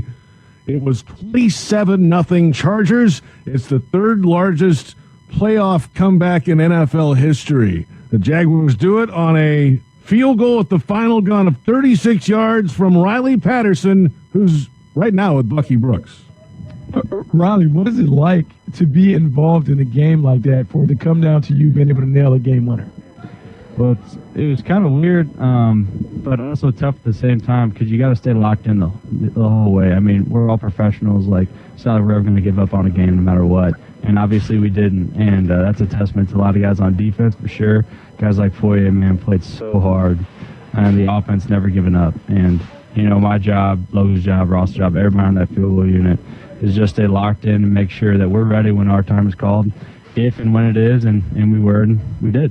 You know, one of the things that teams do is they take on the personality of their coach. And coming in the locker room at halftime, Doug Peterson was very calm when he addressed the team. He didn't seem to have a lot of panic. What have you guys learned from just watching the way that he leads? I mean, I have a lot of confidence in him, to be honest. I never really feel like we're out of the game. I always feel like we have a chance, and then we're going to win. And that's a cool feeling to have. It's exciting, and it's peaceful at the same time. It's an aggressive game. My job is not as aggressive, but I got to stay mentally checked in the whole time. So having confidence in my coach, and he has confidence in me, goes a long way. And, yeah, it gives me a lot of peace, for sure. You know, so it's funny that you talk about having a lot of peace, but, man, this environment was so crazy, particularly in the second half. What's it like playing in front of the home fans in a playoff game like that? They were crazy, man. Duval Nation, it was awesome. It was, I mean, I've been so blessed to be brought into this team, brought in this culture, brought into this city. The city's awesome. Everybody came out tonight, and it's just so cool seeing all those towels waving, everybody screaming. If I was another team, I wouldn't want to play here because of our fans, man. They have been so great. Well, one thing that is great, we get an opportunity to see you again next week in the divisional round. Great job. Best of luck to you. Can't wait to see you next week. Oh, appreciate it. Thanks for having me on here, man. That's Riley Patterson, biggest kick of his life, 36 yards, game winner at the final gun, 31-30, the final score. We'll take a timeout. Plenty more ahead. More with Fred Taylor, Mike Dempsey coming up. Doug Peterson still at the podium. We'll hear from the Jaguars head coach coming up shortly after the third largest comeback win in NFL playoff history. Jaguars trailed 27-0. They win it 31-30. This is Jaguars postgame on the Jaguars Radio Network.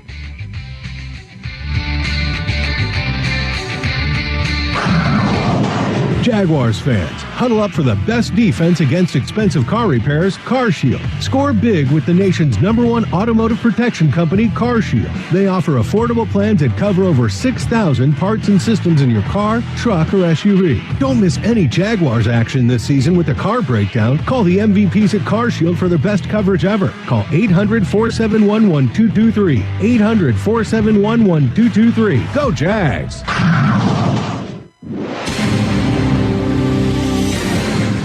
And we're back with breaking news. Coke Zero Sugar might be the best Coke ever. That's right, Jim. Coke Zero Sugar is a must-try for any Coke fan, so make sure you... Jim. Jim. We're on the air. Ooh, yes, this tastes like the best Coke ever to me. Your thoughts, Jen? Well, can I have a sip? Jen, we're in the middle of reporting the news. I need to try it first. Jaguars fans, here's a great way to pay with pride wherever you go. Exclusively from TIAA Bank, the Jacksonville Jaguars Visa debit card comes with a fierce look and fantastic features, along with the convenience to make purchases online or at millions of locations worldwide. And it's yours, free, when you open a Yield Pledge checking account. Order yours today. Visit TIAABank.com/JagsCard. TIAA Bank is a division of TIAA, FSB, member FDIC, and the official bank of the Jacksonville Jaguars. At Farah and Farah, we represent people from all walks of life in matters involving personal injury cases. It doesn't matter how much money you have. It doesn't matter which neighborhood you call home, because everyone deserves justice, dignity, and respect. And remember, when it comes to compensation, you only get one shot. Make it count. Call Farah and Farah at 800-500-5555. Jacksonville. Welcome back. It's Jaguars postgame presented by Florida Home AC. Call Florida Home AC today, official air conditioning partner of the Jacksonville Jaguars. The Jags trailed 27-0 to the Chargers. They complete the third largest playoff comeback in league history and get it done 31-30. 5 giveaways in the game. They overcame those. Trevor Lawrence throws 4 touchdowns. There's a 4th-and-1 T formation handoff to convert and set up the game-winning field goal at the final gun. What a call from Doug Peterson, who's now with Bucky Brooks. Coach, this is exactly how you drew it up, right? This is exactly how you said a playoff game. That was the game plan right there. That was the game plan. Put ourselves down 27-0, throw 4 picks, and work our way out of it. But, gosh, I don't know if I've ever been a part of a game quite like that. And I told the guys that after the game, like, hey, other than the Super Bowl, obviously a great victory, this was the second greatest victory for me personally. And I'm just so proud of the guys for never giving up, never quitting. It would have been easy to really cash this thing in. And they didn't. We just talked about just one play at a time mentality at halftime, coming out and getting stops or takeaways on defense, and then offense was going to have to score every time we touch the ball. Coach, what's interesting about that, I was in there at halftime, and a lot of times people talk about one play at a time or whatever, but your demeanor and your calmness, it appeared to kind of resonate with the team.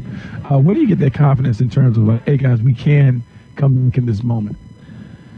Bucky, my faith, honestly, my relationship with Christ has really given me a platform to be humble, to be calm, to be,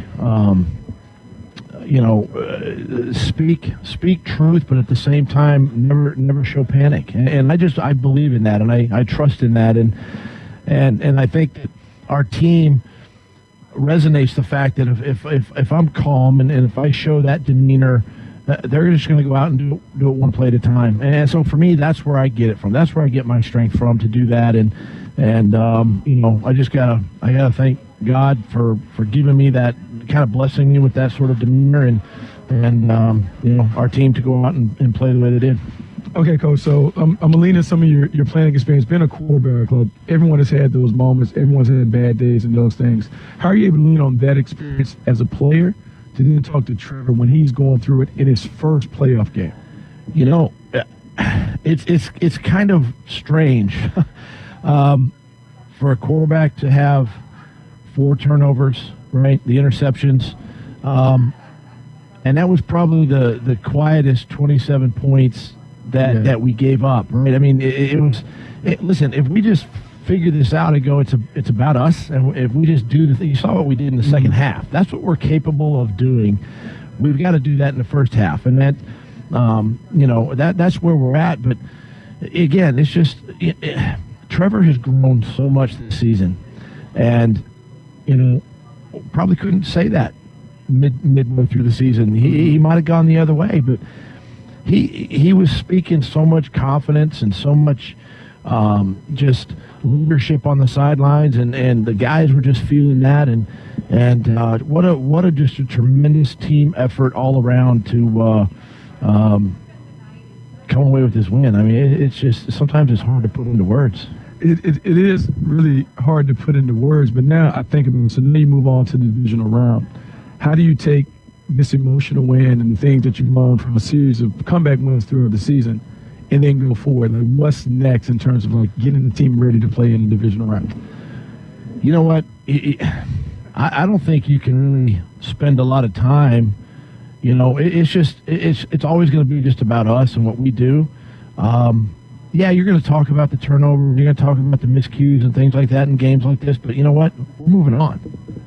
Flat out, we're moving on. We won. Figure out a way to win a football game. We figured it out, and so we're moving on. And that's what we believe in, right? And that's what we're going to continue to believe in, no matter, you know, okay, it's an ugly win. No, there's no such thing. And the guys just got so much confidence right now that it really doesn't matter what we're faced with. We're gonna give ourselves a fighting chance.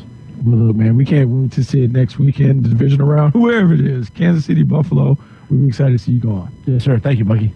That's head coach Doug Peterson with Bucky Brooks. Again, there is no such thing as an ugly win. Jaguars trailed 27-zip, rallied to win it, final gun field goal. We knew that there would not be anything like an ugly winner. Any win was going to be fantastic, survive in advance at this time of year, and none of your major players get injured, JP. But just how struck are you listening to Doug Peterson as the perfect fit at the perfect time for a franchise in desperate need of an adult in the room, and the maturity he brings, the demeanor he brings, you know, attributing it to his faith, which allows him to be the calm in the center of the storm. And players, Fred, you tell us, you know better than we do, you react to the way your coach reacts. If your coach is panicking, the team is going to panic. You know, I saw Trent on the field earlier today, and I told him congratulations. Really just across the board, because, you know, I was a bit biased in the offseason signing. I had a friend out there who I thought was deserving of a head coaching opportunity in Byron Leftwich after, you know, he won the Super Bowl with Tampa down there. But I really think at the very end of the day, you know, Trent and his conviction, he made the right hire. Doug, being a former quarterback and a Super Bowl winning head coach, I thought he was the best match for Trevor. You know, I mean, we've seen Trevor just do a total, you know, just a total turnaround in his second year, man. And I don't know if it could have gotten any better, you know, for that duo. And I just think that Doug, overall, the guys have bought in. You know, it's no gray areas. It's total transparency. You know, he say what he needs and wants from the guys, and they deliver. You know, so JP and I, we talked in pregame about trust. Yeah. Trust in the locker room, trust in the head coach. And I think they have it all together. You know, and I think that's a cause for them not to panic and to be able to play 60 minutes, you know, full throttle, and to come away with games like this. So big shout out to Doug, you know, through everything that he's instilled in these guys, and even more so the players for believing and finding a way to make it happen. So we haven't seen anything like this in the past 2 weeks in the city of Jacksonville when it comes to sports, and I've been a part of a lot of them. I haven't been a part of anything like that. I can honestly say that. That's amazing to hear. We've had some good wins around here back in the day, the 62-7 blowout in the playoffs and a few others, but the back-to-back unexpectedly, and to see the resiliency and the persistency from these guys, I haven't seen that. I wasn't here before 98. Right. Yeah, right. I know there were a few years that the guys went out there and did some stuff that was unbelievable, but I wasn't a part of it, so I can't speak on it. And I know the history. 96 run was amazing. It was amazing, right? Energy-wise. So I know that history. Right. So this, according to the fans that I talk to when I'm in the stadium, according to them, this feels very similar. Oh, anyone who's been a Jaguar fan since the very beginning has talked about that as the season went on, JP, right? Not just the last couple of weeks. All right, plenty more ahead. We're still out to the locker room. Bucky Brooks standing by. Jaguars rallied down 27-0. They went on a final gun field goal, 31-30. The Jaguars are on to the divisional round of the AFC playoffs. This is the Locker Room Report presented by Baptist Health and the Jacksonville Orthopedic Institute, the official sports medicine provider of the Jacksonville Jaguars. More from that locker room coming up. It's Jaguars postgame on Jaguars Radio. Are your heating and cooling costs extremely high? Do you want to extend the lifespan of your heating and cooling system investment?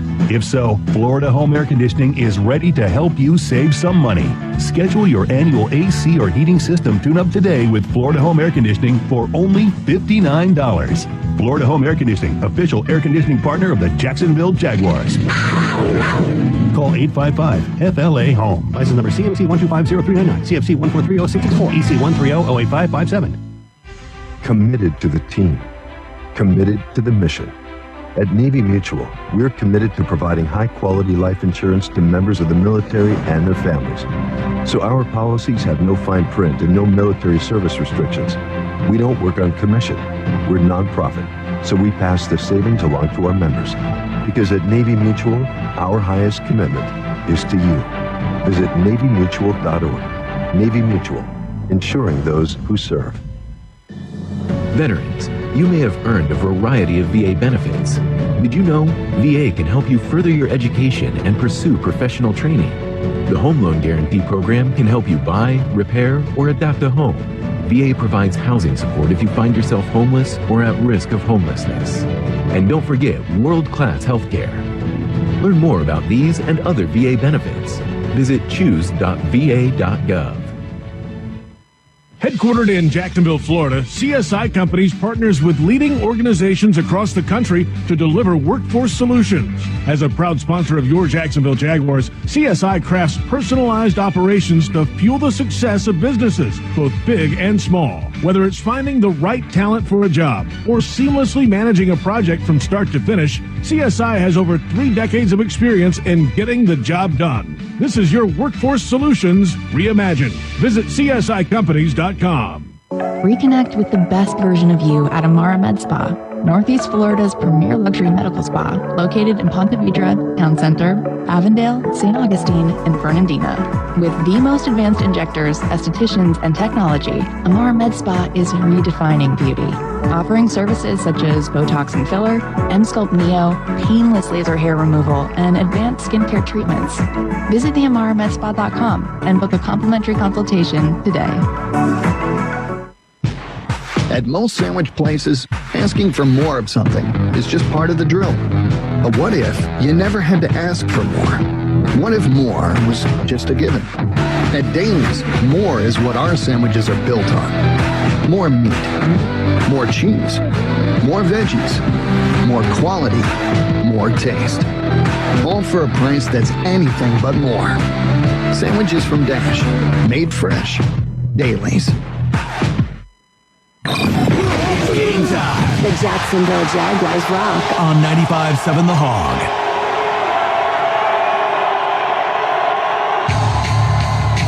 Welcome back to Jaguars postgame presented by Florida Home AC. Jaguars 31, Chargers 30, the third largest comeback win in the history of the NFL playoffs. Jags were down 27-0. And time now for the Kingfish Pest Control defensive play of the game. We'll give it to Roy Robertson-Harris with his sack on the final Chargers possession. It was a 3-and-out, but that completed an incredible day at the office for Roy in this game. He finished with 7 tackles, that sack, 4 tackles for loss, 2 quarterback hits, 2 passes defensed. He was all over the field. That's the Kingfish Pest Control defensive play of the game. Let the pros tackle the pest in your home by going to kingfishpest.com. That's kingfishpest.com. Jawan Taylor, Jaguars right tackle, is standing by with Bucky Brooks. Jawan, one of the crazier games that have been around. What was it like your first playoff game, getting it done, coming back from 27-0? It was amazing, man. Being where we were, coming a halftime and then fighting way back into the game was amazing. We came halftime and talked about it as a team, and, we just had to settle in. I feel like we didn't start as fast as we wanted to, so once we settled in, we came to to where we needed to be. I feel like we were able to fight back in the game and get the win. So sitting in there listening to Doug Peterson talk at halftime, I was really surprised at the calm and poise that he displayed. What was it like to have a coach that is so even keeled? Did you guys get confidence because of his demeanor and the things that he talks about? Oh, most definitely, because he comes in, he never gets too high too low. He's the same guy every day. So, and he's been here before. He's been in these games before. So we always trust him and trust what he says. So, he came at halftime and told us, just settle in. Let's go out here and play us and be us. You know what I mean? So we went out there and did it, and, we came out successful. And thinking about being successful, a lot is going to be made about Trevor Lawrence in the first half and the turnovers and those things. But when you're in the huddle and he's there, like, how much confidence do you gain in seeing him bounce back from a poor performance like he had in the first half? He never really got too shaken up about it. He just kept next play mentality. So, we knew we had plenty of confidence in him, and we knew he was going to go out there and get the job done. So we always trusted him. Okay, now you guys have pulled off a handful of comebacks throughout the season. Right. How much confidence do you all have from that going into the divisional round that no matter what the circumstances are, you always come back and put yourself in a position to win? It just shows that we always want to just finish strong. No matter how the game starts, we just always want to finish strong and give it our all to the clock hit zero. Well, look, man, we can't wait to see you guys next week. It's gonna be exciting. Whoever it is, whether it's Kansas City, Buffalo, we're gonna be there. Best of luck to you next week. Thank you so much, Bucky. Thanks. Yes, sir. That's Jawan Taylor, Jaguars right tackle, big hand in this game, and then obviously Joey Bosa lost his mind at the end of it too, going against Jawan Taylor there, Fred, and threw his helmet down on the sideline, and that caused the penalty to move him closer and go for two instead of kick the extra point. And Doug Peterson, I think, told the media, he wasn't going to go for two unless it was for that penalty. But Jawan Taylor was over there all night against Bosa. Yeah, I think Jawan had a fairly a good game tonight.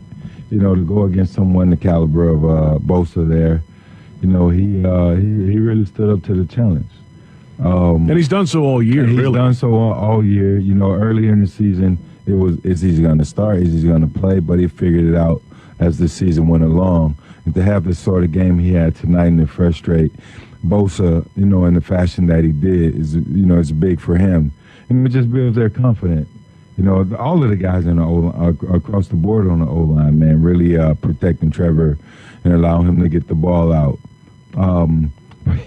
It just goes to show you, JP, that these guys, man, they just go out there and play.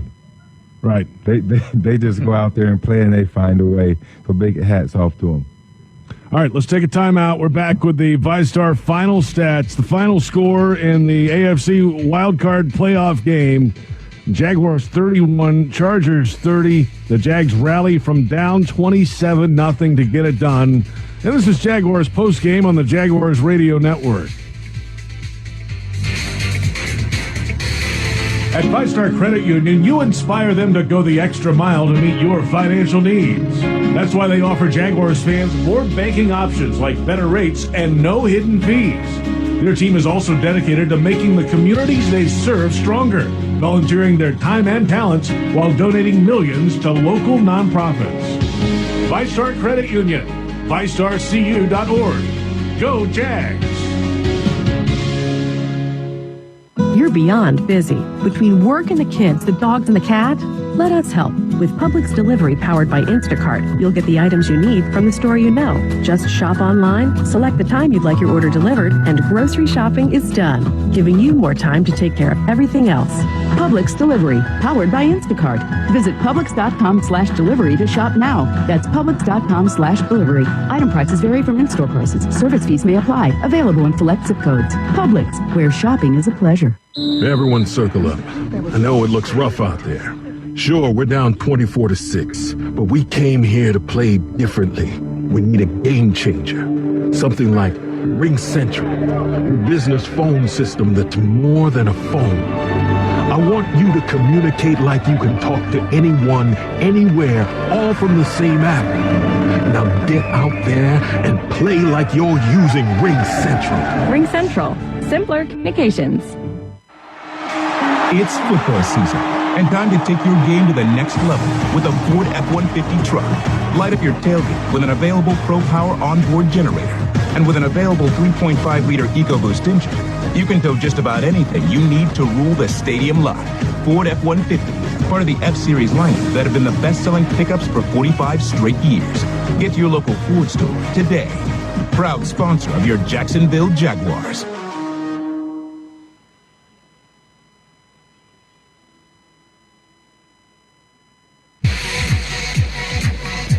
Jaguars postgame presented by Florida Home AC continues after an all-time rally for the Jaguars. 27 down. They win it 31-30 over the LA Chargers. JP Shadrick with Mike Dempsey and Fred Taylor.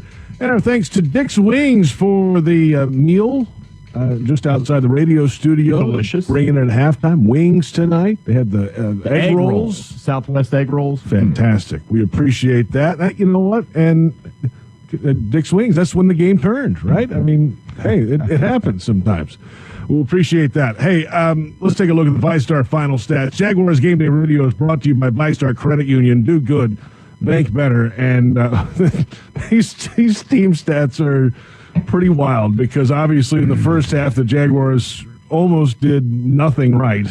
The second half, they could do no wrong. So it turns out the Jaguars outgained the Chargers 390 to 320 overall. Rushing yardage 117 to 67 in favor of the Jaguars. Passing net 273 to 253 in favor of the Jaguars. The Jags were only 2 of 10 on third downs tonight. Chargers were 8 of 17. They were really good early in the game and then settled down. First downs 24 to 18 in favor of the Jags in this one. Penalties. The Chargers they had one penalty, I think, for a lot of the game. They finished with 7 penalties for 42 yards. The Chargers did 3 for 30 against the Jaguars. The one that's glaring, obviously, 5 turnovers for the Jaguars, none for the Chargers. And you'll never, ever see that and a winning result. Jaguars get it done, though. Chargers held the ball for 32 minutes, 39 seconds. But after the 5 turnovers, the Jaguars rally. The defense stiffened up. The Jags offense figured it out. Trevor Lawrence turned it around, and the Jags get it done with a field goal in the final gun. Yes, they did, JP. Trevor Lawrence at one point was 4 of 16 for 30 yards passing with a whole boatload of interceptions. 4 of them at that point. From that point forward, he went 24 of 31 for 258, 4 touchdowns, no picks, ended up with 288 yards passing, the 4x4 box score of touchdowns and interceptions, quarterback rating of 70.2, and he couldn't care less, I guarantee you. Nope. Justin Herbert threw for 273, 25 of 43, 1 touchdown in the game tonight. He was not intercepted. Austin Eckler had a couple on the ground, touchdowns there, 13 for 35, but Travis Etienne went over the century mark on 20 carries, 5.5 yards a pop. No play bigger, really, in this football game than his conversion of that 4th and short and a heads-up play to stay in bounds, allow the Jaguars to dictate what they wanted to do with the clock at that point in time. Receiving for the Jags today, Evan Ingram, I thought, was maybe the one guy who was solid throughout this game, even very early on. 7 for 93 with a touchdown. Christian Kirk, 8 for 78 with a touchdown. Zay Jones, 8 for 74 with a touchdown. Marvin Jones Jr., 3 for 29. Stop me if you've heard this, with a touchdown today. Gerald Everett really hurt the Jags badly. 6 for 109, and he had the one receiving TD. Keenan Allen, 6 for 61. Every one of those seemed to convert a key third down. Defensively for the Jacksonville Jaguars, Foye Oluokun, no surprise that he leads the way with 13 total tackles, 8 solos in the game. But you want to talk about box score stuffing. JP, you already mentioned Roy Robertson Harris with the defensive play of the game and his line. 5 solos, 2 assists, including a sack, 4 tackles for loss, 2 pass breakups at the line, 2 quarterback hits he was credited with. An amazing game for Roy Robertson Harris here. Josh Allen had a sack in this game, had 8 total tackles. Rayshon Jenkins pitched in with 7. Just everywhere you look, Foley Fatukasi and Trayvon Walker combined for a sack as well. Guys were making plays all over the place. Jamal Agnew, another huge day in return department, averaged 33.5 yards on his kickoff returns tonight. He had 4 of those, didn't have any punt returns as those duties split between Tavon Campbell and Chris Claybrooks. And Riley Patterson, he only made 1 field goal, but that's going to be one that no Jaguar fan will ever forget. as long as they live. The biggest kick of Riley Patterson's life so far. Let's hope there's a few more to come in the weeks ahead. I don't think we'll see a stat line like this hopefully we don't see a stat like this for Trevor Lawrence again, Fred, but what a way to rally and bounce back from 4 interceptions early to 4 touchdowns in the game and the win at bloody thumb and all, right? Left thumb was bleeding all over the place after a late sack, got stepped on, fought through that, playing through it, keeping it going, spreading the wealth, getting it done. They found a way to get it done. Early on in the first half, they were 0 for 7 on third downs. And they finished the game 2 for 10, which isn't pretty at all. But, fourth downs, they converted. Red zones, they converted. And they made the necessary plays that they needed to make to get the win. And really, that's what it all comes down to. Find a way, make enough plays, find a way to get the win. And they won by 1, and we're on to the next round. We were talking about during the game, JP and Fred, that with all these turnovers, we're looking for historical precedent to this, right? And you look at Peyton Manning starting out horrifically in his first playoff game. You look at Dan Fouts and others. Most of those guys went down in flames in defeat. That's the difference here. Trevor Lawrence had a horrible game in 30 minutes of football. He had an amazing game, really in about 28 minutes of football. The last 32 minutes, he was as good as it gets out there. Let's try to start a little faster, Trev, going forward. But just to be able to have those mistakes and overcome them and pull out a victory, not just make it close, is pretty remarkable. Incredible, in fact. And Jaguars get it done. 31-30 the final. Plenty more ahead. Player of the game voting when we come back. Jaguars win in the wild card round. It's on to the divisionals. And this is Jaguars postgame on Jaguars Radio. Are your heating and cooling costs extremely high? Do you want to extend the lifespan of your heating and cooling system investment? If so, Florida Home Air Conditioning is ready to help you save some money. Schedule your annual AC or heating system tune-up today with Florida Home Air Conditioning for only $59. Florida Home Air Conditioning, official air conditioning partner of the Jacksonville Jaguars. Call 855-FLA-HOME. License number CMC 1250399, CFC 1430664, EC 130-08557. Jaguars fans, here's a great way to pay with pride wherever you go. Exclusively from TIAA Bank, the Jacksonville Jaguars Visa debit card comes with a fierce look and fantastic features, along with the convenience to make purchases online or at millions of locations worldwide. And it's yours, free, when you open a Yield Pledge checking account. Order yours today. Visit TIAABank.com/JagsCard. TIAA Bank is a division of TIAA, FSB, member FDIC, and the official bank of the Jacksonville Jaguars. How far should we go? When it comes to the health of children, we will stop at nothing, focusing on prevention as much as cures. Working with community leaders, educators, policymakers to make every child's world a place for them to thrive. Going to the nth degree and beyond. Nemours Children's Health, well beyond medicine. Join the journey at nemours.org/beyond. Reconnect with the best version of you at Amara Med Spa, Northeast Florida's premier luxury medical spa, located in Ponte Vedra, Town Center, Avondale, St. Augustine, and Fernandina.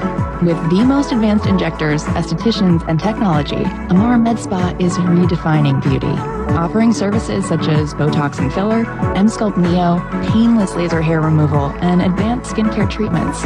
Visit theamaramedspa.com and book a complimentary consultation today. Game time. The Jacksonville Jaguars rock On 95.7 The Hog.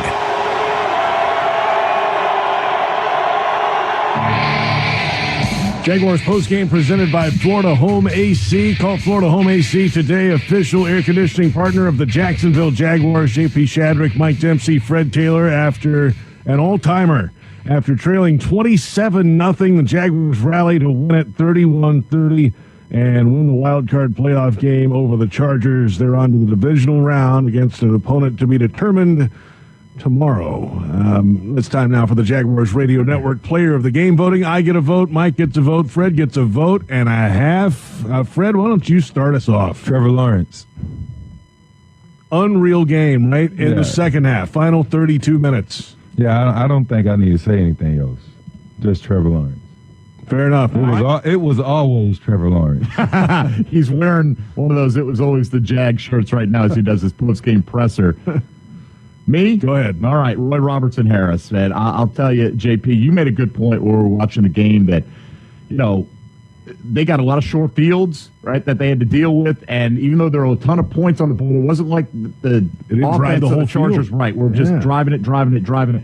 And really, there seemed to be a point earlier in the game where if Herbert didn't complete it, the only reason was somebody at the line of scrimmage was batting the ball down, right? That's correct. And Roy Robertson Harris did that twice today, had 4 tackles behind the line of scrimmage, including a sack. I just thought 7 just total. Outstanding. Yeah, 7. He had an amazing game. Group game. Yeah. I mean, I hate to trump you, Fred, but I kind of have to lean in that direction I'm with Roy it. because That's cool. the defense somehow had to find a way to make a stand in this game, and he seemed like the one. A bunch of guys obviously did it. Not to take anything away from anybody in this defense today. Foye had 13 tackles. He's flying around. Josh Allen had a nice game. Robertson Harris, though, was just playing possessed in the middle of this defensive line, and they needed it in the second half. They allowed 3 points. I agree with you guys. I mean, just as a group, as a collective, to hold the Chargers to 67 yards rushing, 2.9 per carry, they made them pretty much one-dimensional. I'm looking at my quarterback, and really my vote was just a vote of confidence for Trevor. Yeah, no doubt. Someone who started 4 interceptions. I'm sure he set some sort of NFL playoff record. I haven't heard it yet, but I'm pretty sure it has to be up there. But to come back in the fashion that he came back, to throw the 4 touchdowns, to get his team in position to win and come away with this victory tonight. So I really just had to throw him out there for a confident, booster, and allow the fans to understand this is part of football. But you have a franchise quarterback now, somebody you're going to lean on. He's going to have great days, not so great days, but he's going to always fight. So that's the reason my vote was my vote. But I do agree with you guys. Roy Robertson Harris is definitely deserving. We've talked. I'm sorry, Dave. Go ahead. We've talked a few times about, in years past, you could turn the ball over if you balance that out with making big plays, right? I mean, nobody cares if Patrick Mahomes throws 3 interceptions, and he's done it, right? And he just says, all right, I'll throw 4 or 5 touchdowns. Right. And this was like the switch flip for Trev. And if you're going to question this guy's mental toughness, I mean, I don't know how you can at this point going. Not that you going to anyway, but you couldn't have been in a worse position than he was. And he put him in that position, but he dug them out of it as well. Roy Robertson Harris, though, is the Jaguars Radio Network player of the game. 7 total tackles, 5 solos, a sack, 4 tackles for loss, 2 quarterback hits, 2 passes defensed. Impactful game for the Jaguars defensive lineman. If you're looking for the MVP of the truck game, then look no further than Ford F-150. Loaded with impressive capabilities and designed to dominate work, play, and everything in between, this truck makes tough look easy. Your local Ford dealer, proud partner of the Jacksonville Jaguars. Baptist Health injury report. Well, nobody's feeling any pain tonight after a Jaguars win 31-30 over the Chargers in the wild card game. This is Jaguars postgame on Jaguars Radio. Are your heating and cooling costs extremely high? Do you want to extend the lifespan of your heating and cooling system investment? If so, Florida Home Air Conditioning is ready to help you save some money. Schedule your annual AC or heating system tune-up today with Florida Home Air Conditioning for only $59. Florida Home Air Conditioning, official air conditioning partner of the Jacksonville Jaguars. Call 855-FLA-HOME. License number CMT 1250399, CFC 1430664, EC 130-08557. Are you suffering from shoulder pain? If you have clicking and popping in the shoulder joint, persistent pain that intensifies with use, an inability to lift your arm over your head, or a tingling, burning sensation in the shoulder, elbow, or wrist, waiting to see a doctor could make your injury worse.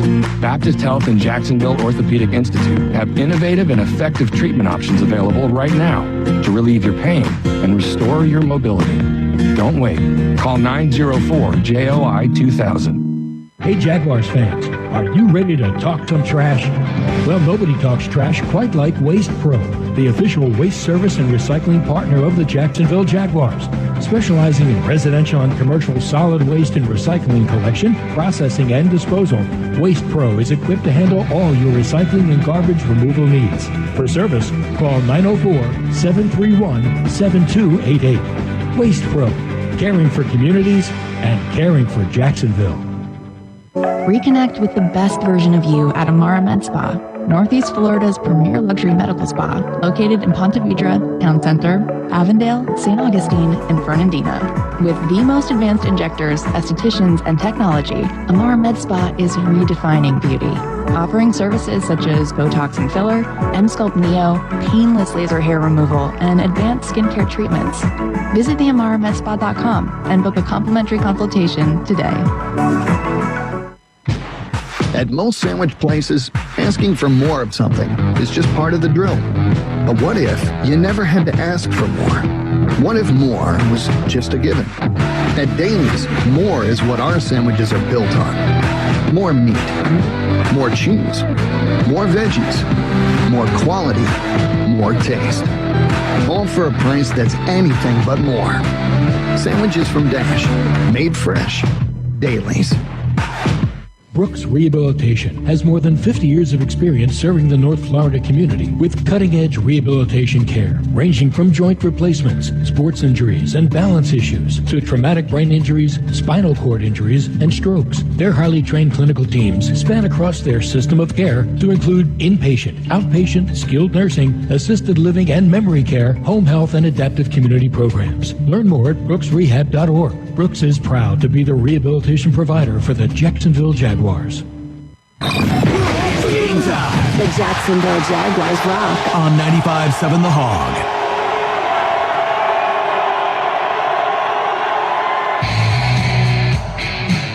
Jaguars postgame presented by Florida Home AC continues. Final score 31-30. Jaguars over the Chargers after trailing 27-0. Third largest playoff comeback in NFL history. And the Jaguars rally after 5 giveaways in this game. They lost the turnover battle 5-0. Somehow found a way in the second half to keep chipping away. The defense stood up big. The offense executed in the second half, and they hit a game-winning field goal with no time left to get it done. Time now for the Baptist Health Injury Report. Baptist Health, changing healthcare for good. Well, everybody was on the injury report this week, played. So all's well, and I'm sure they're all feeling pretty darn good right now. If there are no setbacks from that list, I don't remember anything that really stood out in the game tonight, guys, but moving ahead here, if that's been the case the last couple weeks, the guys are on the report and play, you would expect that certainly, Fred, in the divisional round. 1,000%. It doesn't even matter. Everybody in there is high on adrenaline. They don't feel a thing. They'll feel it in 2 days, but they'll delete that too, and they'll be ready to play the next big one. Speaking of the adrenaline, are you surprised how, they're all so calm, right? Yeah. And I know they've had a little bit of time to cool down, but man, I don't think I'm not that calm. I didn't even play in the game, We like to tease and joke and say they're young, they don't know any better. But I think they do. And I think that's, top down from Doug, the way they're coaching, and it really just starts with that. I think they all are calm. I don't think they panic. From the type of games that we've seen here and we've witnessed in the last couple of weeks, they just find a way in the closing minutes to figure it out and win these games. And you gotta be comfortable in the moment and in those pressure situations. And they've shown a lot of resiliency, man. I don't think they panic at all. Jaguars Game Day radio broadcast is brought to you by ViStar Credit Union. Do good, bank better. We're back in a moment with a preview of divisional weekend.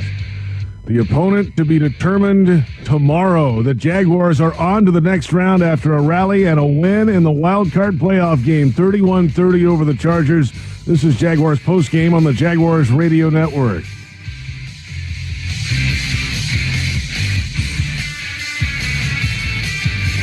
Jaguars fans, here's a great way to pay with pride wherever you go. Exclusively from TIAA Bank, the Jacksonville Jaguars Visa debit card comes with a fierce look and fantastic features, along with the convenience to make purchases online or at millions of locations worldwide. And it's yours, free, when you open a Yield Pledge checking account. Order yours today. Visit TIAABank.com/JagsCard. TIAA Bank is a division of TIAA, FSB, member FDIC, and the official bank of the Jacksonville Jaguars. At most sandwich places, asking for more of something is just part of the drill. But what if you never had to ask for more? What if more was just a given? At Daly's, more is what our sandwiches are built on. More meat, more cheese, more veggies, more quality, more taste. All for a price that's anything but more. Sandwiches from Dash, made fresh. Daly's. At Fair and Farah, we represent people from all walks of life in matters involving personal injury cases. It doesn't matter how much money you have. It doesn't matter which neighborhood you call home, because everyone deserves justice, dignity, and respect. And remember, when it comes to compensation, you only get one shot. Make it count. Call Fair and Farah at 800-500-5555. Jacksonville. Are you suffering from shoulder pain? If you have clicking and popping in the shoulder joint, persistent pain that intensifies with use, an inability to lift your arm over your head, or a tingling, burning sensation in the shoulder, elbow, or wrist, waiting to see a doctor could make your injury worse. Baptist Health and Jacksonville Orthopedic Institute have innovative and effective treatment options available right now to relieve your pain and restore your mobility. Don't wait. Call 904-JOI-2000.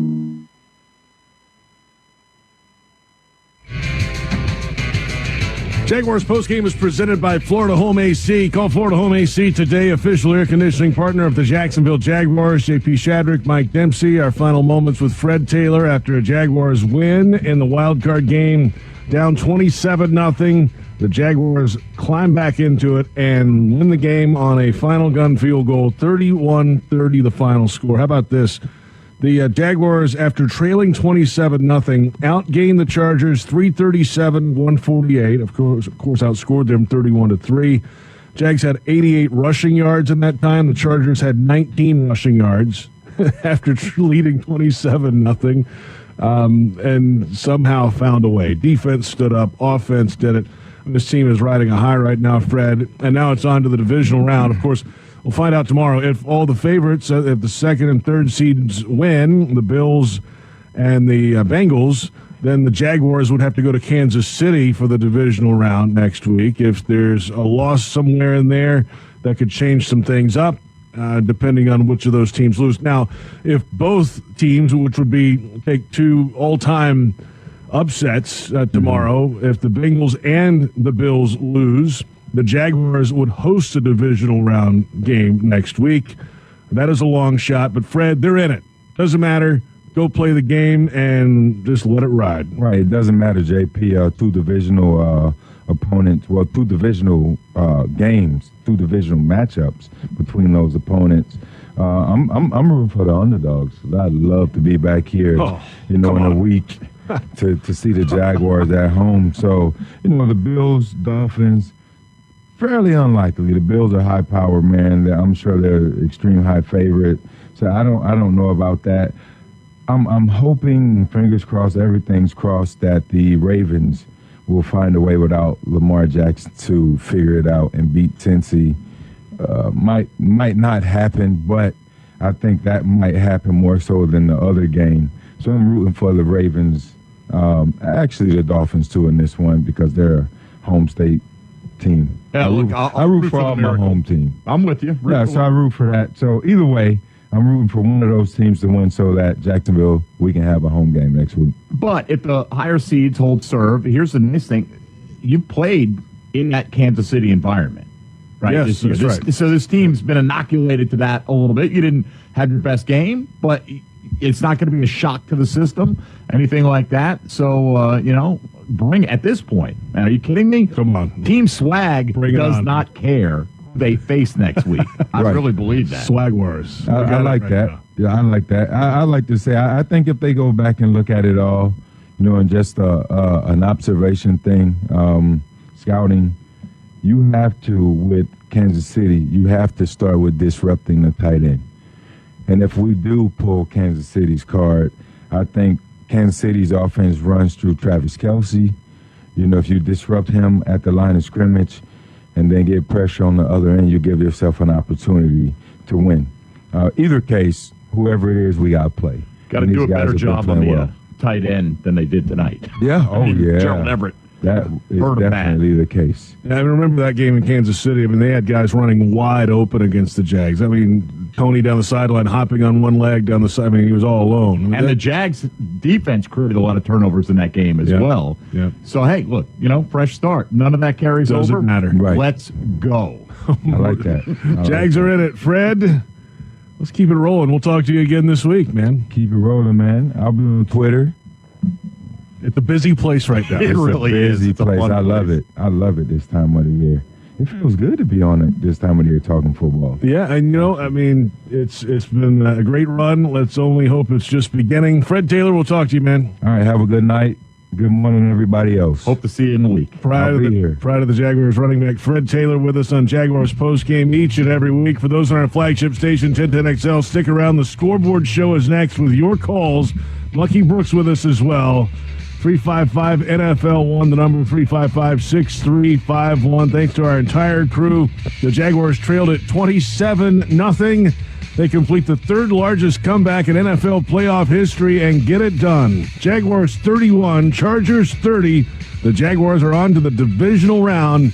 This is Jaguars postgame on the Jaguars Radio Network. Attention. Do you owe back taxes, fines, and penalties to the IRS? The IRS now offers new relief options for taxpayers affected by COVID-19, but you can't go it alone. Call Tax Solutions now. Our team of former IRS agents and tax professionals can get you the best deal. We know the COVID-19 rules. Call us and never speak to the IRS again. I couldn't sleep. We were being audited. I called Tax Solutions now, and a great big weight was lifted off my